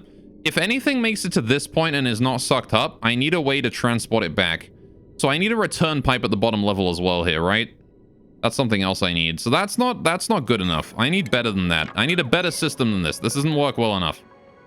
I need better system. But first of all, I guess I will worry about whatever else we need to worry about here. So if the return pipe is just going to be like one unified pipe that goes up to the top and then back out, it can probably be on this side somewhere. So I'll transport everything that way and out. Because like very rarely will we ever get gases in the return pipe, right? The only time we'll get gases in the return pipe is when they are a non-standard gas or when the system is overloaded. Which hopefully the system will never be overloaded. I'm building it big for a reason. Now then.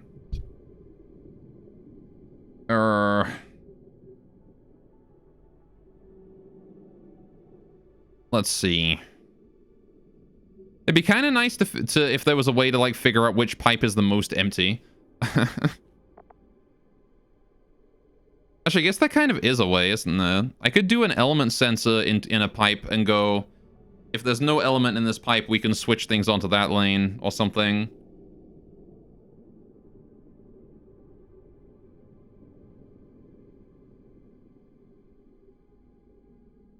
From a different, more busy pipe. Or something. But I don't think that'll be too important overall. So, right. So the next one we need to deal with here is... this one here is also one that wants to go down. This is going to be natural gas, right? We'll filter out natural gas at this point. Which wants to just bridge over. And then go below the hydrogen. Or I guess I'll put it like above the hydrogen or something.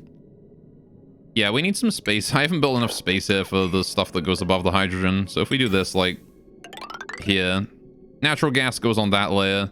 Return pipe is going to have to go here. Right?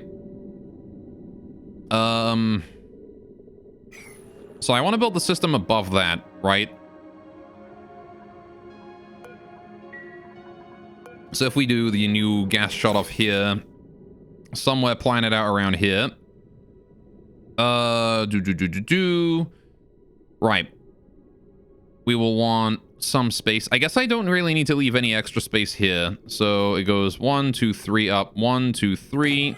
So this one goes here. Like that. Right. Then we do the element sensor. 1, 2. Right. Why are these made out of copper? Stop making them out of copper. I want these out of copper. I want them out of gold. Because I have gold. And I can always get more gold. But I cannot get more copper very easily. Right. Not yet, at least. One day I might be able to, but that is not this day. So this goes like that and then that. That's the return pipe. Out it goes. On the other hand, this here is the hydrogen pipe. Goes down there. This is the other pipe. Like that. Right. That there is the natural gas pipe.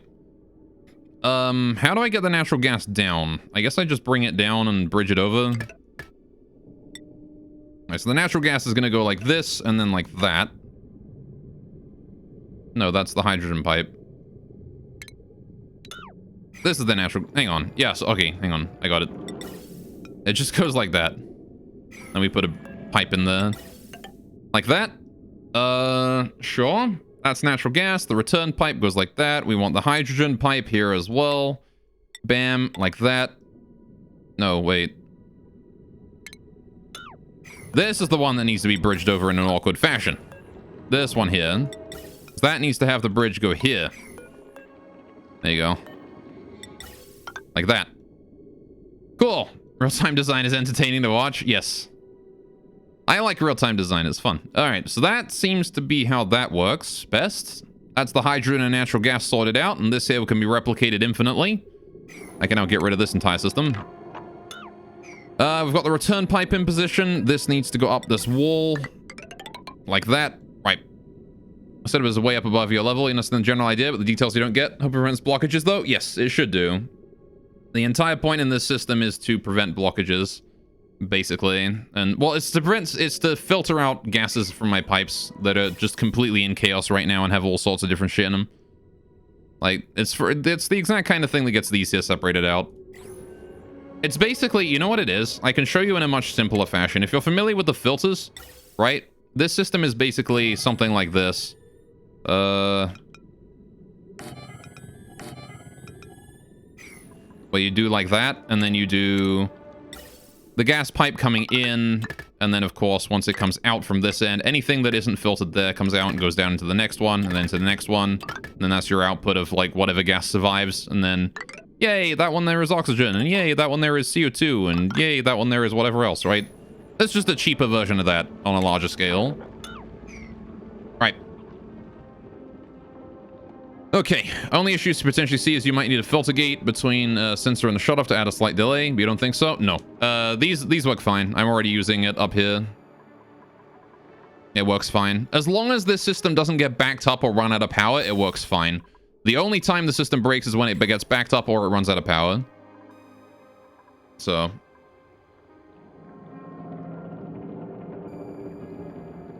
It is lovely. It is extremely cheap. It only costs 10 watts of power per block of gas that comes through. It does not cost more than that. Which is great. So, it is very, very cheap to run. Now then, we need to continue to build those up. We still need more. We needed 6 shutoffs per area, right? So let's get these shutoffs built and figure out where we're sending the gases from them. 1, 2, 3, 4, 5, and then one more goes here. Right. That is the height of this room, which is actually a lot bigger than I thought it was going to be, but you know what? That's fine. Yeah, at this point, you basically just use the gas valve loop to set up 0 power filters. Never thought of doing it this way. Oh, yeah. All right. That is true. I think that takes up a bit more space, though, doesn't it? To filter out any specific thing. Alright, so this here is probably a bit more space efficient when it comes to sorting things out on a mass scale. Right, so unless you can do the gas filter really small, but I can't think of how to do that, because you still need a filter in there, right? You still need a valve. It's 2x4 for loops, then 2 bridge, so you guess 4x4 per gas, yeah. And this here is a 1x3 per gas, plus like the space required to get stuff out of it, but okie dokie. Now then, so yeah, this is a fair amount smaller, but again, power is a concern. If this thing runs out of power, it turns off and then it stops functioning, so there's a pretty big con to it. You do not want to let it run out of power. So what was this one here going to be? Chlorine, I guess? We do need a section to deal with chlorine and a section to deal with CO2. I kind of want to remove CO2 early because there's a lot of it. I guess I can remove CO2 and chlorine on these two, and I can remove, what were the other two? Oxygen and polluted oxygen on these two. The polluted oxygen wants to be taken to an on-site area, so we'll do oxygen be this one here at the very top. We can just send it right back out again, right? So these here are CO2 and stuff, so we'll bring them down and along, and that will handle that. We just build bridges to get over the other parts, these. Now then, where do we take the polluted oxygen and send that to? If this upper area here is going to be sending oxygen to places, and most of this here is just going to be piping, I could actually build more of these. These are way more space efficient than I thought they would be. I could fit, like, as long as I account for this bit, right? Like 1, 2, 3, 4, 5. It's 5 tiles wide. I could just build another one right here. Wonder if I can't make this bit here more space efficient. Probably not, right? Unless I move the return pipe. I could bridge the return pipe, actually. That's something I could do. If I put a bridge here in the return pipe, then this one here can just go down. Like that. Then the return pipe bridges over here. Voila, space efficiency. So there you go. Now it's 4 wide instead of 5. Perfect. And then, right, so I think what I'll do is this bit, you could probably condense this down even more, actually. Like, there's no reason for me to have this bit here 1 high. I'm probably going to condense that down, actually. Because, like, you need it tall for... Actually, do you need it tall at all? I don't think you need the space here, because I don't need to cross... Well, I guess you... No, I will need the space to cross over for these ones. Yeah. Can I make it 3 wide from what you're seeing? I don't think I can make it 3 wide. Because here's the thing. When I put the second one in, I need to put bridges over these bits, and I can't put bridges over these, so I can't make it thinner. I do need this. This one here is deceptive. It makes it look like you don't need as much space as you do. But if you want to put multiple of these side by side, you need the space. If you're only using one of these, yeah, you could definitely make it 3 wide and condense it down more. Yeah, I need to bridge over these. So, we need to make a little deodorizer room, right? Just a teeny tiny little deodorizer room somewhere. Doesn't have to be very big. It just has to be somewhere. So how many of these can I fit? Hang on, let me calculate real quick. 1, 2, 3, 4, 5.5. That is way more than I need. So I guess I can just bring this in. I don't need that to be that wide. I can move these out of there and bring them in this way. And put it up this way and just have it here. Is there any reason to build it over that way? Not really. If my pipelines are going down here, I don't need it to be over there. It's further away from my chlorine storage, but who gives a shit? Right. Now, I guess I'll put my deodorizer room over this way or something. We'll just, like, bridge that along here. Like that.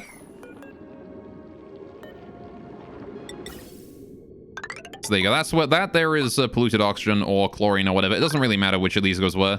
I might make the bottom one, honestly, to the deodorizer room.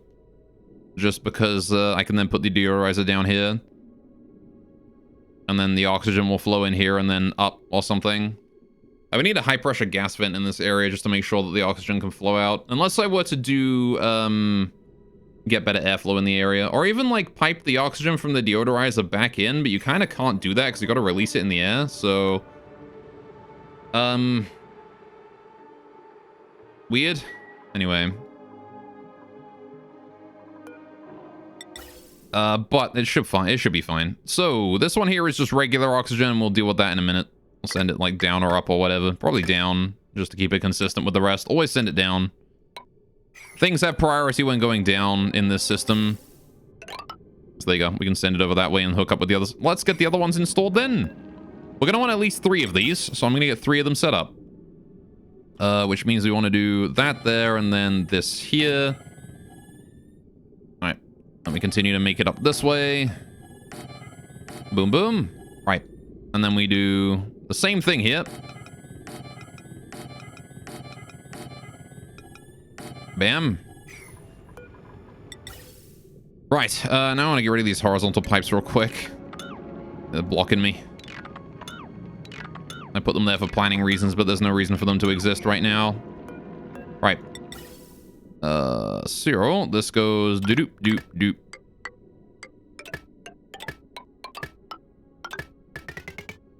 Very nice. Same thing here. There we go. And then we need our sensors, element sensors, just to get them out of the way. I'm actually running low on gold here. We're probably not going to be able to finish this system with the small amount of gold that I have right now. I need to wait for another couple of eruptions. Because we won't have enough to do the cabling. Alright, so that there is the input. Right, these here are the 3 input pipes. New gases come in through here. Learned recently you can deodorize through a liquid, i.e. a small room topped by airflow tiles with a small layer of water on them, and then deodorize it. It can reach through the water on the airflow tiles to deodorize what's below. Oh, interesting. Alright. You missed the part with the gas source. Where is the gas mix coming from? So the gas mix is going to be coming from wherever. I'm going to be piping my oxygen airflow in through here, and also my recycled oxygen stuff. Any oxygen coming from the oxygen machine here goes in to this. But I'm also going to be piping in things like my hydrogen supply up here. I'm going to be piping in my chlorine gases, my hydrogen that I've got lying here apparently. Any gases that we're breathing, I'm going to be building an area down here to suck up gas that winds up in this area. Like, we've already got this gas pump here, but I want to make a dedicated area for it. And I'm going to be trying to build my base so that we channel air from all of the different areas of the base, just allow it to airflow down into this point, right? That is basically what I want to do. I want to basically just have all of my gases in the entire base slowly filter down to here if they are heavier than oxygen. On the other hand, I'm probably going to make a little area up here where all the hydrogen in the base just winds up trying to go up to here. And we'll suck it out from there and send it down as well. Or something like that. It's not really super important. The hydrogen, there's not really very much of it. I see some multiple pumps. Yeah, basically any old source. This is a system that's designed to be flexible. Any source that produces a gas that I don't want to deal with, I just send it in here and it deals with it. That's the goal of this system right now. So let's see. Let's get that return pipe up and running.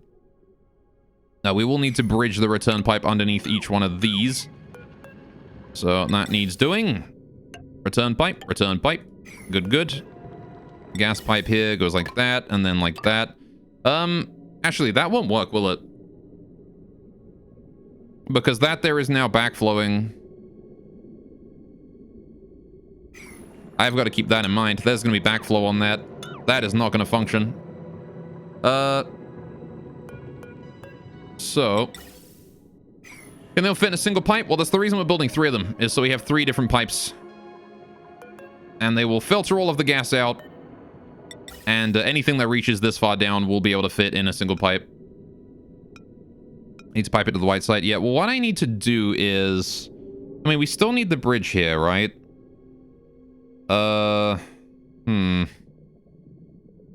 Yes, I need to bring that over... That's pretty yikes, I'm not gonna lie. Alright, let's finish the other pipes first. So we know what we're dealing with here with space. So that's what we're dealing with when it comes to space here. I might have to redesign that then. Because I can't bridge from here to here. A bit lower the gas pipe. So you bridge off the last valve onto the return.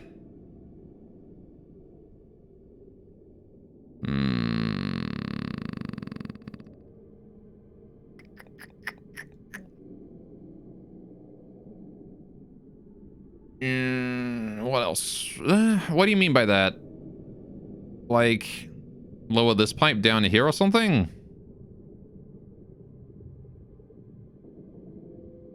Impressively complex setup. I tend to overcomplicate things a lot as well. There's probably a simpler way to do this as well. Lower my return. Yeah, you could try it. You need to keep in mind that this is going to be an awkward situation. I guess I could reverse the pipes or something? I don't know. Yeah, how do I deal with this? Because this here has to come down this way as well, right? The last valve comes down, comes one down, use a bridge to force it to go across onto the return line. So we have like that and then a bridge that way, there.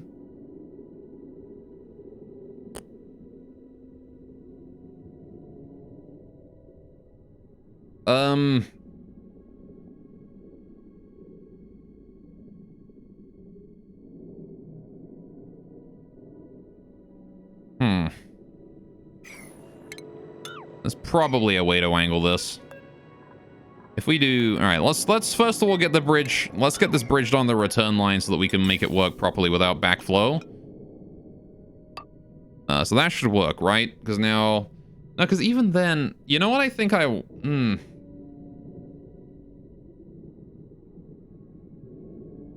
Yeah, no, there's still going to be... Is there not going to be backflow going on here? It won't flow between these two, right? No, because this might block off the entire thing when it comes to backflow. I might be in a real bad place here. Because, all right, what if we have, right, this system, right? Let's just worry about the return pipe for now, without worrying about any of the rest of these. If I build that, you can't get onto that without going down under the tile to jump your gas outflows. Yeah, so let's see. All right. Here's the thing. Just purely worrying about the return pipe right now, right? Not worrying about anything else. Get rid of those. All right.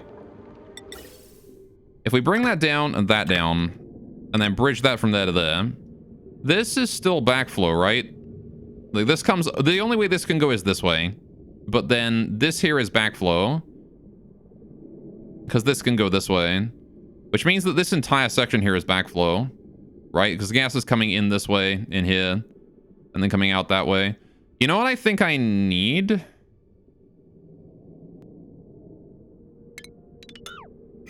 I think what I need to do for the backflow area here, backflow prevention. Shouldn't do that unless the bridge is blocked. Are you sure about that? Because I've had it do some weird shit before with bridges like that.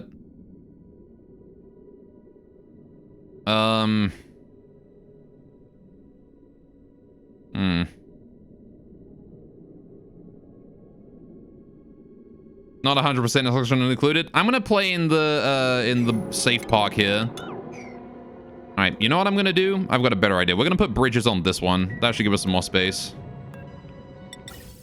So, right, with this one here needs to be natural gas. That is this one. Right. Going to the hydrogen one is just gonna be a straight line, right? Bam. That gives us space there, right? So now we have space if we just do that. Okay, so that's already given us some space. Which means I can fit bridges in here if I need to. I can fit more bridges in, rather.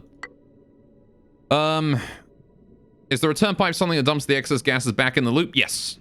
Yeah, the return pipe is basically a pipe for if something somehow manages to make it through all of this, it is either because the system is overloaded or because there is an unknown gas in there, right? So this is mostly intended for unknown gases, right? That we don't know what they are. They've passed through this whole thing and I don't know what this gas is. Send it back, you know?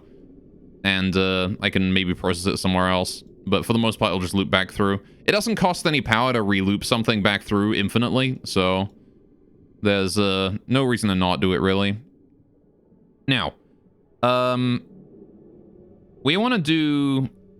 Gases come out of this and into these. Right. Into this. Get rid of you. Get out of here. Right. So this return pipe here. I can I can hook it up like this. And now we're only seeing outputs, right? Anything coming out of here only sees an output. So if I do this, we can then bring that along and in that way. So that guaranteed solves any backflow issues, right? There's no backflow happening there. Next problem. I need to hook up these. I need to hook up the hydrogen system, which is easily solved by doing that. Just do that for the sake of symmetry and looping. Next problem. How the fuck do I get this down here? The natural gas needs to come down next. Which is also a problem.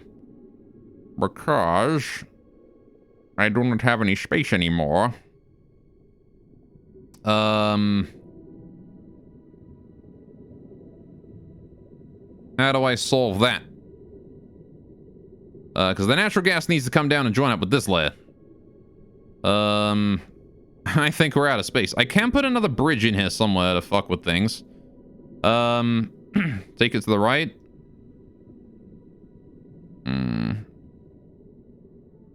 Yeah, I could transport it along and then down or something. Seems like your showdown team just works without edits. Just got to 1.5k again after falling to like 1.1k. Oh, Pokemon Showdown? Is that what you're talking about? Congrats. I have not played any competitive Pokemon in a very long time. Maybe I should get back into that one day. See, because I can put a bridge here, right? I can replace this bit here with a bridge, and then we've got 2 tiles down, which I can put a bridge here, right? But I can't easily get the gas into here to begin with, right? I'd have to bring it down from up there or something, which is not really possible. So, I think the safest option would indeed be to bring it over and down. That would, yeah, that works. I'll just do that. Let's not worry about any complicated fucking garbage.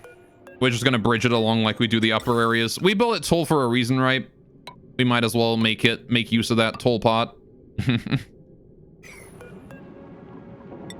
Gas piping, right. Hook that up there, hook that up there. All this gas should flow towards this one bridge, which comes out and then goes down. And then the natural gas part is this line right here. We just connect that in, done. Right. And then that there is probably gonna be a wall, right? This here can be a wall up. Or something. There you go. That's the, that. And this gas pipe here is irrelevant. Cancel that. Right. Good, good, good. Okay, so that's hydrogen, natural gas sorted. Next up is, what was the next one? Chlorine, CO2. So, CO2, chlorine, natural gas or something. Though this was going to be, sorry, this one was going to be polluted oxygen first, right? Polluted O2 coming out of this layer. It just became a pastime. Just a way to pass time since Runeterra became boring. Runeterra, sorry? I'm not familiar.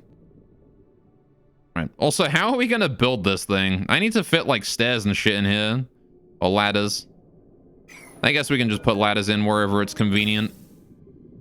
Alright, so this one here wants to go along here and along here. This here is going to be polluted oxygen, right? This pipe.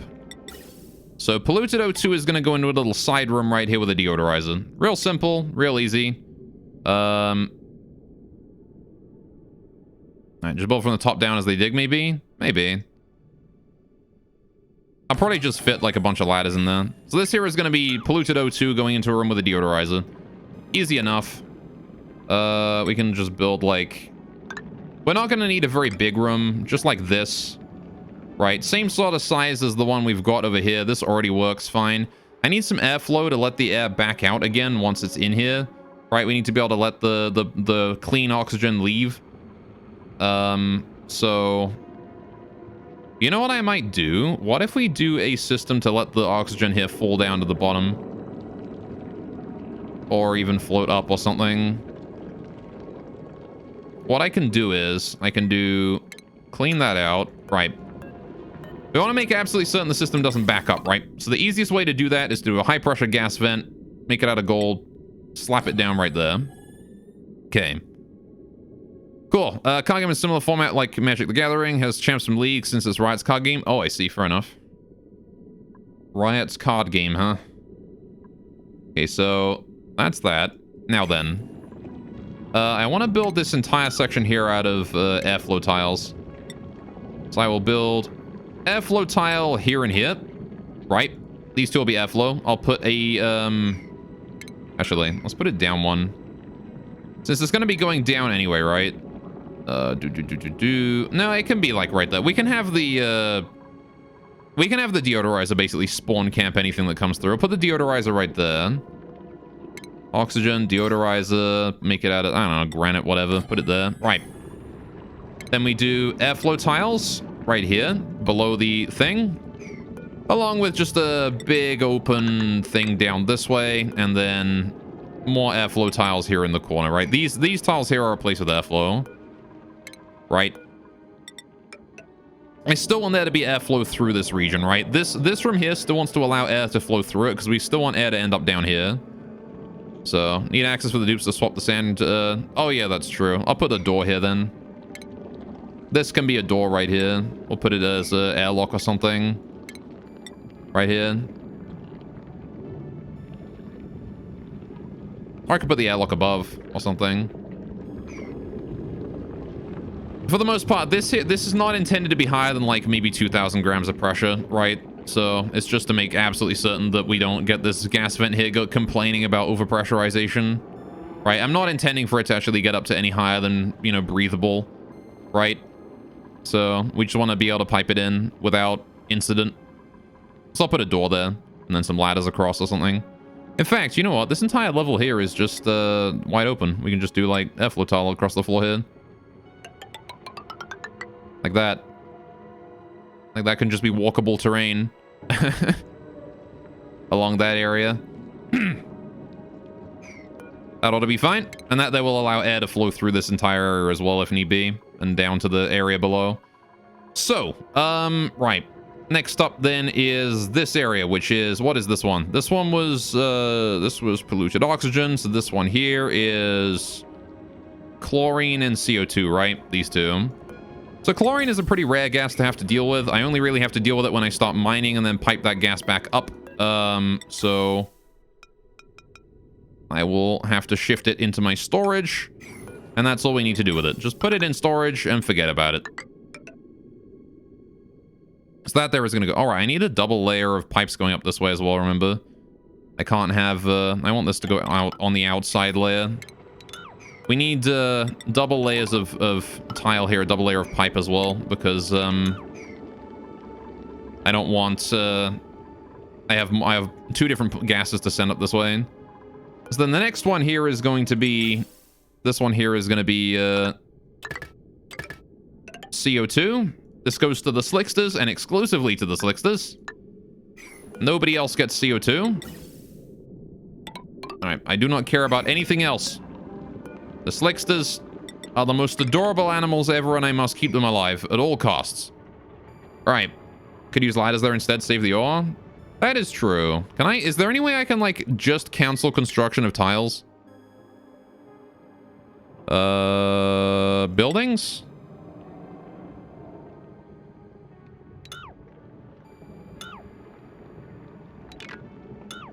Perfect. All right.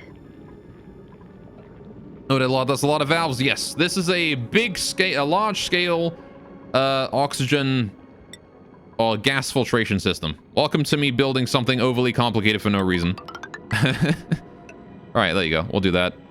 This is going to be... I guess there's no reason to make this floor tile, huh? I might as well just continue to make this ladder all the way down. I can't put a ladder on top of that, though. So we're going to have to, like, alternate the ladders in weird ways. Though, to be fair, I can just do like this. Like, why not, right?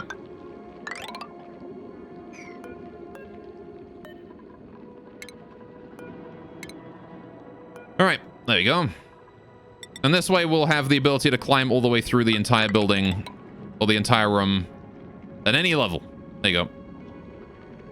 So many scaffolding ladders. These aren't scaffolding. I'm going to leave these. This is how the actual room is going to look. Okay, this is just for ease of navigation because this is purely for mechanics and nothing else. So, this here is clean oxygen, right? Clean oxygen goes in here. Do I actually want that to go that way? Do I not want to go this way, maybe? I don't know. We've got the return pipe coming up this way as well. So, this here is an output going back into the input. This here is technically an input pipe. So I want to like put like a gas bridge here and send it back in or something. I don't really care about what line any input gas comes in from. I just want to make sure that it goes in, right? So, but that said, I have a lot of like input gas lines and stuff. We're probably gonna have to do like a weird system to ensure that like any backup gas or backups are handled immediately. Something like this, where we just put like a bridge from one line to the next and then the bridge from the other line to the other one or something. I don't know. But we'll see.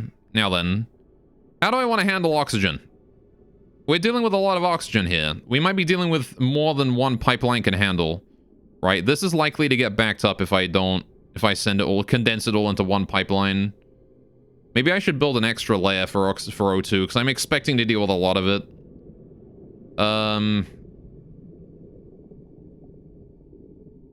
So I should probably have these here have the ability to send into 2 different pipelines at the same time. Or something.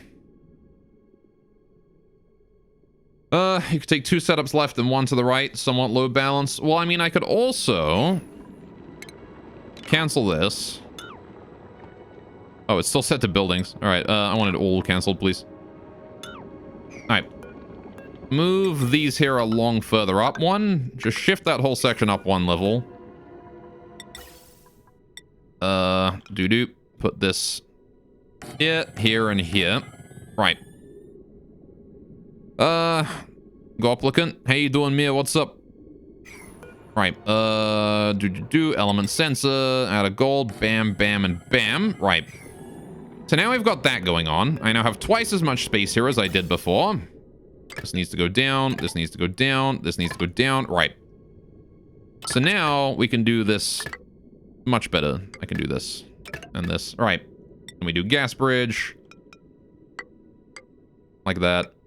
And voila, twice as much space to work with when it comes to the output. Now the gases will make sure that they don't get backed up. Probably.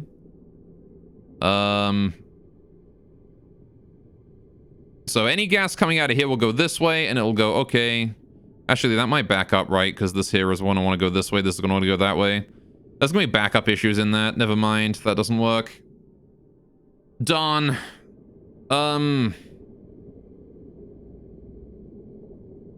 I was hoping it would. Oh, well. That was a nice idea, I suppose. Let's get rid of this bit. Alright, remember the gas should go always go away from a bridge if it's not blocked, so that should work.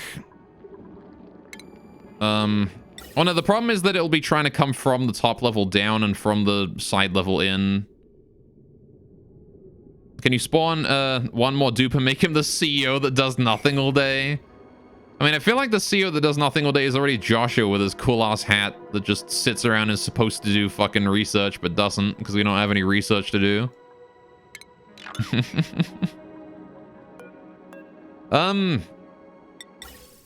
So how do I have one shut-off combined with other shut-offs without over-pressurizing? It's kind of a real shame you can't research high-pressure gas vents.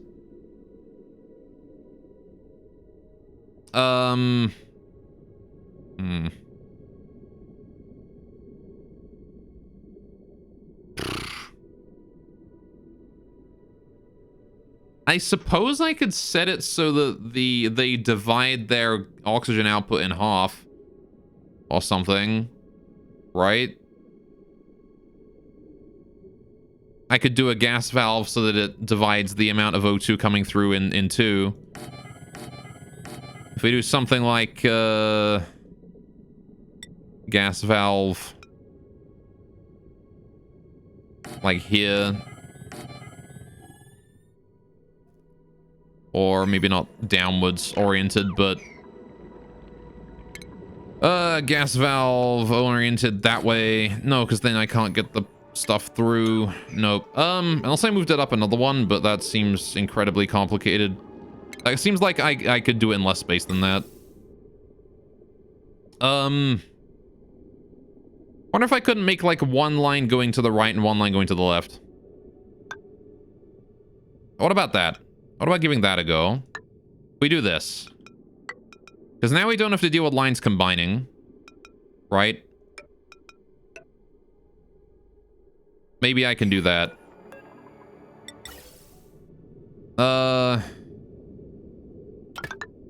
So we do that, and this, and this. And then this comes down. Goes in there. Goes in there, comes down. Right. Goes in there, comes down. Good. I heard of the High Fleet? What? I have not, no. Okay, so that kind of works there. Get the element sensors back up, put those in. 1, 2, 3.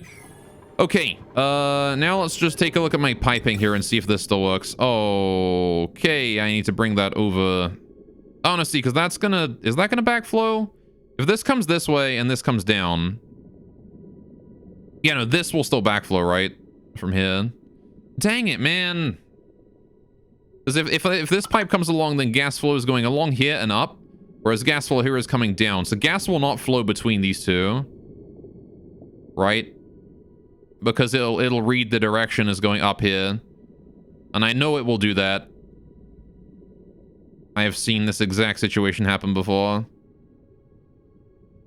You need this input going in here. Which is not ideal. Basically making a loop, yeah, exactly, right. It's trying to go from here to here to here to here, and then like it's back to here and then down again, right? It'll be able to loop like that. But this here wants to put new gas in, which is not gonna work. It's gonna backflow. It's gonna try and go this way. Because this wants to go this way. So there's a two-directional flow right here, which is not gonna work. It's a very immersive ship indie kind of ship game you might enjoy. Okay. High Fleet. Let me Google that real quick. I'm gonna give this a Google.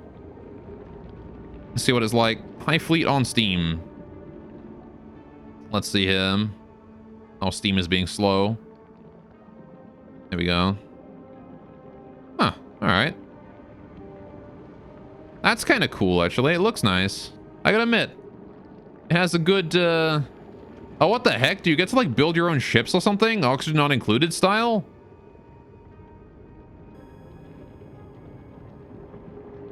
Or is it, like, FTL style, where you select one to start with, and you get to customize it a little bit? Dang, that looks cool, though. Maybe I'll check that out. Alright. I looked at that the other day. Someone playing the Battlestar Galactica. Cool.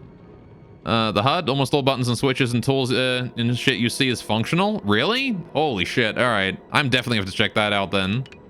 If that like World War II looking HUD is fully functional, dang. I'm gonna have to play that. You toggle and turn on radar, shoot the missiles. Dang. Yeah, no, I like the sound of that. That sounds fun. I want to check that out. So, okay, how do we do this? You know what? We could probably solve the problem with minimal bridges. If we reduce the number of bridges we're using, we could probably solve it somewhat. So here's what we're going to do. I'm going to implement more bridges to solve the problem of too many bridges. We put a bridge here, here, and here. Then I put a gas pipe coming down like this, this, and this.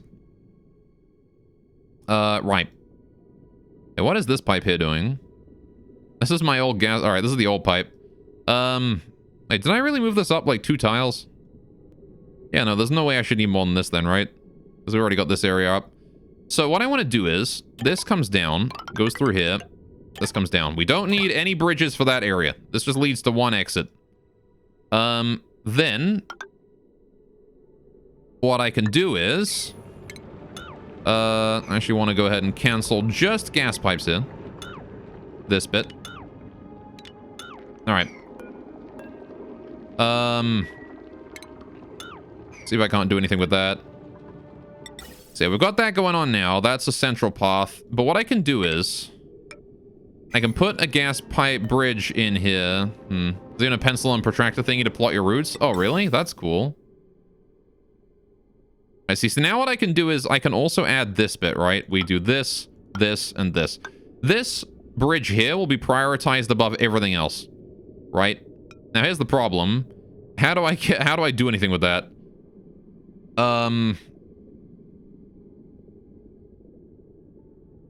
Let's see.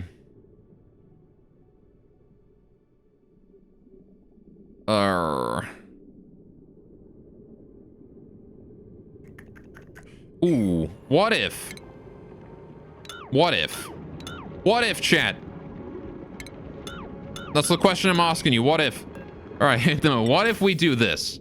I put this here like this, right? We get rid of this, this, and this. Oop, nope, not that. Don't want to get rid of that. Don't want to do that either. All right. Get rid of this. Cool. Go to the gas bridge. I think I've got an idea. I think so. I think I've got something that might work. We do this. Compress this down. Bam, bam, and bam. This sensor should still be able to read even if it's on the exit of a gas bridge. So that should function. And now I can bring these here all along, right? There you go. Now we've got ourselves a way through. I want to get rid of this gas bridge here. Right. I can put the gas pipe here coming down to this. 1, 2, and 3. Okay. So that there is leading that down. We now have a functional area here. And what I can then do is I can do a gas bridge here. One like this, this, and this. Gas pipe. Bam, bam. This does not backflow. There is no backflow here. This does not backflow. There is no backflow here. Right. No backflow. And then anything excess goes to these. Right. Now the problem here is, of course, this is going to try and flow up here. Coming out here, in there, out here, in there. So this is going to backflow. So I need to solve that problem as well. The easiest solution, of course, would simply be to get rid of these. And I need to get rid of that one as well, I think. Right. We need to do... I mean, the gas coming out of one of these here alone is not a problem. It's only when there's multiple. So, I need to bridge that joint, then join the other pipe on the green side so one backflow. Yeah, so what I was thinking was doing this, right? Where I simply have it come down, and then I send it through this, and then have this bit here go down, right? That way there's no backflow. But there becomes then a problem with this one, right? Because I can't put a bridge here. So, if I do this instead, and have it bridge over this bridge... Right? Maybe that would work instead. Gas pipe. That comes down. This comes up. Comes down. Wait, if I just resulted in the same situation as before? I think I have. Is that there? This comes out. Tries to flow here. Sees only the green. No, wait. This works. This comes down. Sees that. This comes down. Sees that. This only goes that way. No, this works. This only sees. This only sees green. This comes down from blue, blue, green, green, green, out. There you go. All right, cool. So now I just got to get rid of these two gas pipes here. Unless I want... Hang on. I think I want... We have, like, a lot of pipes here that need to be dealt with. All right. Not gonna lie, a bit surprised you immediately looks up High Fleet. It feels like in the past you would ignore you. I look up everything people tell me to look up. I only ignore you when you suggest the fucking hentai games and shit.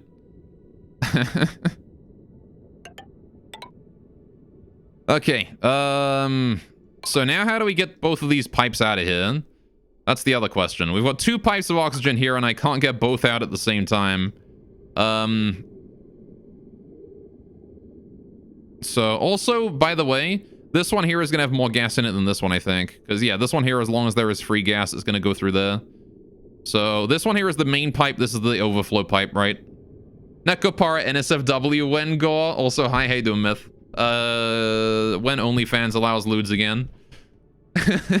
Go further left, huh? Yeah, I mean, I could bring one up this way. There's no reason why the return pipe has to be the only pipe on this section. Right? kind of wish I had left more space for myself on this side, though. I'm not going to move this whole system now, though. As much as it would be more efficient to move it over just a couple tiles, I'm not going to do that. Immediately bridge the top pipe up. Gives you space. Yeah, I guess, well... The problem is, alright, so we got our input pipes here, right? What pipe did I just place? Really hope I didn't just bridge something stupid. Kind of annoying that I can't, like, view an overlay of the pipes without the icons. Is there a way to do that? Can I turn off the icons for a bit? So I can just view the pipes with no icon. It's like, it's difficult to see if two pipes connect. Anyway. And hey, doing Rainer, what's up? And also serious. Picture mode might? Fair enough. Alright. I mean, tell people to say Subverse is the most beautiful meme. So did you tell another streamer to say Subverse? And he did. He's uploaded his playthrough of the first chapter or whatever, PH. Oh, I see. Fair enough. On a blue monkey flu is this even? This is a gas filtration system. Welcome to me dealing with my gas problems. I need to be less gassy, but anyway. You wish, but no? Fair enough. All right, okay. So... Oh, you figured? Yeah. No clue about this game, just gonna chill. That is how I would recommend you enjoy this game. It is very chill. All right. So... Cool. Let's see then. With... I need to put my fucking ladders up here as well. We need more ladders in this area. There you go. So normally there'll be a filter there, but now we're just putting pipes there instead. Looks like we're making blueprint spaghettis. This is actually very organized for a blueprint. It may look like spaghetti, but it is extremely organized. Every pipe is here for a very specific reason, and I know where every pipe goes. It is all organized in horizontal layers. So, it is actually very easy to keep track of, despite how massively complicated it looks like to someone who hasn't seen me just design the entire thing. Now let's see. We still need to deal with our oxygen output right here, right? This bit. So I guess I could just make this thicker, right? We've got 4 tiles we can work with here. I can just do this, and then we can just put these pipes even deeper in the wall. That solves the problem simply and elegantly, without any extra issues. All right. Put that in, bring that up, and then this stuff here can just sort of split out as it goes. Now then. That comes up there, and this comes up here. There you go. Simple and elegant. We have chlorine, CO2, oxygen, oxygen. There you go. Cool. Every time you see this, you're scared. Oh, yeah. You're doing Hellman. It's a perfectly cromulent design with no possible simpler solution. Exactly. Now, there's almost certainly a simpler solution than this somewhere, but this is a very space-efficient solution. Right? That's the reason I've built it like this. Alright. So, well, I guess we better get building this, but at the same time, do I want to process the input in any way? Where are we bringing the inputs in from? I should make it like a room for that, shouldn't I? Before we have like the lower section here. We should have like a, I need another layer of ladders here for sure, right? Oh, there's already a ladder there. I'm gonna deconstruct that bottom one. We don't need that. Also want to go ahead and mop up that remaining polluted water down there. And I probably want to get deconstructing the fucking this. Get out of here, you. How are we doing on water for the... Oh shit, we're actually running a bit low. I should pipe more down there at some point. Cool. I also wanted to go ahead and deconstruct these ladders here. Get rid of all of that. And then we can start building in the new stuff. So the new gas is coming in. Actually, I guess instead of making these ladders, I can make that just like a floor. And then because I'm gonna need to put like, I don't know actually, where do we want the gases to come in from? I guess I can just pipe them in from this direction. And then we can just pipe everything up in. Then we can just have like this going on. Right. Voila, that's my gas input. You can put gas into any of those 3 locations. Again, I would like to eventually make that a bit more complex and like have it so that if one pipe is exceptionally full, it can split its load between all three, but that's a thing for later and probably a system that's going to require a bit more effort than this. I am going to get rid of these ladders here. I want to put a floor in there instead. So this here is now sealed off entirely, but I do want to put a ladder entrance in somewhere. So where would be the smartest part for a ladder here? Let's get rid of this here, and that there is the entrance, because this is the bit that's closest to the inside of the base. Put ladder there, and I'll make it double wide ladder. The reason being that allows easier airflow. All right. I guess I could make these here like mesh or airflow tiles as well, but it's not really super important. Right, as long as it kind of functions, it's good. And that is able to handle all of our gases. Every single one that we need to deal with. All of them will be handled in there.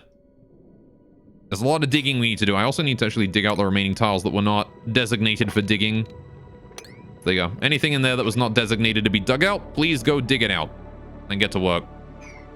So then we're going to probably hook up these oxygen pipes here to these ones, right? And just bring them back out temporarily and hook them up to over here somewhere so that they can get back going on. Like how we've got oxygen being backed up here as well. Well, there you go. Ooh, what? What was happening? What? You can't just give me that boop and then not tell me what it was, game. There's probably someone suffocating for a brief second. He just spent too long holding their breath. All right. So we're gonna need ways to get to these pipes here as well. I need to build a ladder up there. There you go. Problem solved. Now we can get to that. Hopefully build all of those. No problem. Right, and now it's just a matter of waiting for the gas system to be done. And then once this is finished, we can rebuild the entire base. All right, S plus Alt key for full zoom modes disables the icons. Oh, I see. So can I do like this and then Alt S? Actually, I'm not sure if I trust Alt S. It probably works, but Alt F4 is also a thing. Anyway. All right, so chlorine is gonna have to go to there. So is this is my chlorine pipe, right? This outermost one here. So let's bring that up. And then bring that along. That's chlorine. Chlorine goes there. All right. I think it's all S also, but check settings, of course. All right. It does work. Don't worry, Gore. All right, I will trust you, Chad. Oh, hey, you're right. There you go. Yeah, so now you can assess. I can assess my my pipes accurately. Now, have you made sure that you have a way out? What I want to do is go priority for construct. Is there any way to construct specifically ladders at high priority? I don't think there's any way to set it just for like specifically construction at high priority, is there? All right, we're gonna just get this section here done first then. This entire part here, build that first. All right, I don't care about anything else. Build that bit quick. That's the first bit. I'm also gonna have to make sure that we build these here in the right order. So I'm gonna go ahead and set all of this here to 1 so that that doesn't get done yet. All right, just build the rest first. Don't worry about that. All right. Cool. Cancel the background buildings, then rebuild the ladders by setting high priority when you place them. Yeah, I don't know about that. I don't know about that one, Chief. All right, I'm gonna do some automation wire in here too, don't I? We need automation wire and power cables. Each of these needs to be hooked up. This here is where the majority of my gold is going to go, I think.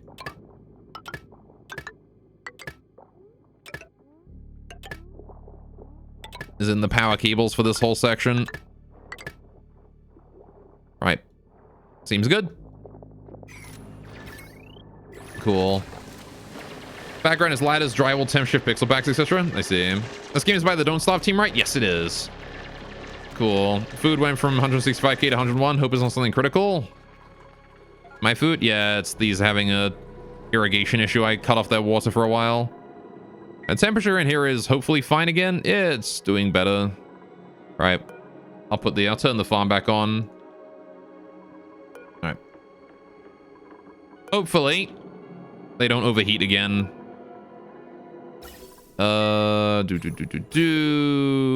That should be fine. This area here should be fine. I need to turn this back on. Boop. Right. Get to work, you. I'm gonna deconstruct this old pipe here as well. Get rid of that. Just want to get rid of all these pipes that are just lying around doing absolutely nothing. All right. Don't stop together with so much new content. Oh, yeah? How you doing? Call me Baijo. Bijo? Baijo? Sorry. I'm bad at pronouncing. Anyway, this area could do with a lot more heating, so I'll be happy to let it do that. Right. It's also just finished its sending a new water period, so I send that in at the perfect time. Anyway, I have never actually played Don't Starve Together. I've only ever played the original Don't Starve. I wanted to get around to Don't Starve Together at one point. Alright, Biju, you got it. I will call you Biju.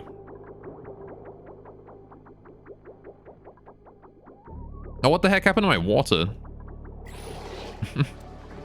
I guess it slowed down a bunch. I needed to wait for that ice there to melt. It was nice having water, but then we ran out of polluted water, I guess. Might need to pipe some new stuff over. It's okay, though. We're slowly starting to move on to the new system more and more and more. All right, how long until the next eruption? A bit. Okay. How's the temperature in here doing? 85 degrees? Hey, it's cooling. It is cooling. I gotta be careful, because that igneous rock there might cause some problems. I guess I could just haul it out. So, it's fun. I think the best for this game is 267 cycles. Good job. 267 is quite a long time. All right. There you go. Don't Starve Together, pretty much boss rush simulator, is it? Yeah. There's a goal in this game, or is it like every other colony builder? There is a goal. There are two goals. You can choose which one you want to do. You can either go breach the tear, or you can build a great monument and make a home. So you have two different goals that you can do, two different win conditions. I am going for the monument right now, which means I got to do a lot of research and stuff. All right. Goal is make it to the surface. The surface is also another goal you can do. All right. I am just carving out a nice little home for myself here. Trying to get a good understanding of the mechanics.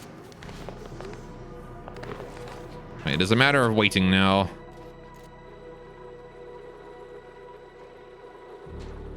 Alright, how's the temperature in here?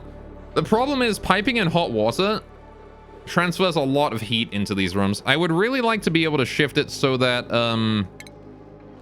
we don't put the 5 kilograms of water in here, right? I don't want 5 kilograms of water in these hydroponic farms, but I have to have that. Which is a little unfortunate, but that's how it be.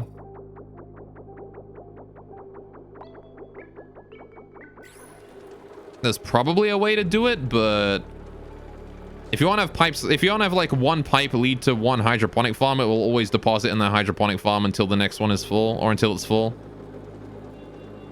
So even if I were to have like the pipes go along the top and then down, it would still distribute into this one first. All right. Wouldn't it be easier to just cool the water down? Well, I mean, I was hoping that the temperature shift from the water entering the room wouldn't be enough. It wouldn't be sufficient anyway, and I am cooling the water down in here. It does get cooled somewhat from 90 odd degrees down. A little bit. Yeah, it might be an idea to find more uses for hot water, more areas that need heating up.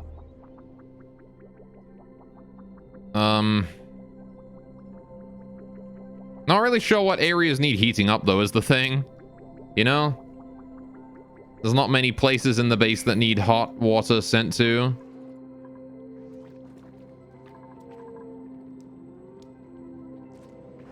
Has someone gotten themselves trapped in there?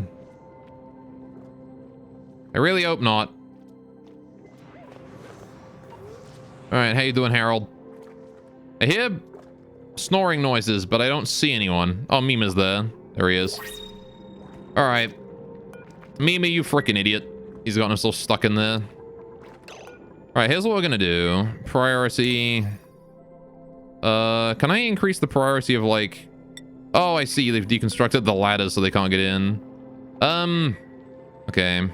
Tell you what. Dig through here. Do I want to dig through there? Where do I want the entrance to this place to be?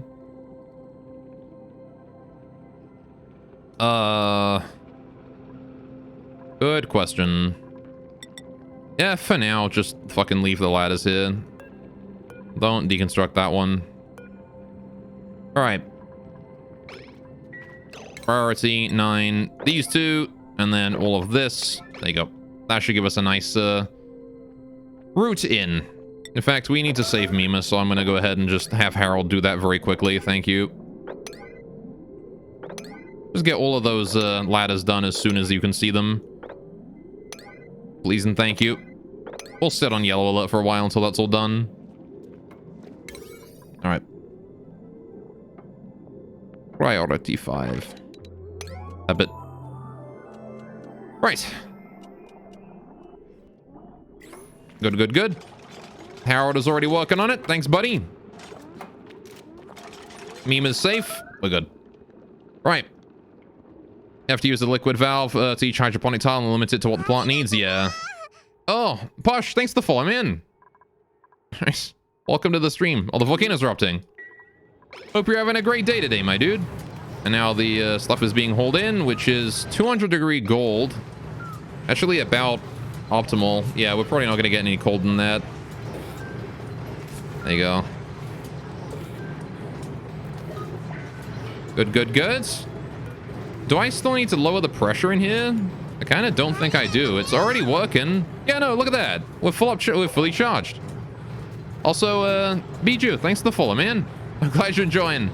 Look at that. The steam turbine's fully charged it. You'll love to see it, boys. Yeah, so we needed it to be about 10 kilograms of steam in here for it to be optimal. And now it's working just fine. Wonder if Collins can make it that far without an oxygen mask. Yeah. Did I already do the showers also? Sorry, we don't have any showers here. Nobody has showers. Not in this colony. I do need to set up showers. When we rebuild the main base, I will build showers. So we will have showers. We'll have all kinds of other utilities and things. All right, so that there is now. Ooh, did the steam pressure go down? It did. So now we're waiting for the temperature to rise above 185 before we put new water in here. There you go. New water's allowed in. And it goes. Send just a teensy bit of water in, and then more because the temperature just rose again. There you go. Hot water for showers, what you normally do? I see. That does sound smart. Could be a use for it, I suppose. All right. We're going to have plenty of hot water, so we might as well use it in whatever ways we can. All right. This is still working fantastically, honestly. I could not have designed this better, I think. All right. This is very good. All right, but yeah, so hang on. I guess for like...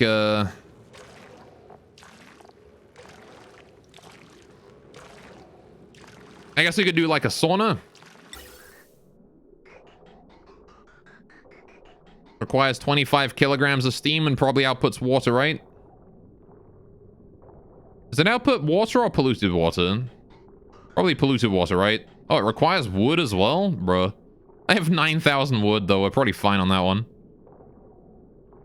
I could do a sauna. Yeah, no, okay. It produces 25 kilograms of clean water. What? Okay. Oh, I got a new printable also. When did we get that? I'll take fried mushroom. More food is helpful. How's this doing? Body temperature. God damn it. Again with you. All right, I think we need to cool this water down more. It is too hot.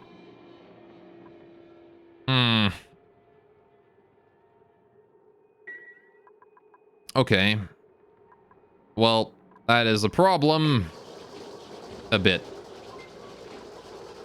If piping in volcano water is causing it to be, overheating, then we are going to need to cool that down some other way.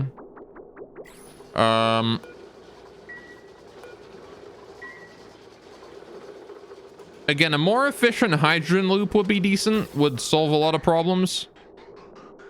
It's like, as it is right now, this hydrogen is losing its heat too much by the time it reaches the top. Well, it's only 4 degrees. So... oh yeah, no, it's definitely getting way too hot in here in places. Okay.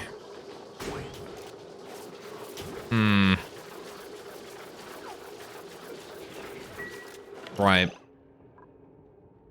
I guess I gotta cut off the water supply again. I'm gonna put it down to, like, just maintains, like 2. Maintain 2 of these boys. No more than that. Alright, limit the amount of water that goes in, and then we limit the amount of heat oxygen, cold! Limit the amount of cold we lose. Right.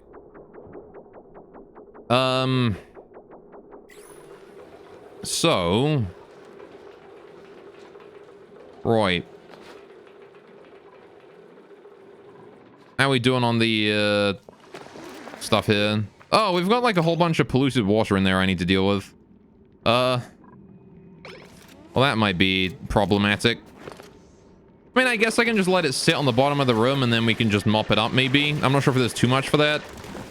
If there is too much, we can just, like, bring it over this way or something and, bring it up.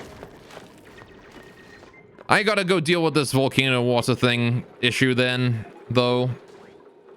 I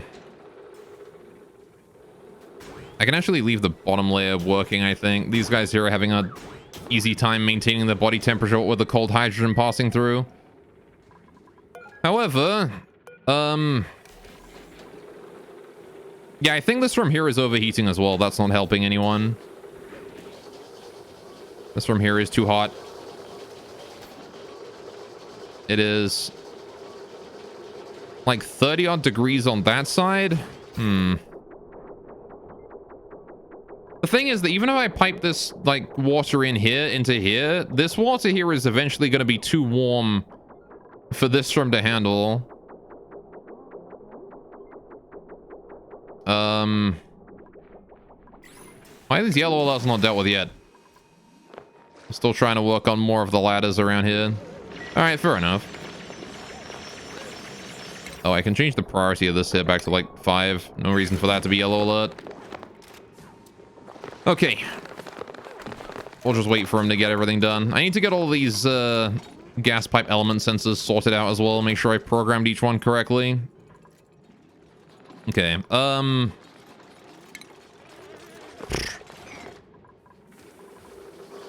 this is disappointing. Switching to the volcano water didn't exactly work out, did it?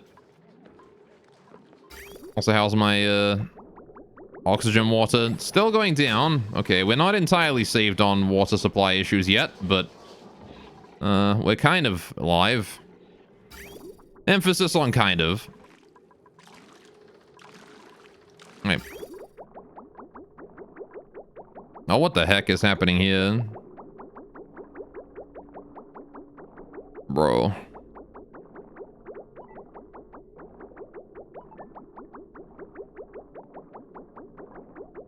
Let's manage to split everything up in packets for this one. Alright, well, that's fine. It should normalize itself again once it flushes. Oh well. Yeah, this didn't work out as I had planned. This system here is supposed to, like, group it together again, but it didn't work. Oh well.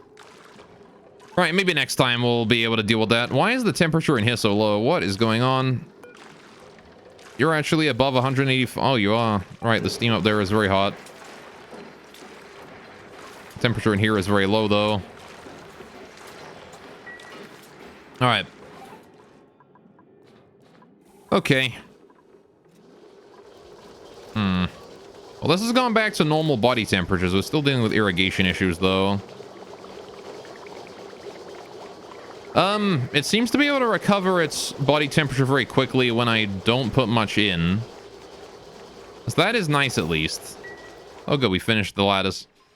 Good job, everyone. Now you can build as you want. There's no chance of you getting stuck in here.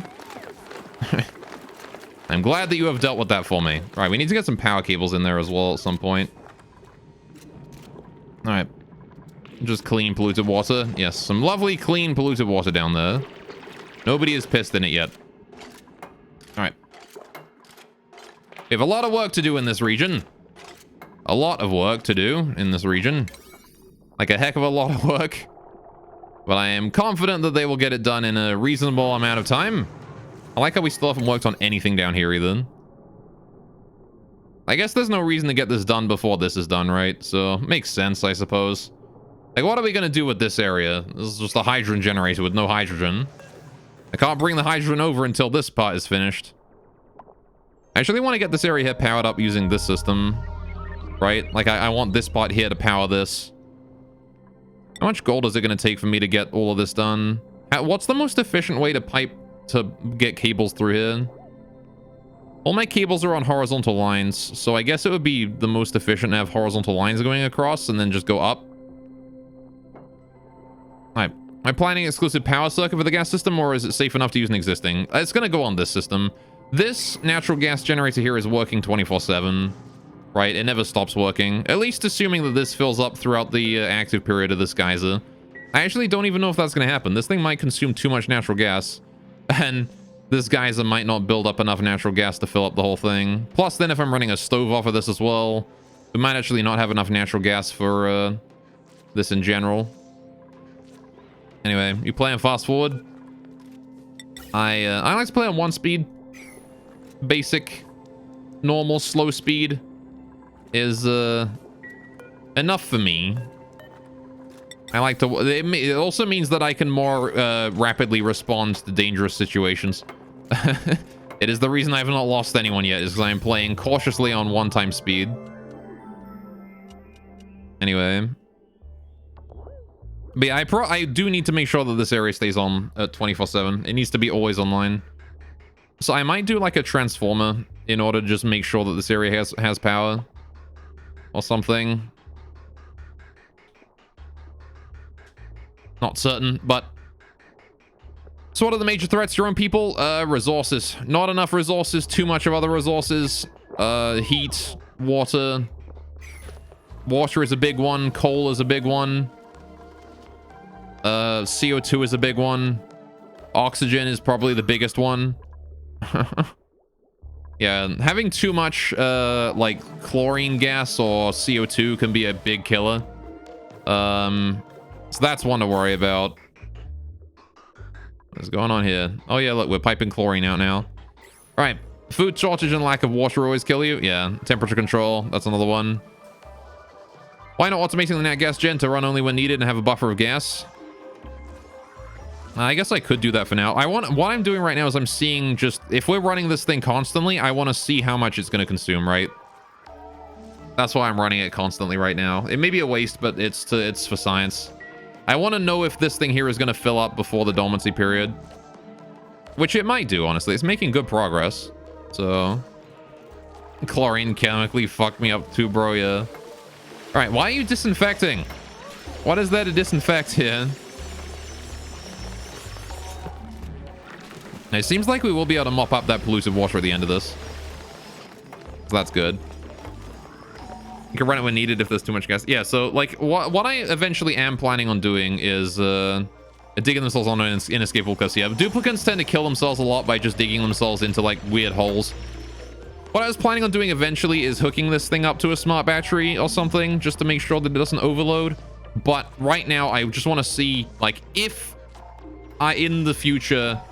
I was to use every bit of power this thing produces, right? And the smart battery is never filled, right? How could I run this thing 24/7, right? That's what I'm testing right now with this. I think the answer is yes, but the answer might also be no. And so I wanted to see if this gets filled up before the dormancy period happens. So, you lost your first colony because of power shortage. No coal because no power because no oxygen pumping. Plants stop growing. Yeah. Yeah, no power is a real killer. All right. No food is a even bigger killer. Now, how many of these can I support before the temperature starts giving me issues again? Let's turn this up to 133.3. Oh, shit. All right. There you go. Turn that up a little bit to there. All right. I want to see exactly how much we can pipe in there before they start having body temperature issues.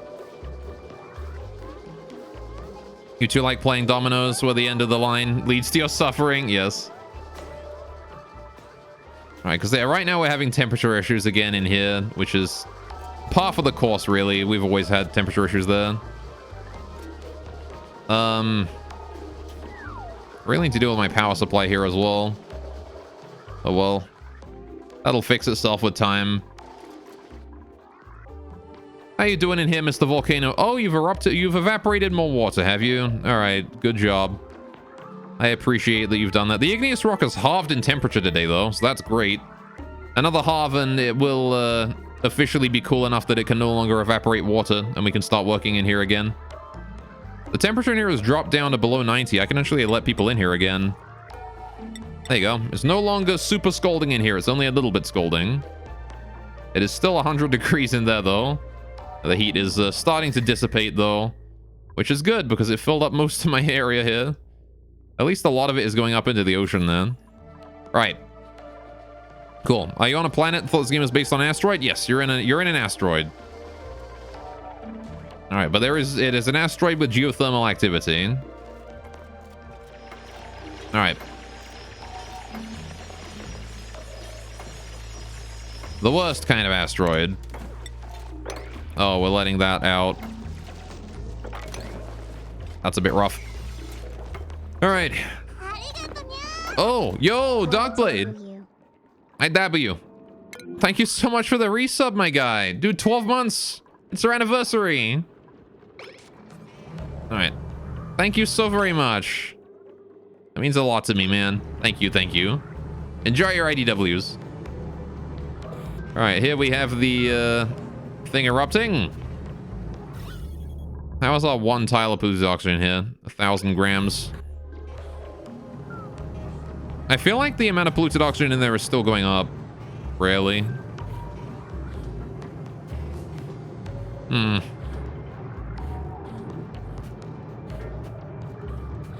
Oh, well. They have 2 kilograms of sand right there now. That's good. All right, 5 seconds. Here we go. It is time, boys. Yep, finally, it's crazy. Now, where does the time go? Harry here is picking up dirt. So if tech resources are not an issue, what's the best way of cooling a room? Running lots of pipes in the background with a specific gas liquid? I would say so, yes. There's like some shit you can do with vacuums. I'm not too familiar with that. But a lot of people tell you like vacuuming a room is a good idea. But yeah, doing something like the best way to do it is definitely liquid. Liquid is the best form of cooling. The reason being that you can put more liquid in a pipe than you can a gas, right? Gases, you are limited to just a couple kilograms. Liquids, you can have up to 10 kilograms in a pipe at once. So you can store more liquid in a pipe and loop it around more. Which is why I guess I should probably use this polluted water here and send it down in a flushing system down here. Maybe I should do that. What can we do for this? I could have like a double loop. Where I loop do and then come back and like go up through the bridge and then do and come back up through the bridge. It was just cold water. I don't really have anywhere to send it to though. I'd have to like build a section on this side or maybe like just have it come along and then out and go over here. Run a liquid line directly through your base tiles. They'll exchange heat with one another. Yeah. Water or something else. I believe like oil is a pretty good one to use. You want a thick liquid that holds a lot of heat, right? So basically you want to look for things that have, what is it? So every gas has a specific heat capacity and a thermal conductivity, right? So A specific heat capacity is how much heat that gas or substance can hold. The thermal conductivity is how quickly it transfers that heat, right? So the lower the thermal conductivity, I believe, the faster it transfers the heat. And the higher the specific heat capacity, the harder it is to change the heat of that item, right? Polluted water has a wider temperature range. Water in general is a great coolant because it's high specific heat capacity, yeah. So you want to look, for coolant, you want to look for things with high specific heat capacity and low thermal conductivity, right? Oh wait, is it high thermal conductivity? I don't know which way around it is. Either way. You want to look for stuff that's easy to heat up and cool down. And you want to look for stuff that can hold a lot of heat. So polluted water is good for it. High thermal conductivity means the temp is influenced by things faster. Okay, there you go. I got it the wrong way around. My bad. Since specific heat capacity is important, then running it through an aqua tuner. When running through an aqua tuner, since the aqua tuner drops by a flat 14C, more SHC equals more energy removed. Yeah. So you want to look for the most SHC first of all, which is why specific heat capacity is why crude oil is pretty good. Polluted water is very good, right? So I think polluted water is generally the best one to work with. Water is decent too. But polluted water is your best bet for the most part. Now, right. Look up liquid supercoolant to get an idea of the best liquid to transfer temperature. Yeah. Wonder if I can see it. Supercoolant liquid. Yeah, there you go. Heat capacity of 8, thermal conductivity of 9. There you go. Industrial grade coolant that utilizes the unusual energy of fullerene. I don't know what that is. I'm assuming that is a form of carbon. I see. It's a rare resource, but it's nearly impenetrable. Guess it's difficult to get my hands on. Right. Gotta get to space though. I see. Right, so how do we build... If I'm going to build a new one in here, how do I build this? If I go do... I can bridge it over, bridge it over, do, out, right? So I could absolutely build a cooling system here for this out of liquids. I need to build an area on this side to cool this area more, I think.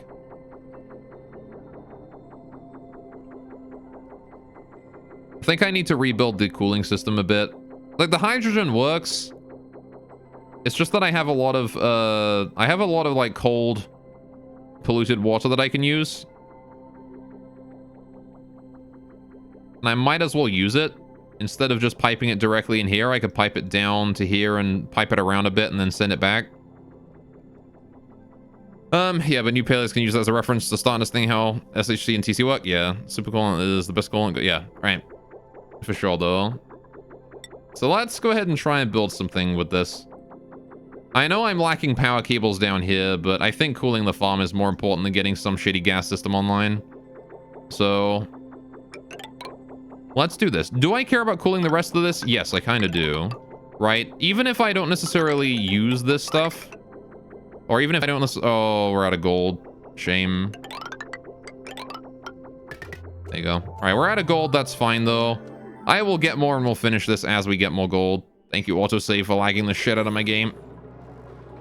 All right, they'll work on those as long as we have gold to spare. Now then, I want a bridge. I want plumbing. Liquid bridge. All right, we're going to make a liquid cooling system here. Right, we're going to do liquid cooling, boys. I want the liquid to go down, right? I want this here to go down. So the liquid's going to... The gold is going to come... The water's going to come in through the top, right? Through the top here. And it's going to come out through the bottom. And I guess I'll just bridge it over this way. Bam, like that.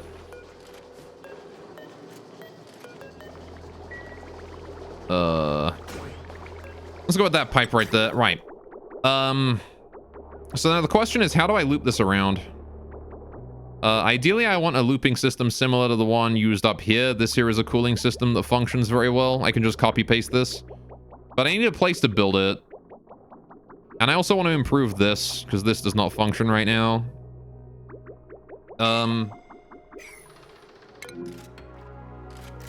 Benny, you're scolding. I'm going to supervise you as you deal with this. How do you have slime lung? Still dealing with that, I see. Goddamn. Need to get my floral scent going on in more places. There's like slime lung around here in this O2. Slime lung will die off in O2 over time, I'm pretty sure, but... Oh, are we reclaiming gold from this? Oh, we are. Perfect.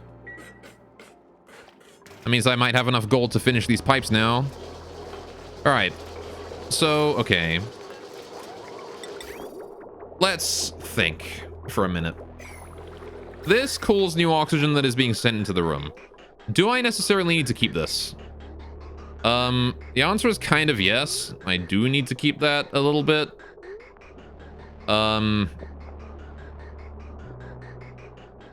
Because I'm pretty sure that if I don't pipe any new oxygen in the room, eventually this place is going to be full of CO2. Nobody's going to be able to breathe.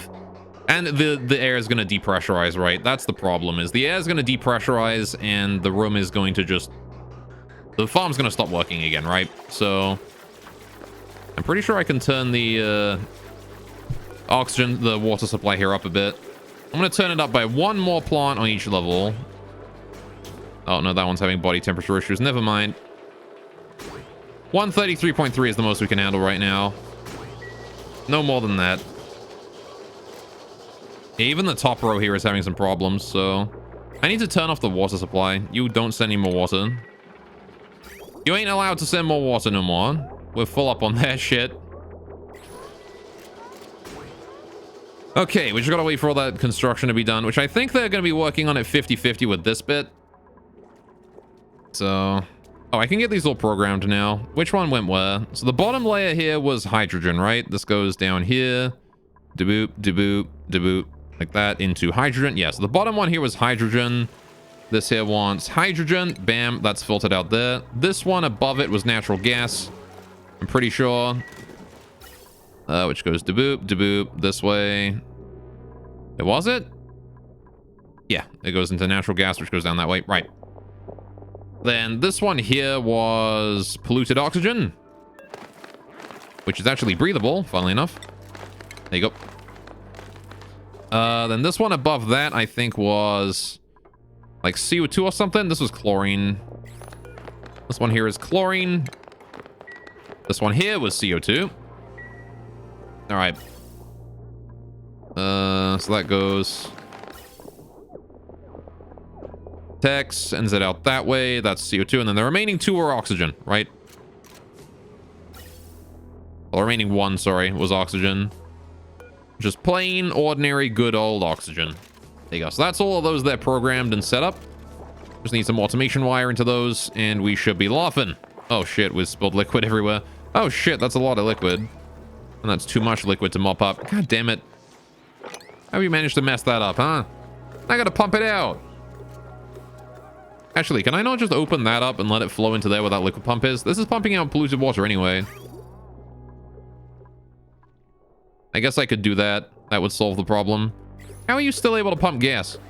You're submerged, you idiot. Well, I mean, I guess as long as it works, right? Yeah, see, now we're getting like polluted oxygen, natural gas, all kinds of stuff coming in here. As this area here is opened up and allowing stuff to flow through. The CO2 is rapidly sinking there. Okay, they're working on it. They're getting it done. I'm happy that they're doing that. We're getting a lot of slime and gold as well at this. Mima, have you gotten yourself stuck again? Have you gotten yourself stuck? You fool. Oh, never mind. Nope, he's managed to jump himself to death. Mima.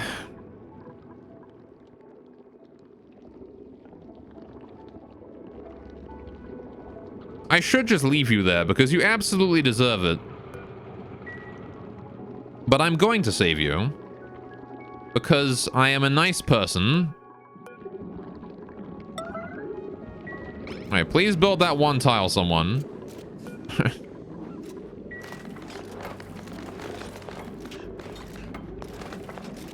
There you go. Perfect. Now he's safe. I guess I should build 2 tiles in here if possible. Just to make sure that nobody does that again. All right. There you go. I also want to set the priority down here to 1 on those, so we don't worry about that yet. Right. They will get to work on that before long. Now then, how are we doing over here with these gold pipes? I'm going to set the priority on all of these here to 9, so we get them done. Please, thank you. All of that needs to be done quickly. So, right. We need to get an area built for all of this to be flushed, have proper cooling and flushing and stuff. Let's go ahead and make this a bit more complicated. I'm going to start deconstructing a lot of shit here. This here can go. This high pressure gas vent here can go. I want to cut off the supply of new oxygen to this area. So deconstruct this. Actually, get rid of this whole friggin' section here from this point down. I want to set that deconstruction there to priority 9. We don't have to worry about that one too much. All right.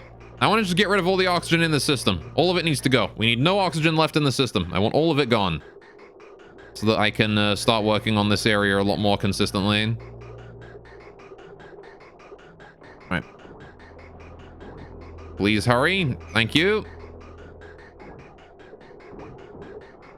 Come on. Someone needs to just go deconstruct that one pipe and then we can get to work. Oh, we are working on the gold pipes now, though. This is nice. All right, they've arrived to work on the pipes. Yeah, the farm is going to be a little bit under food for a while. And then we will... Then we'll be able to bring it back online again. I'm going to decrease the flow rate again, because these guys are having some problems. We've got a lot of water, and I want to make sure at least some of these plants stay, you know, working. Even if the vast majority of them it's wrong temperature for. Yeah, because the thing is that, like, we're bringing in gold at, like, 40 degrees, because it's all coming out of a volcano, so it's got to cool down, which means the oxygen in here is going to heat up a lot. But once the liquid cooling system is running, it should be fine, right? It'll be fine. Because we'll be piping -10 water through here, which will cool the entire room down to -10. Easy peasy. So I'm going to want to make sure we're sending in how much? 1, 2, 3, 4, 5, 6, 7, 8, 9, 10, 11. 11, 22, 44, 66. Probably 66 kilograms of water at a time into this system to make sure the whole thing is filled.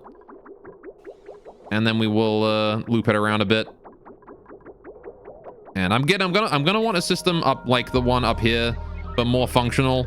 Because what I want to do is I want to equalize the temperature of the water of every packet to be the same thing every time it completes a loop. So I want this reservoir here for that purpose. Now, unfortunately, I made a goof with this one, and it doesn't actually work. So I need to figure out how to make that function, I guess. Because, like, this has got some packets just lying around here or something, and I'm not sure exactly how to make that work. Make it so that this only turns on the shutoff when all the water has exited the pipe. But I think using a more complicated system than just the element sensor should do it. If I were to have this element sensor, when it turns green, because it detects water, set a memory toggle, which then turns this off, right? And then we have to wait like a certain amount of time before it turns it on again. I don't know. There's going to be some way to deal with it. Also, the volcanoes are erupting, which is great. I actually don't need this on pause anymore because I know that this system works now. And it's actually pretty efficient too. Look at that. We've got so much power. And I have all this power. Unlimited power from this one steam turbine working non-stop. Although I guess I should probably, if I turn these things here back on, if I turn like just one of these guys back on, it will, alright. If I turn just one of these guys back on, it should start helping us out a bit. I need to rebuild these out of, actually I needed to rebuild these out of, I guess I can't do it with this petroleum in them. I wanted to rebuild them out of steel. And then put cooling in there as well. But again, this system here needs to be made way more complex if I want to make that out of steel. I need to increase the complexity of the distribution system from 2-bit to 4. Because 4-bit will allow us to send cooling to there, will allow us to send water to the 2 volcanoes, and will allow us to cool down this area, which I think is more than enough for what we need for our purposes. So, not much food left or any dirt to food processors just in case. I think we can get this online before the food runs out. Remember, we are still producing a small amount of food, even if it's not much. All right.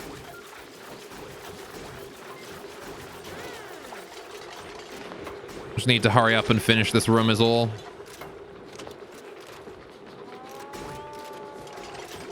All right. Doobie-doo.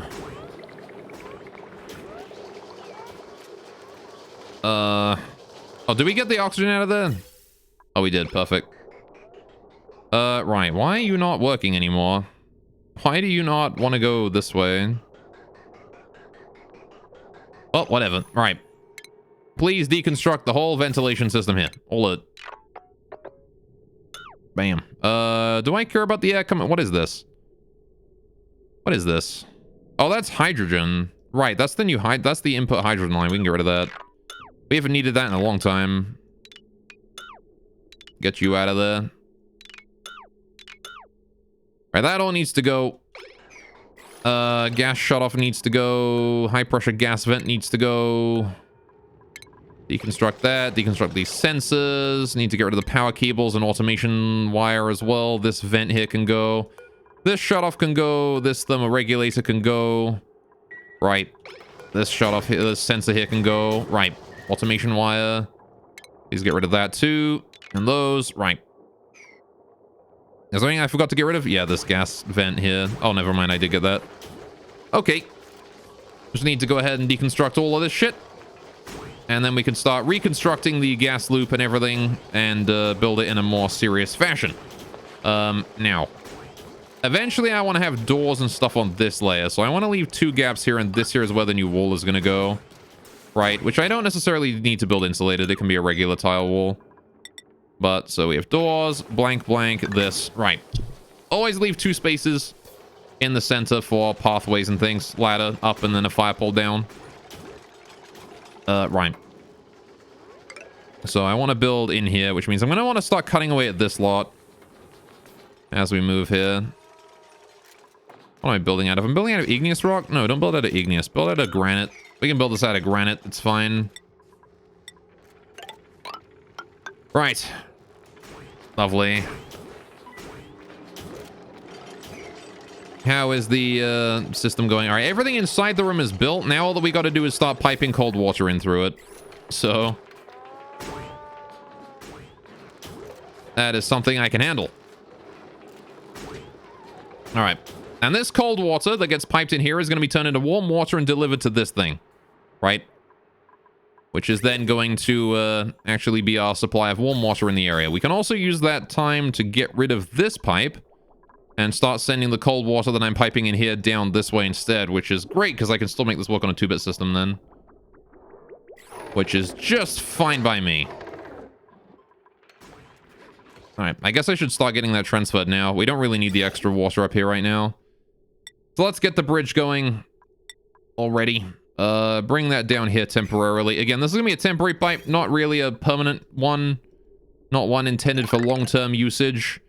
Just one intended to be used until I can get the system up and running and then organized later on. Right.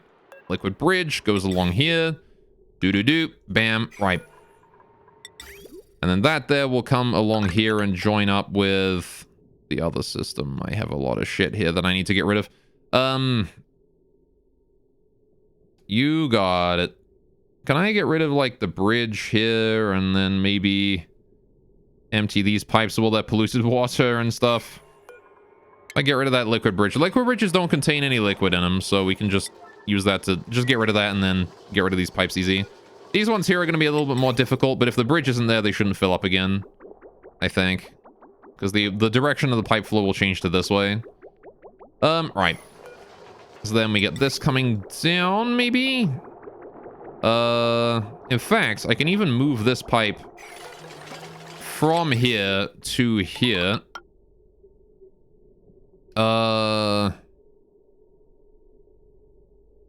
The heck is going on with that? Right, can we get rid of that liquid bridge there as well? That one can go. Don't need to worry about that pipe. That can go. Good, good, good. Oh, look at that. It's now... Nope. Now the liquid is flowing through there, and I don't want that. There you go. Stop doing that. Good, good, good.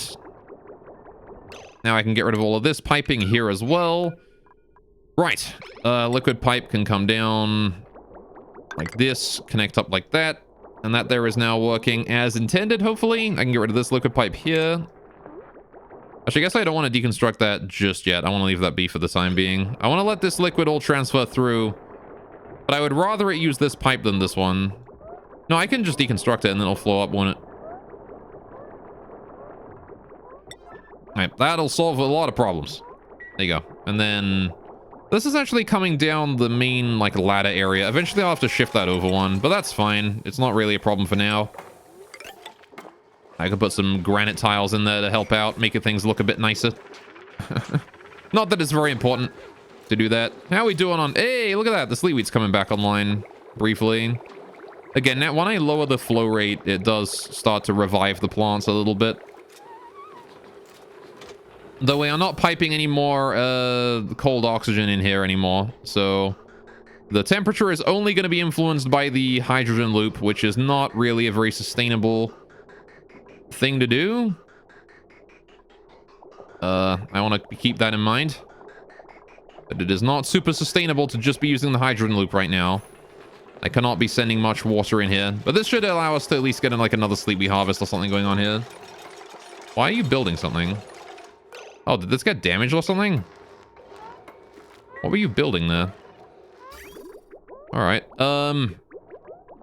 so... these pipes here can all be disposed of as well.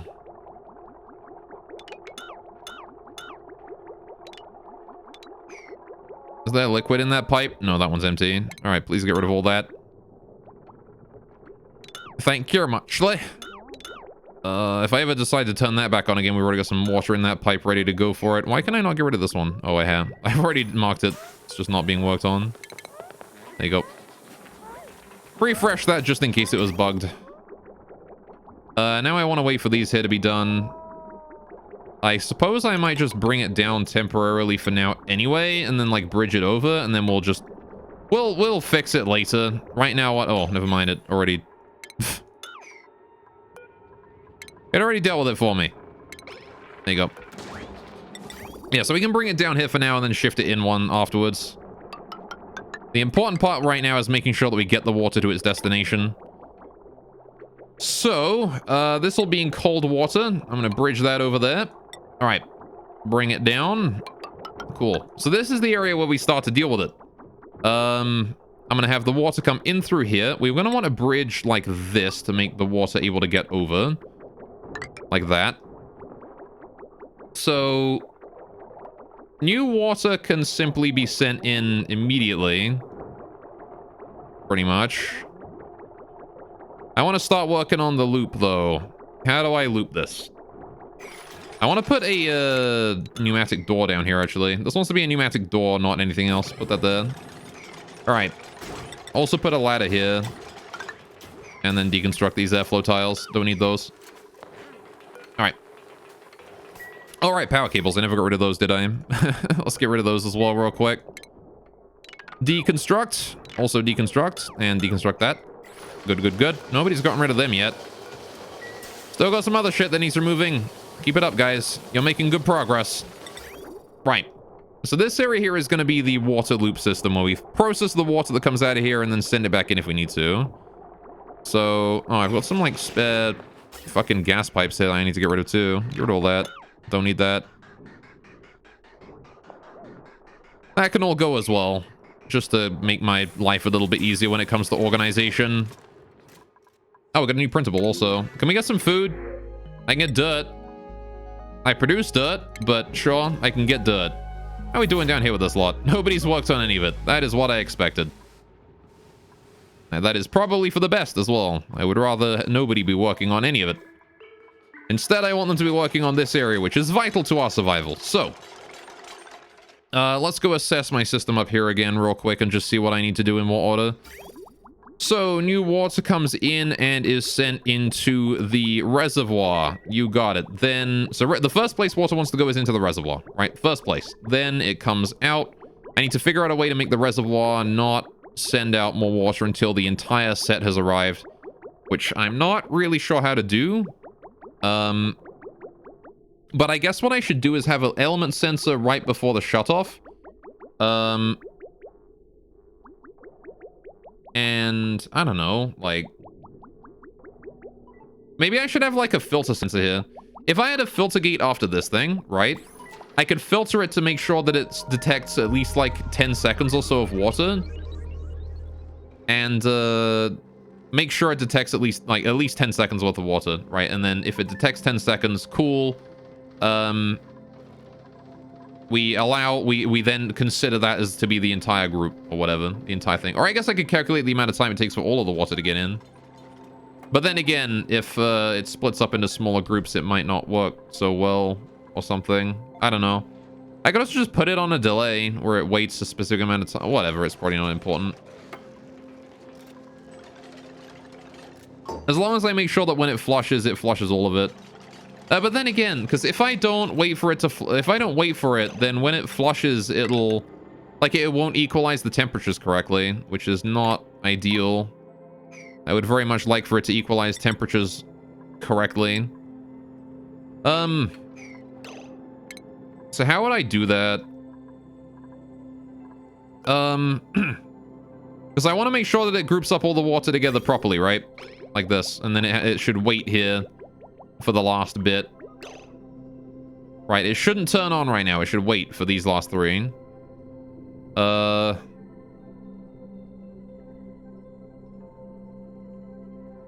only real way I could think of to deal with that is to put just like an element sensor on every single tile and wait until all of them are off. But that seems really, really bad. Can you please elaborate on the 10-second spot? It wouldn't work perfectly, but what I was thinking was you could use a gate here, filter gate. This thing here waits until it receives a signal for X amount of time, so you can set it for like 10 seconds, and then wait until this thing here is sending a green signal for 10 seconds, and then turn it on only after that point instead of just instantly. Can I use the liquid tank threshold to keep the valve closed till it's enough? I can, but it's not exactly super accurate. Though I guess down here we're sending in what? It's 66 kilograms, or 60, yeah. It's, yeah, so the amount that we're sending in here is going to be like 70, right? So what I could do is I could wait for it to be at like 65. The problem is that the pump doesn't always send in exactly 70, right? Unless, like, what if, actually, I could, yeah, no, if we use the meter, well, then again, the pump does not suck up exactly 70 all the time, which is kind of rough. So I wonder if there's not a better solution to this that I've built using a liquid meter valve. I could set a liquid meter valve for like 1 kilogram to make certain that we always end up with that. We can keep the rest of the pipe submerged or something. I don't know. Anyway, or I guess what I could do, actually, an adjustment to the system is I could make it so this thing always pumps and puts it into a liquid reservoir located at the bottom here, which then the liquid reservoir releases water based on how much is needed through a meter valve or something to make sure that enough goes through. I don't know. Anyway.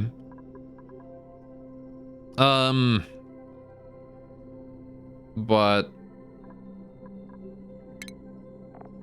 I don't think there's any reasonable way for me to be able to keep it all as one group aside from just ensuring that the power does not go out, right? If the power doesn't go out, it should remain as a group. It's only when the power goes out that it doesn't.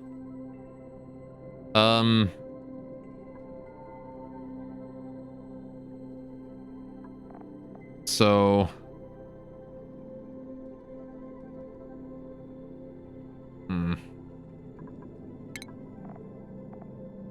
the other one, I guess, would be to set it on a timer. I guess I could do a timer sensor to figure it out, right? Instead of this. A timer sensor would probably be more consistent. Because I would know exactly how... I would know exactly how long it takes for all the water to collect, and then I could send it out again. Right? So I could just send it on a timer. That's probably way better. Yeah, I'll do a timer. That would work. Alright, we'll do that. So, what we want to do is... Alright, first things first, we go to the reservoir, then we go through a shutoff, then we go through the thermo check. Then the thermo check determines if we send it off, and then if we do, we send it off. Right, so that's pretty simple. The automation wiring goes...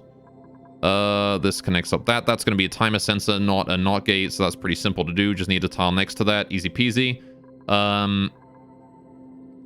Which I might replace this with the same thing, actually, because that's an easy fix. Then the thermosensor links to the AND gate. The AND gate is also linked to by the...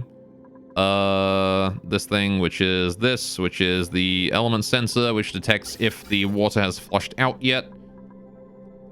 Yep, and then once that has flushed out, we set that there with the AND gate. Hang on a minute. So this goes, hang on, that sets this thing to green when the water flushes, and then the AND gate.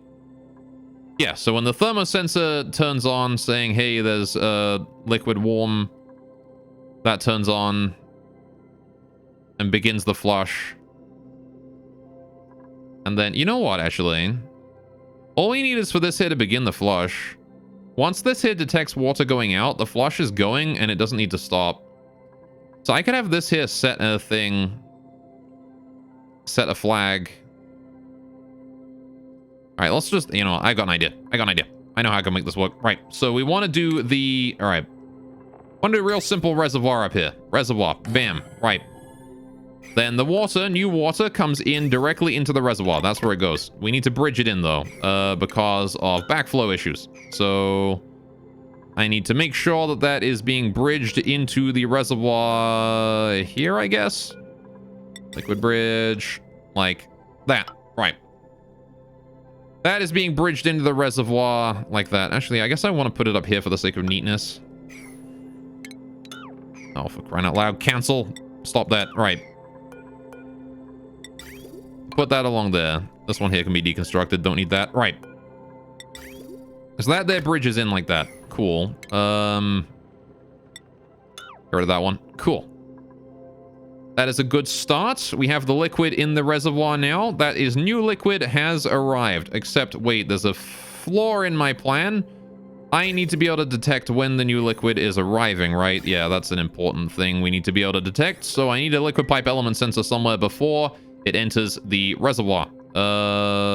You got it, buddy. That means I just need to move the reservoir over one. Right, moving the reservoir over a tile is no real big deal. Oh, for crying, I've blocked my own steez. All right. Cancel you. No, I didn't want to cancel. I right-clicked. Damn it. All right, fine. I'll just rebuild the reservoir as it would have been far easier to do. Right. So this insulated liquid pipe, I need to do this, this, and this. Right. Cancel liquid pipe on that tile. Right. There you go. Now we've got space to detect that. Okay, so this here is the element sensor that detects when new liquid has filtered in, or is coming in through the flush mechanism, through the new thing, right? So when that there comes in, when this here triggers, we know that there is new water coming into the system. Which means old water wants to come up through this way, right? We want to send it back in this way. Is there anything special I need to do after it comes out of the cooling area before it goes back in? No, it just has to go in. You got it. Right, so that means that I want to take this, this pipe here comes along and then up and then in and bam, like that. Sure. There's no backflow going on with that. This only sees a green goes there. This only sees a green goes there. No backflow. Good. Okay. So I want to make sure there's a flaw beneath my reservoir here. That there is a very basic loop that will take care of things for now. We're going to need to make this more complex as we go. I also need to put some ladders in here so we can make it up to this top level if we need to. Right. So Now then, we need to be able to let the water out from this thing, and that's the tough part. Right now, we need to make sure that we have a liquid shutoff after this thing that is going to limit the amount of water sent out based on a timer. So it's going to make sure that all the water arrives here, and then we pop the timer, and then it lets the water roll through for a while, which the timer can do just on its own. We don't need any fancy circuitry for that. So we'll do that, and then we'll do a timer sensor and slap that down literally wherever. It doesn't matter. Put it there. All right. Connect that up. Okay, but we're not quite done yet, right? Because now we need to, before... Oh, no, it's after this, the shutoff. My bad. After the shutoff, we need to detect the temperature of the water. So I actually want to move that down. That shutoff down a bit. I want plumbing. I want liquid shutoff. Bam. Right. I want automation wire. Right. Bam. Right. So now the piping comes through. Insulated liquid pipe out of igneous. Put that out there. Right. I want this to come up, I guess, in order to have the thermosensor on it. So thermosensor goes there. Then we have... What comes after that? After the thermosensor, it goes into the flush shutoff or back into the loop. You got it. Right. So then after this point, it comes out and it goes into where we're going to flush. Where do I flush the water then? How do I send that back out? Once the water's down here, how do I get it to leave? Good question. If we're moving that in eventually, I don't really have many exit paths. I guess I can have it go up this way. So if this here is going to be the exit path for this,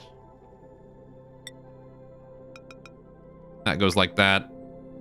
There you go. Then we do down here. So the flush will go probably here or something. So that goes down to go back into the loop, which is there, right? This here is where we need the water to head to in order to get loop back in. So it needs to bridge over here. I guess I could put the flush out. No, because the ladder's got to go there, right? So we'd need the liquid shutoff. This here is the flush. Liquid pipe, bam. If it gets flushed, it goes like that, bridges over, bam, and out it goes, right? Bam. If it doesn't, then it comes down here, bridges over, bam, and then here it goes back into the system, right? Easy peasy. Have you bridge up this way, my dude. Actually, this here is going to be a wall, right? Easy peasy. Have it go up that way. Link up like that. Oh, am I out of igneous? Shit. I'm out of igneous rock. Feels bad. In that case, reclaim time. I will not use igneous rock for this exit section, because that water's gonna be warm anyway. All right. Liquid bridge. Make that one out of granite. Bam. And then I'll still make the pipes insulated, because they might still be like... Well, no, we can... It's gonna be 5-degree water, right? I'll still make it insulated, just in case. All right. Even though it's not igneous rock, it'll still be granite. There you go. Right. Find a lot on the oil biome. Yeah, I mean, I'll find a lot once my volcano starts working again. Once this little shit stops fucking overheating. How have you evaporated all the water again? Stop that. You've got 400 kilograms of steam in there. Okay, so... now we need the automation setup, right? And the power. That's also an important one. That deconstruction wants to be set as high a priority so we get it done. Okay, I want to get this at least prepared. I want to get it prepped for use here. How are we doing on gold supplied in here? How long until you're up? 0.4. Right, you're about to. So automation. I need to set up the automation properly. So we need to make it so that when the thermosensor turns on, detects that the temperature is wrong. Have I got the thermosensor set up in here? I do. Wait, did I? fuck this up? I did, didn't I? That pipe wants to go up. Oh, I have 6,000 igneous again. What the heck happened? There you go. So it wants to detect the temperature and then send it out. Yeah, I need a bridge in there as well, apparently, to force the direction after that. I have not got a bridge in here anywhere. Oh, no, there is a bridge. After the flush. Is it after the flush? It is after the flush, right? Yeah, after the flush, it needs a bridge there just to force the direction. Okay. Yeah, because there needs to be at least one green in a loop for it to recognize it as a loop. And that will do it. So there's a bridge there. That's fine. Okie dokie. The green to that, We're good. Right. So now, I also need the flush to... I need to be able to detect after the flush. I have made a mistake. This does not go like this. This needs to go one further back. I need... plumbing. Liquid shutoff. Here. Bam. Has to go there. Has to go there. Alright. The reason it has to go there is because we need an element sensor here after the shutoff. Like that. That is important. Okay. So I don't have much gold left, which means I might have to build this partially out of copper, but that's fine, I guess. There you go. Let's get that done. So the loop is actually working now. The loop is functional. We'll have the water will come in through here and go from the top to bottom, which is the opposite direction of the hydrogen, which should make the loop a little bit more stable. Good. I might even be able to fit in the thermo regulator loop again in here to get more cool water, cool air in there, some more cool oxygen. If not, I can just put regular oxygen in there, and it's probably not going to be a huge deal. I can probably, like, I don't know if I could figure something out to deal with that, but maybe I could, maybe I couldn't. Right, so I need to deal with the automation here now. How much wire do I have? Not much. Okay, so that there is on a timer, which is fine. We know exactly how long we can calculate exactly how long it's going to take for the water to get through the entire loop and then back into here. The last piece, we need to basically figure out how long it takes for the last piece to go from here to, like, in here, right? And then we can start sending it out again. Because I got to equalize the temperature of every packet, so... So what I want to do then is... we want to have, like, our AND gates and shit down here, or something, on this bottom section, or up here if we can have it anywhere. I'll see where I can, like, fit things in. Right, so if we're looking at, memory toggles, and an AND gate, do I need the... hang on. Do I need the AND gate? So, the thermosensor goes here, turns on, says, okay, we need to begin a flush. This AND gate then is still red. Right, that doesn't turn it on. Is that not actually functional? Does that not actually work? This AND gate's off. Why is this off? Is this supposed to be off? This here turns that on when there is liquid leaving. And then when that turns on again, I think I made a bug with this to turn that off. I don't think that is how that wanted to work. I feel like this doesn't actually function anymore. Because the, this here will say, okay, the water is in need of turning on now. We need to do it, but this here won't. Like, if we set that, right, and it outputs green to turn the shutoff on and begin the flush, and then also request new water, like, we can't turn that on to request new water, right? Because it has to have this on. Did I mean to put an OR gate here instead of an AND gate? Did I want to put an OR gate here so when the thermosensor is on or something? I don't know. Either way, this system, I need to redesign that. This does not work. That is non-functional. There is a bug in that system. Okay, so the easiest solution would be thermosensor begins a flush, right? Begins a flush memory toggle. We want it to set. So I will put this... I need to shrink my hospital also. This thing is taking up space. I'm going to actually shift this whole thing over or something. For the most part, I can probably just do like that for now. Right. Get rid of those. Okay, so gate time. We need automation. So we need to set a memory. We need to remember that we have begun a flush. No matter what the thermosensor says. The moment the thermosensor says begin a flush, we are locked into beginning a flush, right? That's just how it's gonna have to go. This can't go up there. We'll have to put it down here or something.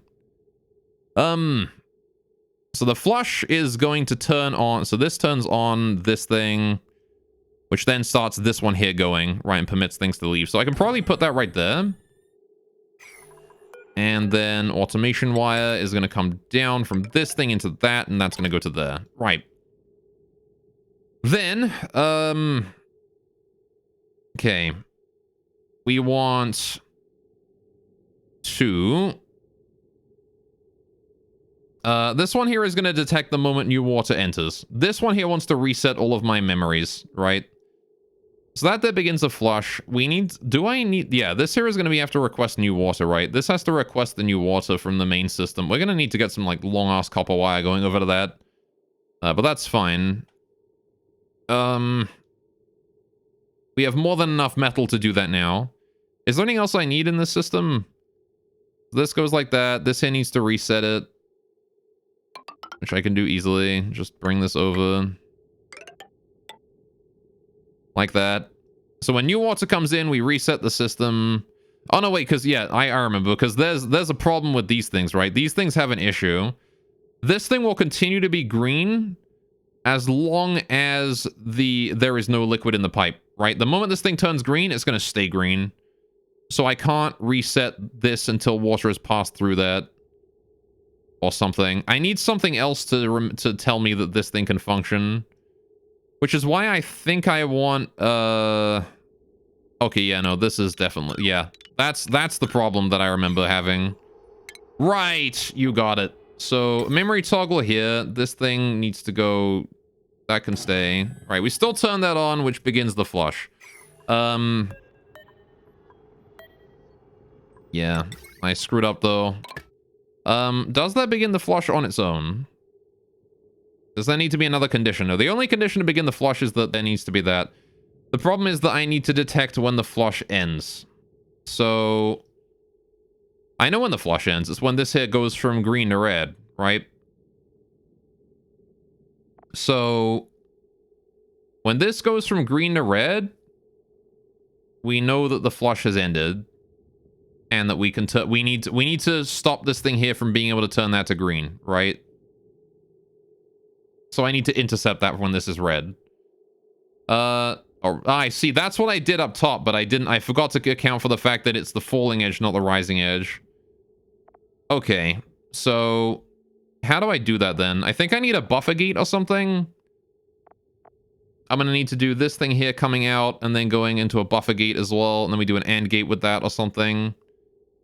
Or a filter gate. Because we know that when the flush begins, the water is all going to come out at the same time. We're going to have to count for, like, bits and pieces in amongst there as well. But as long as the last one figures it out the most. What I'm going to want is... If there is a time where this thing here... has been on for more than like a second, filter gate, right? If this thing has been on for a second, the filter gate triggers. And then, if it itself is off, right? So we'll do an AND gate. If the filter gate is on, no wait, because that's not going to work out, is it? Because if this turns off, the filter gate turns off as well.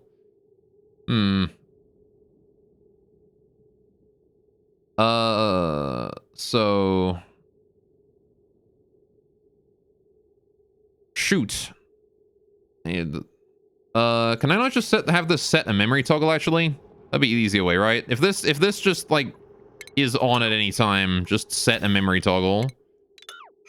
Right? Your head hella confused? Yeah, it's taken a while for me to figure this out as well. Right. So, set a memory toggle. if at any point water passes through, right? If water passes through, you set a memory toggle. Done. Right, we now remember that water has passed through this area, right? This is basically what this says. Water has passed through, remember it. We are currently flushing. Now, if that is the case, and we have flushed,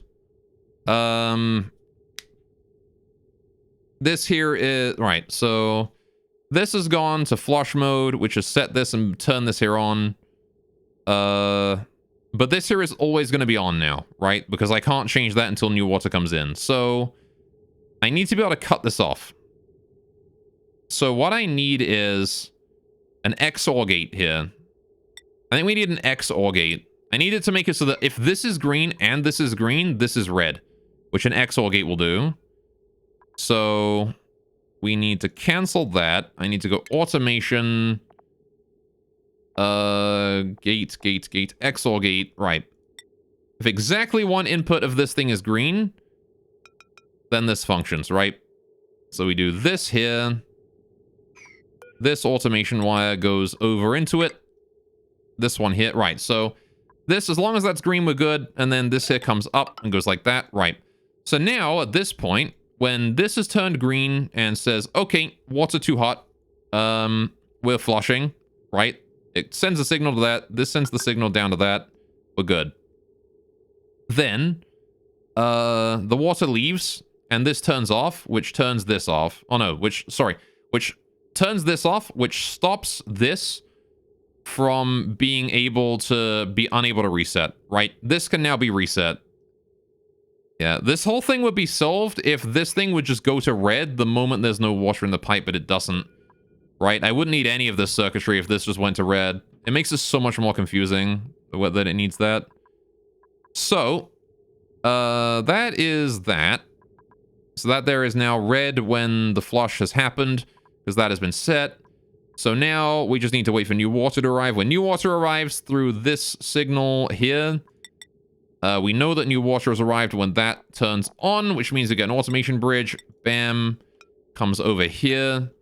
Just transport this signal from this sensor here down into the reset ports of both. And that should be good. That's the automation.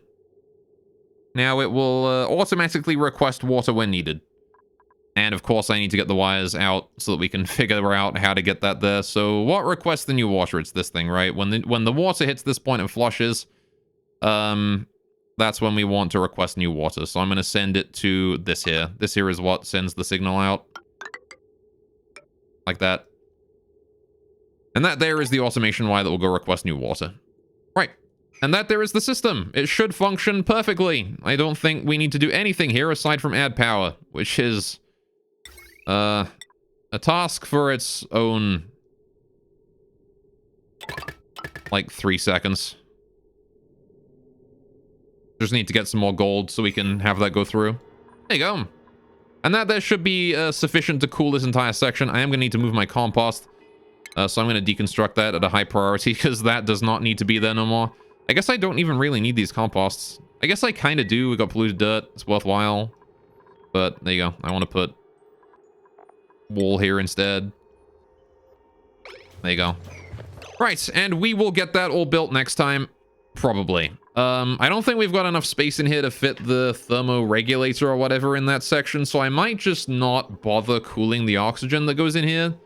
Unless I can somehow figure out a way to do it in this bit, which I probably could. I think I probably could get away with that, in this area. I could move this, reservoir up one, and then put the thermoregulator... I don't know what I could do something with it. Maybe. Perhaps... I could also reorient these valves downward instead of horizontally, and then have the water come down up here. Oh no, it would come out this way and up. This one would go down and in, and then this one would just go down and in, which would work, and then I could put the reservoir on top of them. 1, 2, 3. This is 3 tiles, right? 1, 2, 3. 1, 2, 3, and then the things go here. Yeah, it could work. That would actually pretty work. No way it wouldn't, because I need a floor on that, don't I? Maybe if I flatten the valves as well, or something. Maybe we could figure something out with it. Anyway, either way, that's a problem for next time. right now we are dealing with building that, and we should be solid. I'm liking the looks of that. I think we've made a lot of progress today. So today we actually kind of got the farm working. Had a few more issues with it. With the gold volcano, we have fixed some bugs with it as well, which work. I need to fix this area here as well. Need to redo the automation on that, but that's fine because it's going to be the exact same automation as this. No problem at all. We also got the gas area here somewhat sorted. I've been meaning to do that for a few streams, so I'm very glad we got that figured out. We also got the hydrogen system down here working, which is great as well. So this here needs to be finished up, but it is currently working, or currently looking solid. Don't think we really need to do anything but wait for that to be finished. This piping here is all done. The natural gas generator is online, and this here is slowly filling up all of my natural gas storage, which is online. We've got this here half built as well. Good, good, good. We got a whole lot done today. All right, so I'm feeling pretty happy about everything that we've figured out. And we've managed to tweak the gold volcano till it works. So also, this here has been cooling down more. We still need to wait for that to finish cooling, but it's close. It is very close now. It's literally just 100 more degrees, so there you go. It's almost there. Just got to let a little bit more heat soak into the atmosphere. We've gotten rid of 200 degrees already. 100 more is nothing. And there you go. That'll solve all of that problem for us. No issues. There you go. So, for now, we're going to go ahead and save and quit. And that is a good place to call it for today. There you go. Next time is probably finishing all of these systems and maybe starting work on rebuilding the main base. We're not going to be able to get the entire main base finished in one stream, but we should at the very least be able to plan out some of it. Maybe like start prepping by deconstructing some parts. There you go. All right, let's go figure out what we're doing today, shall we?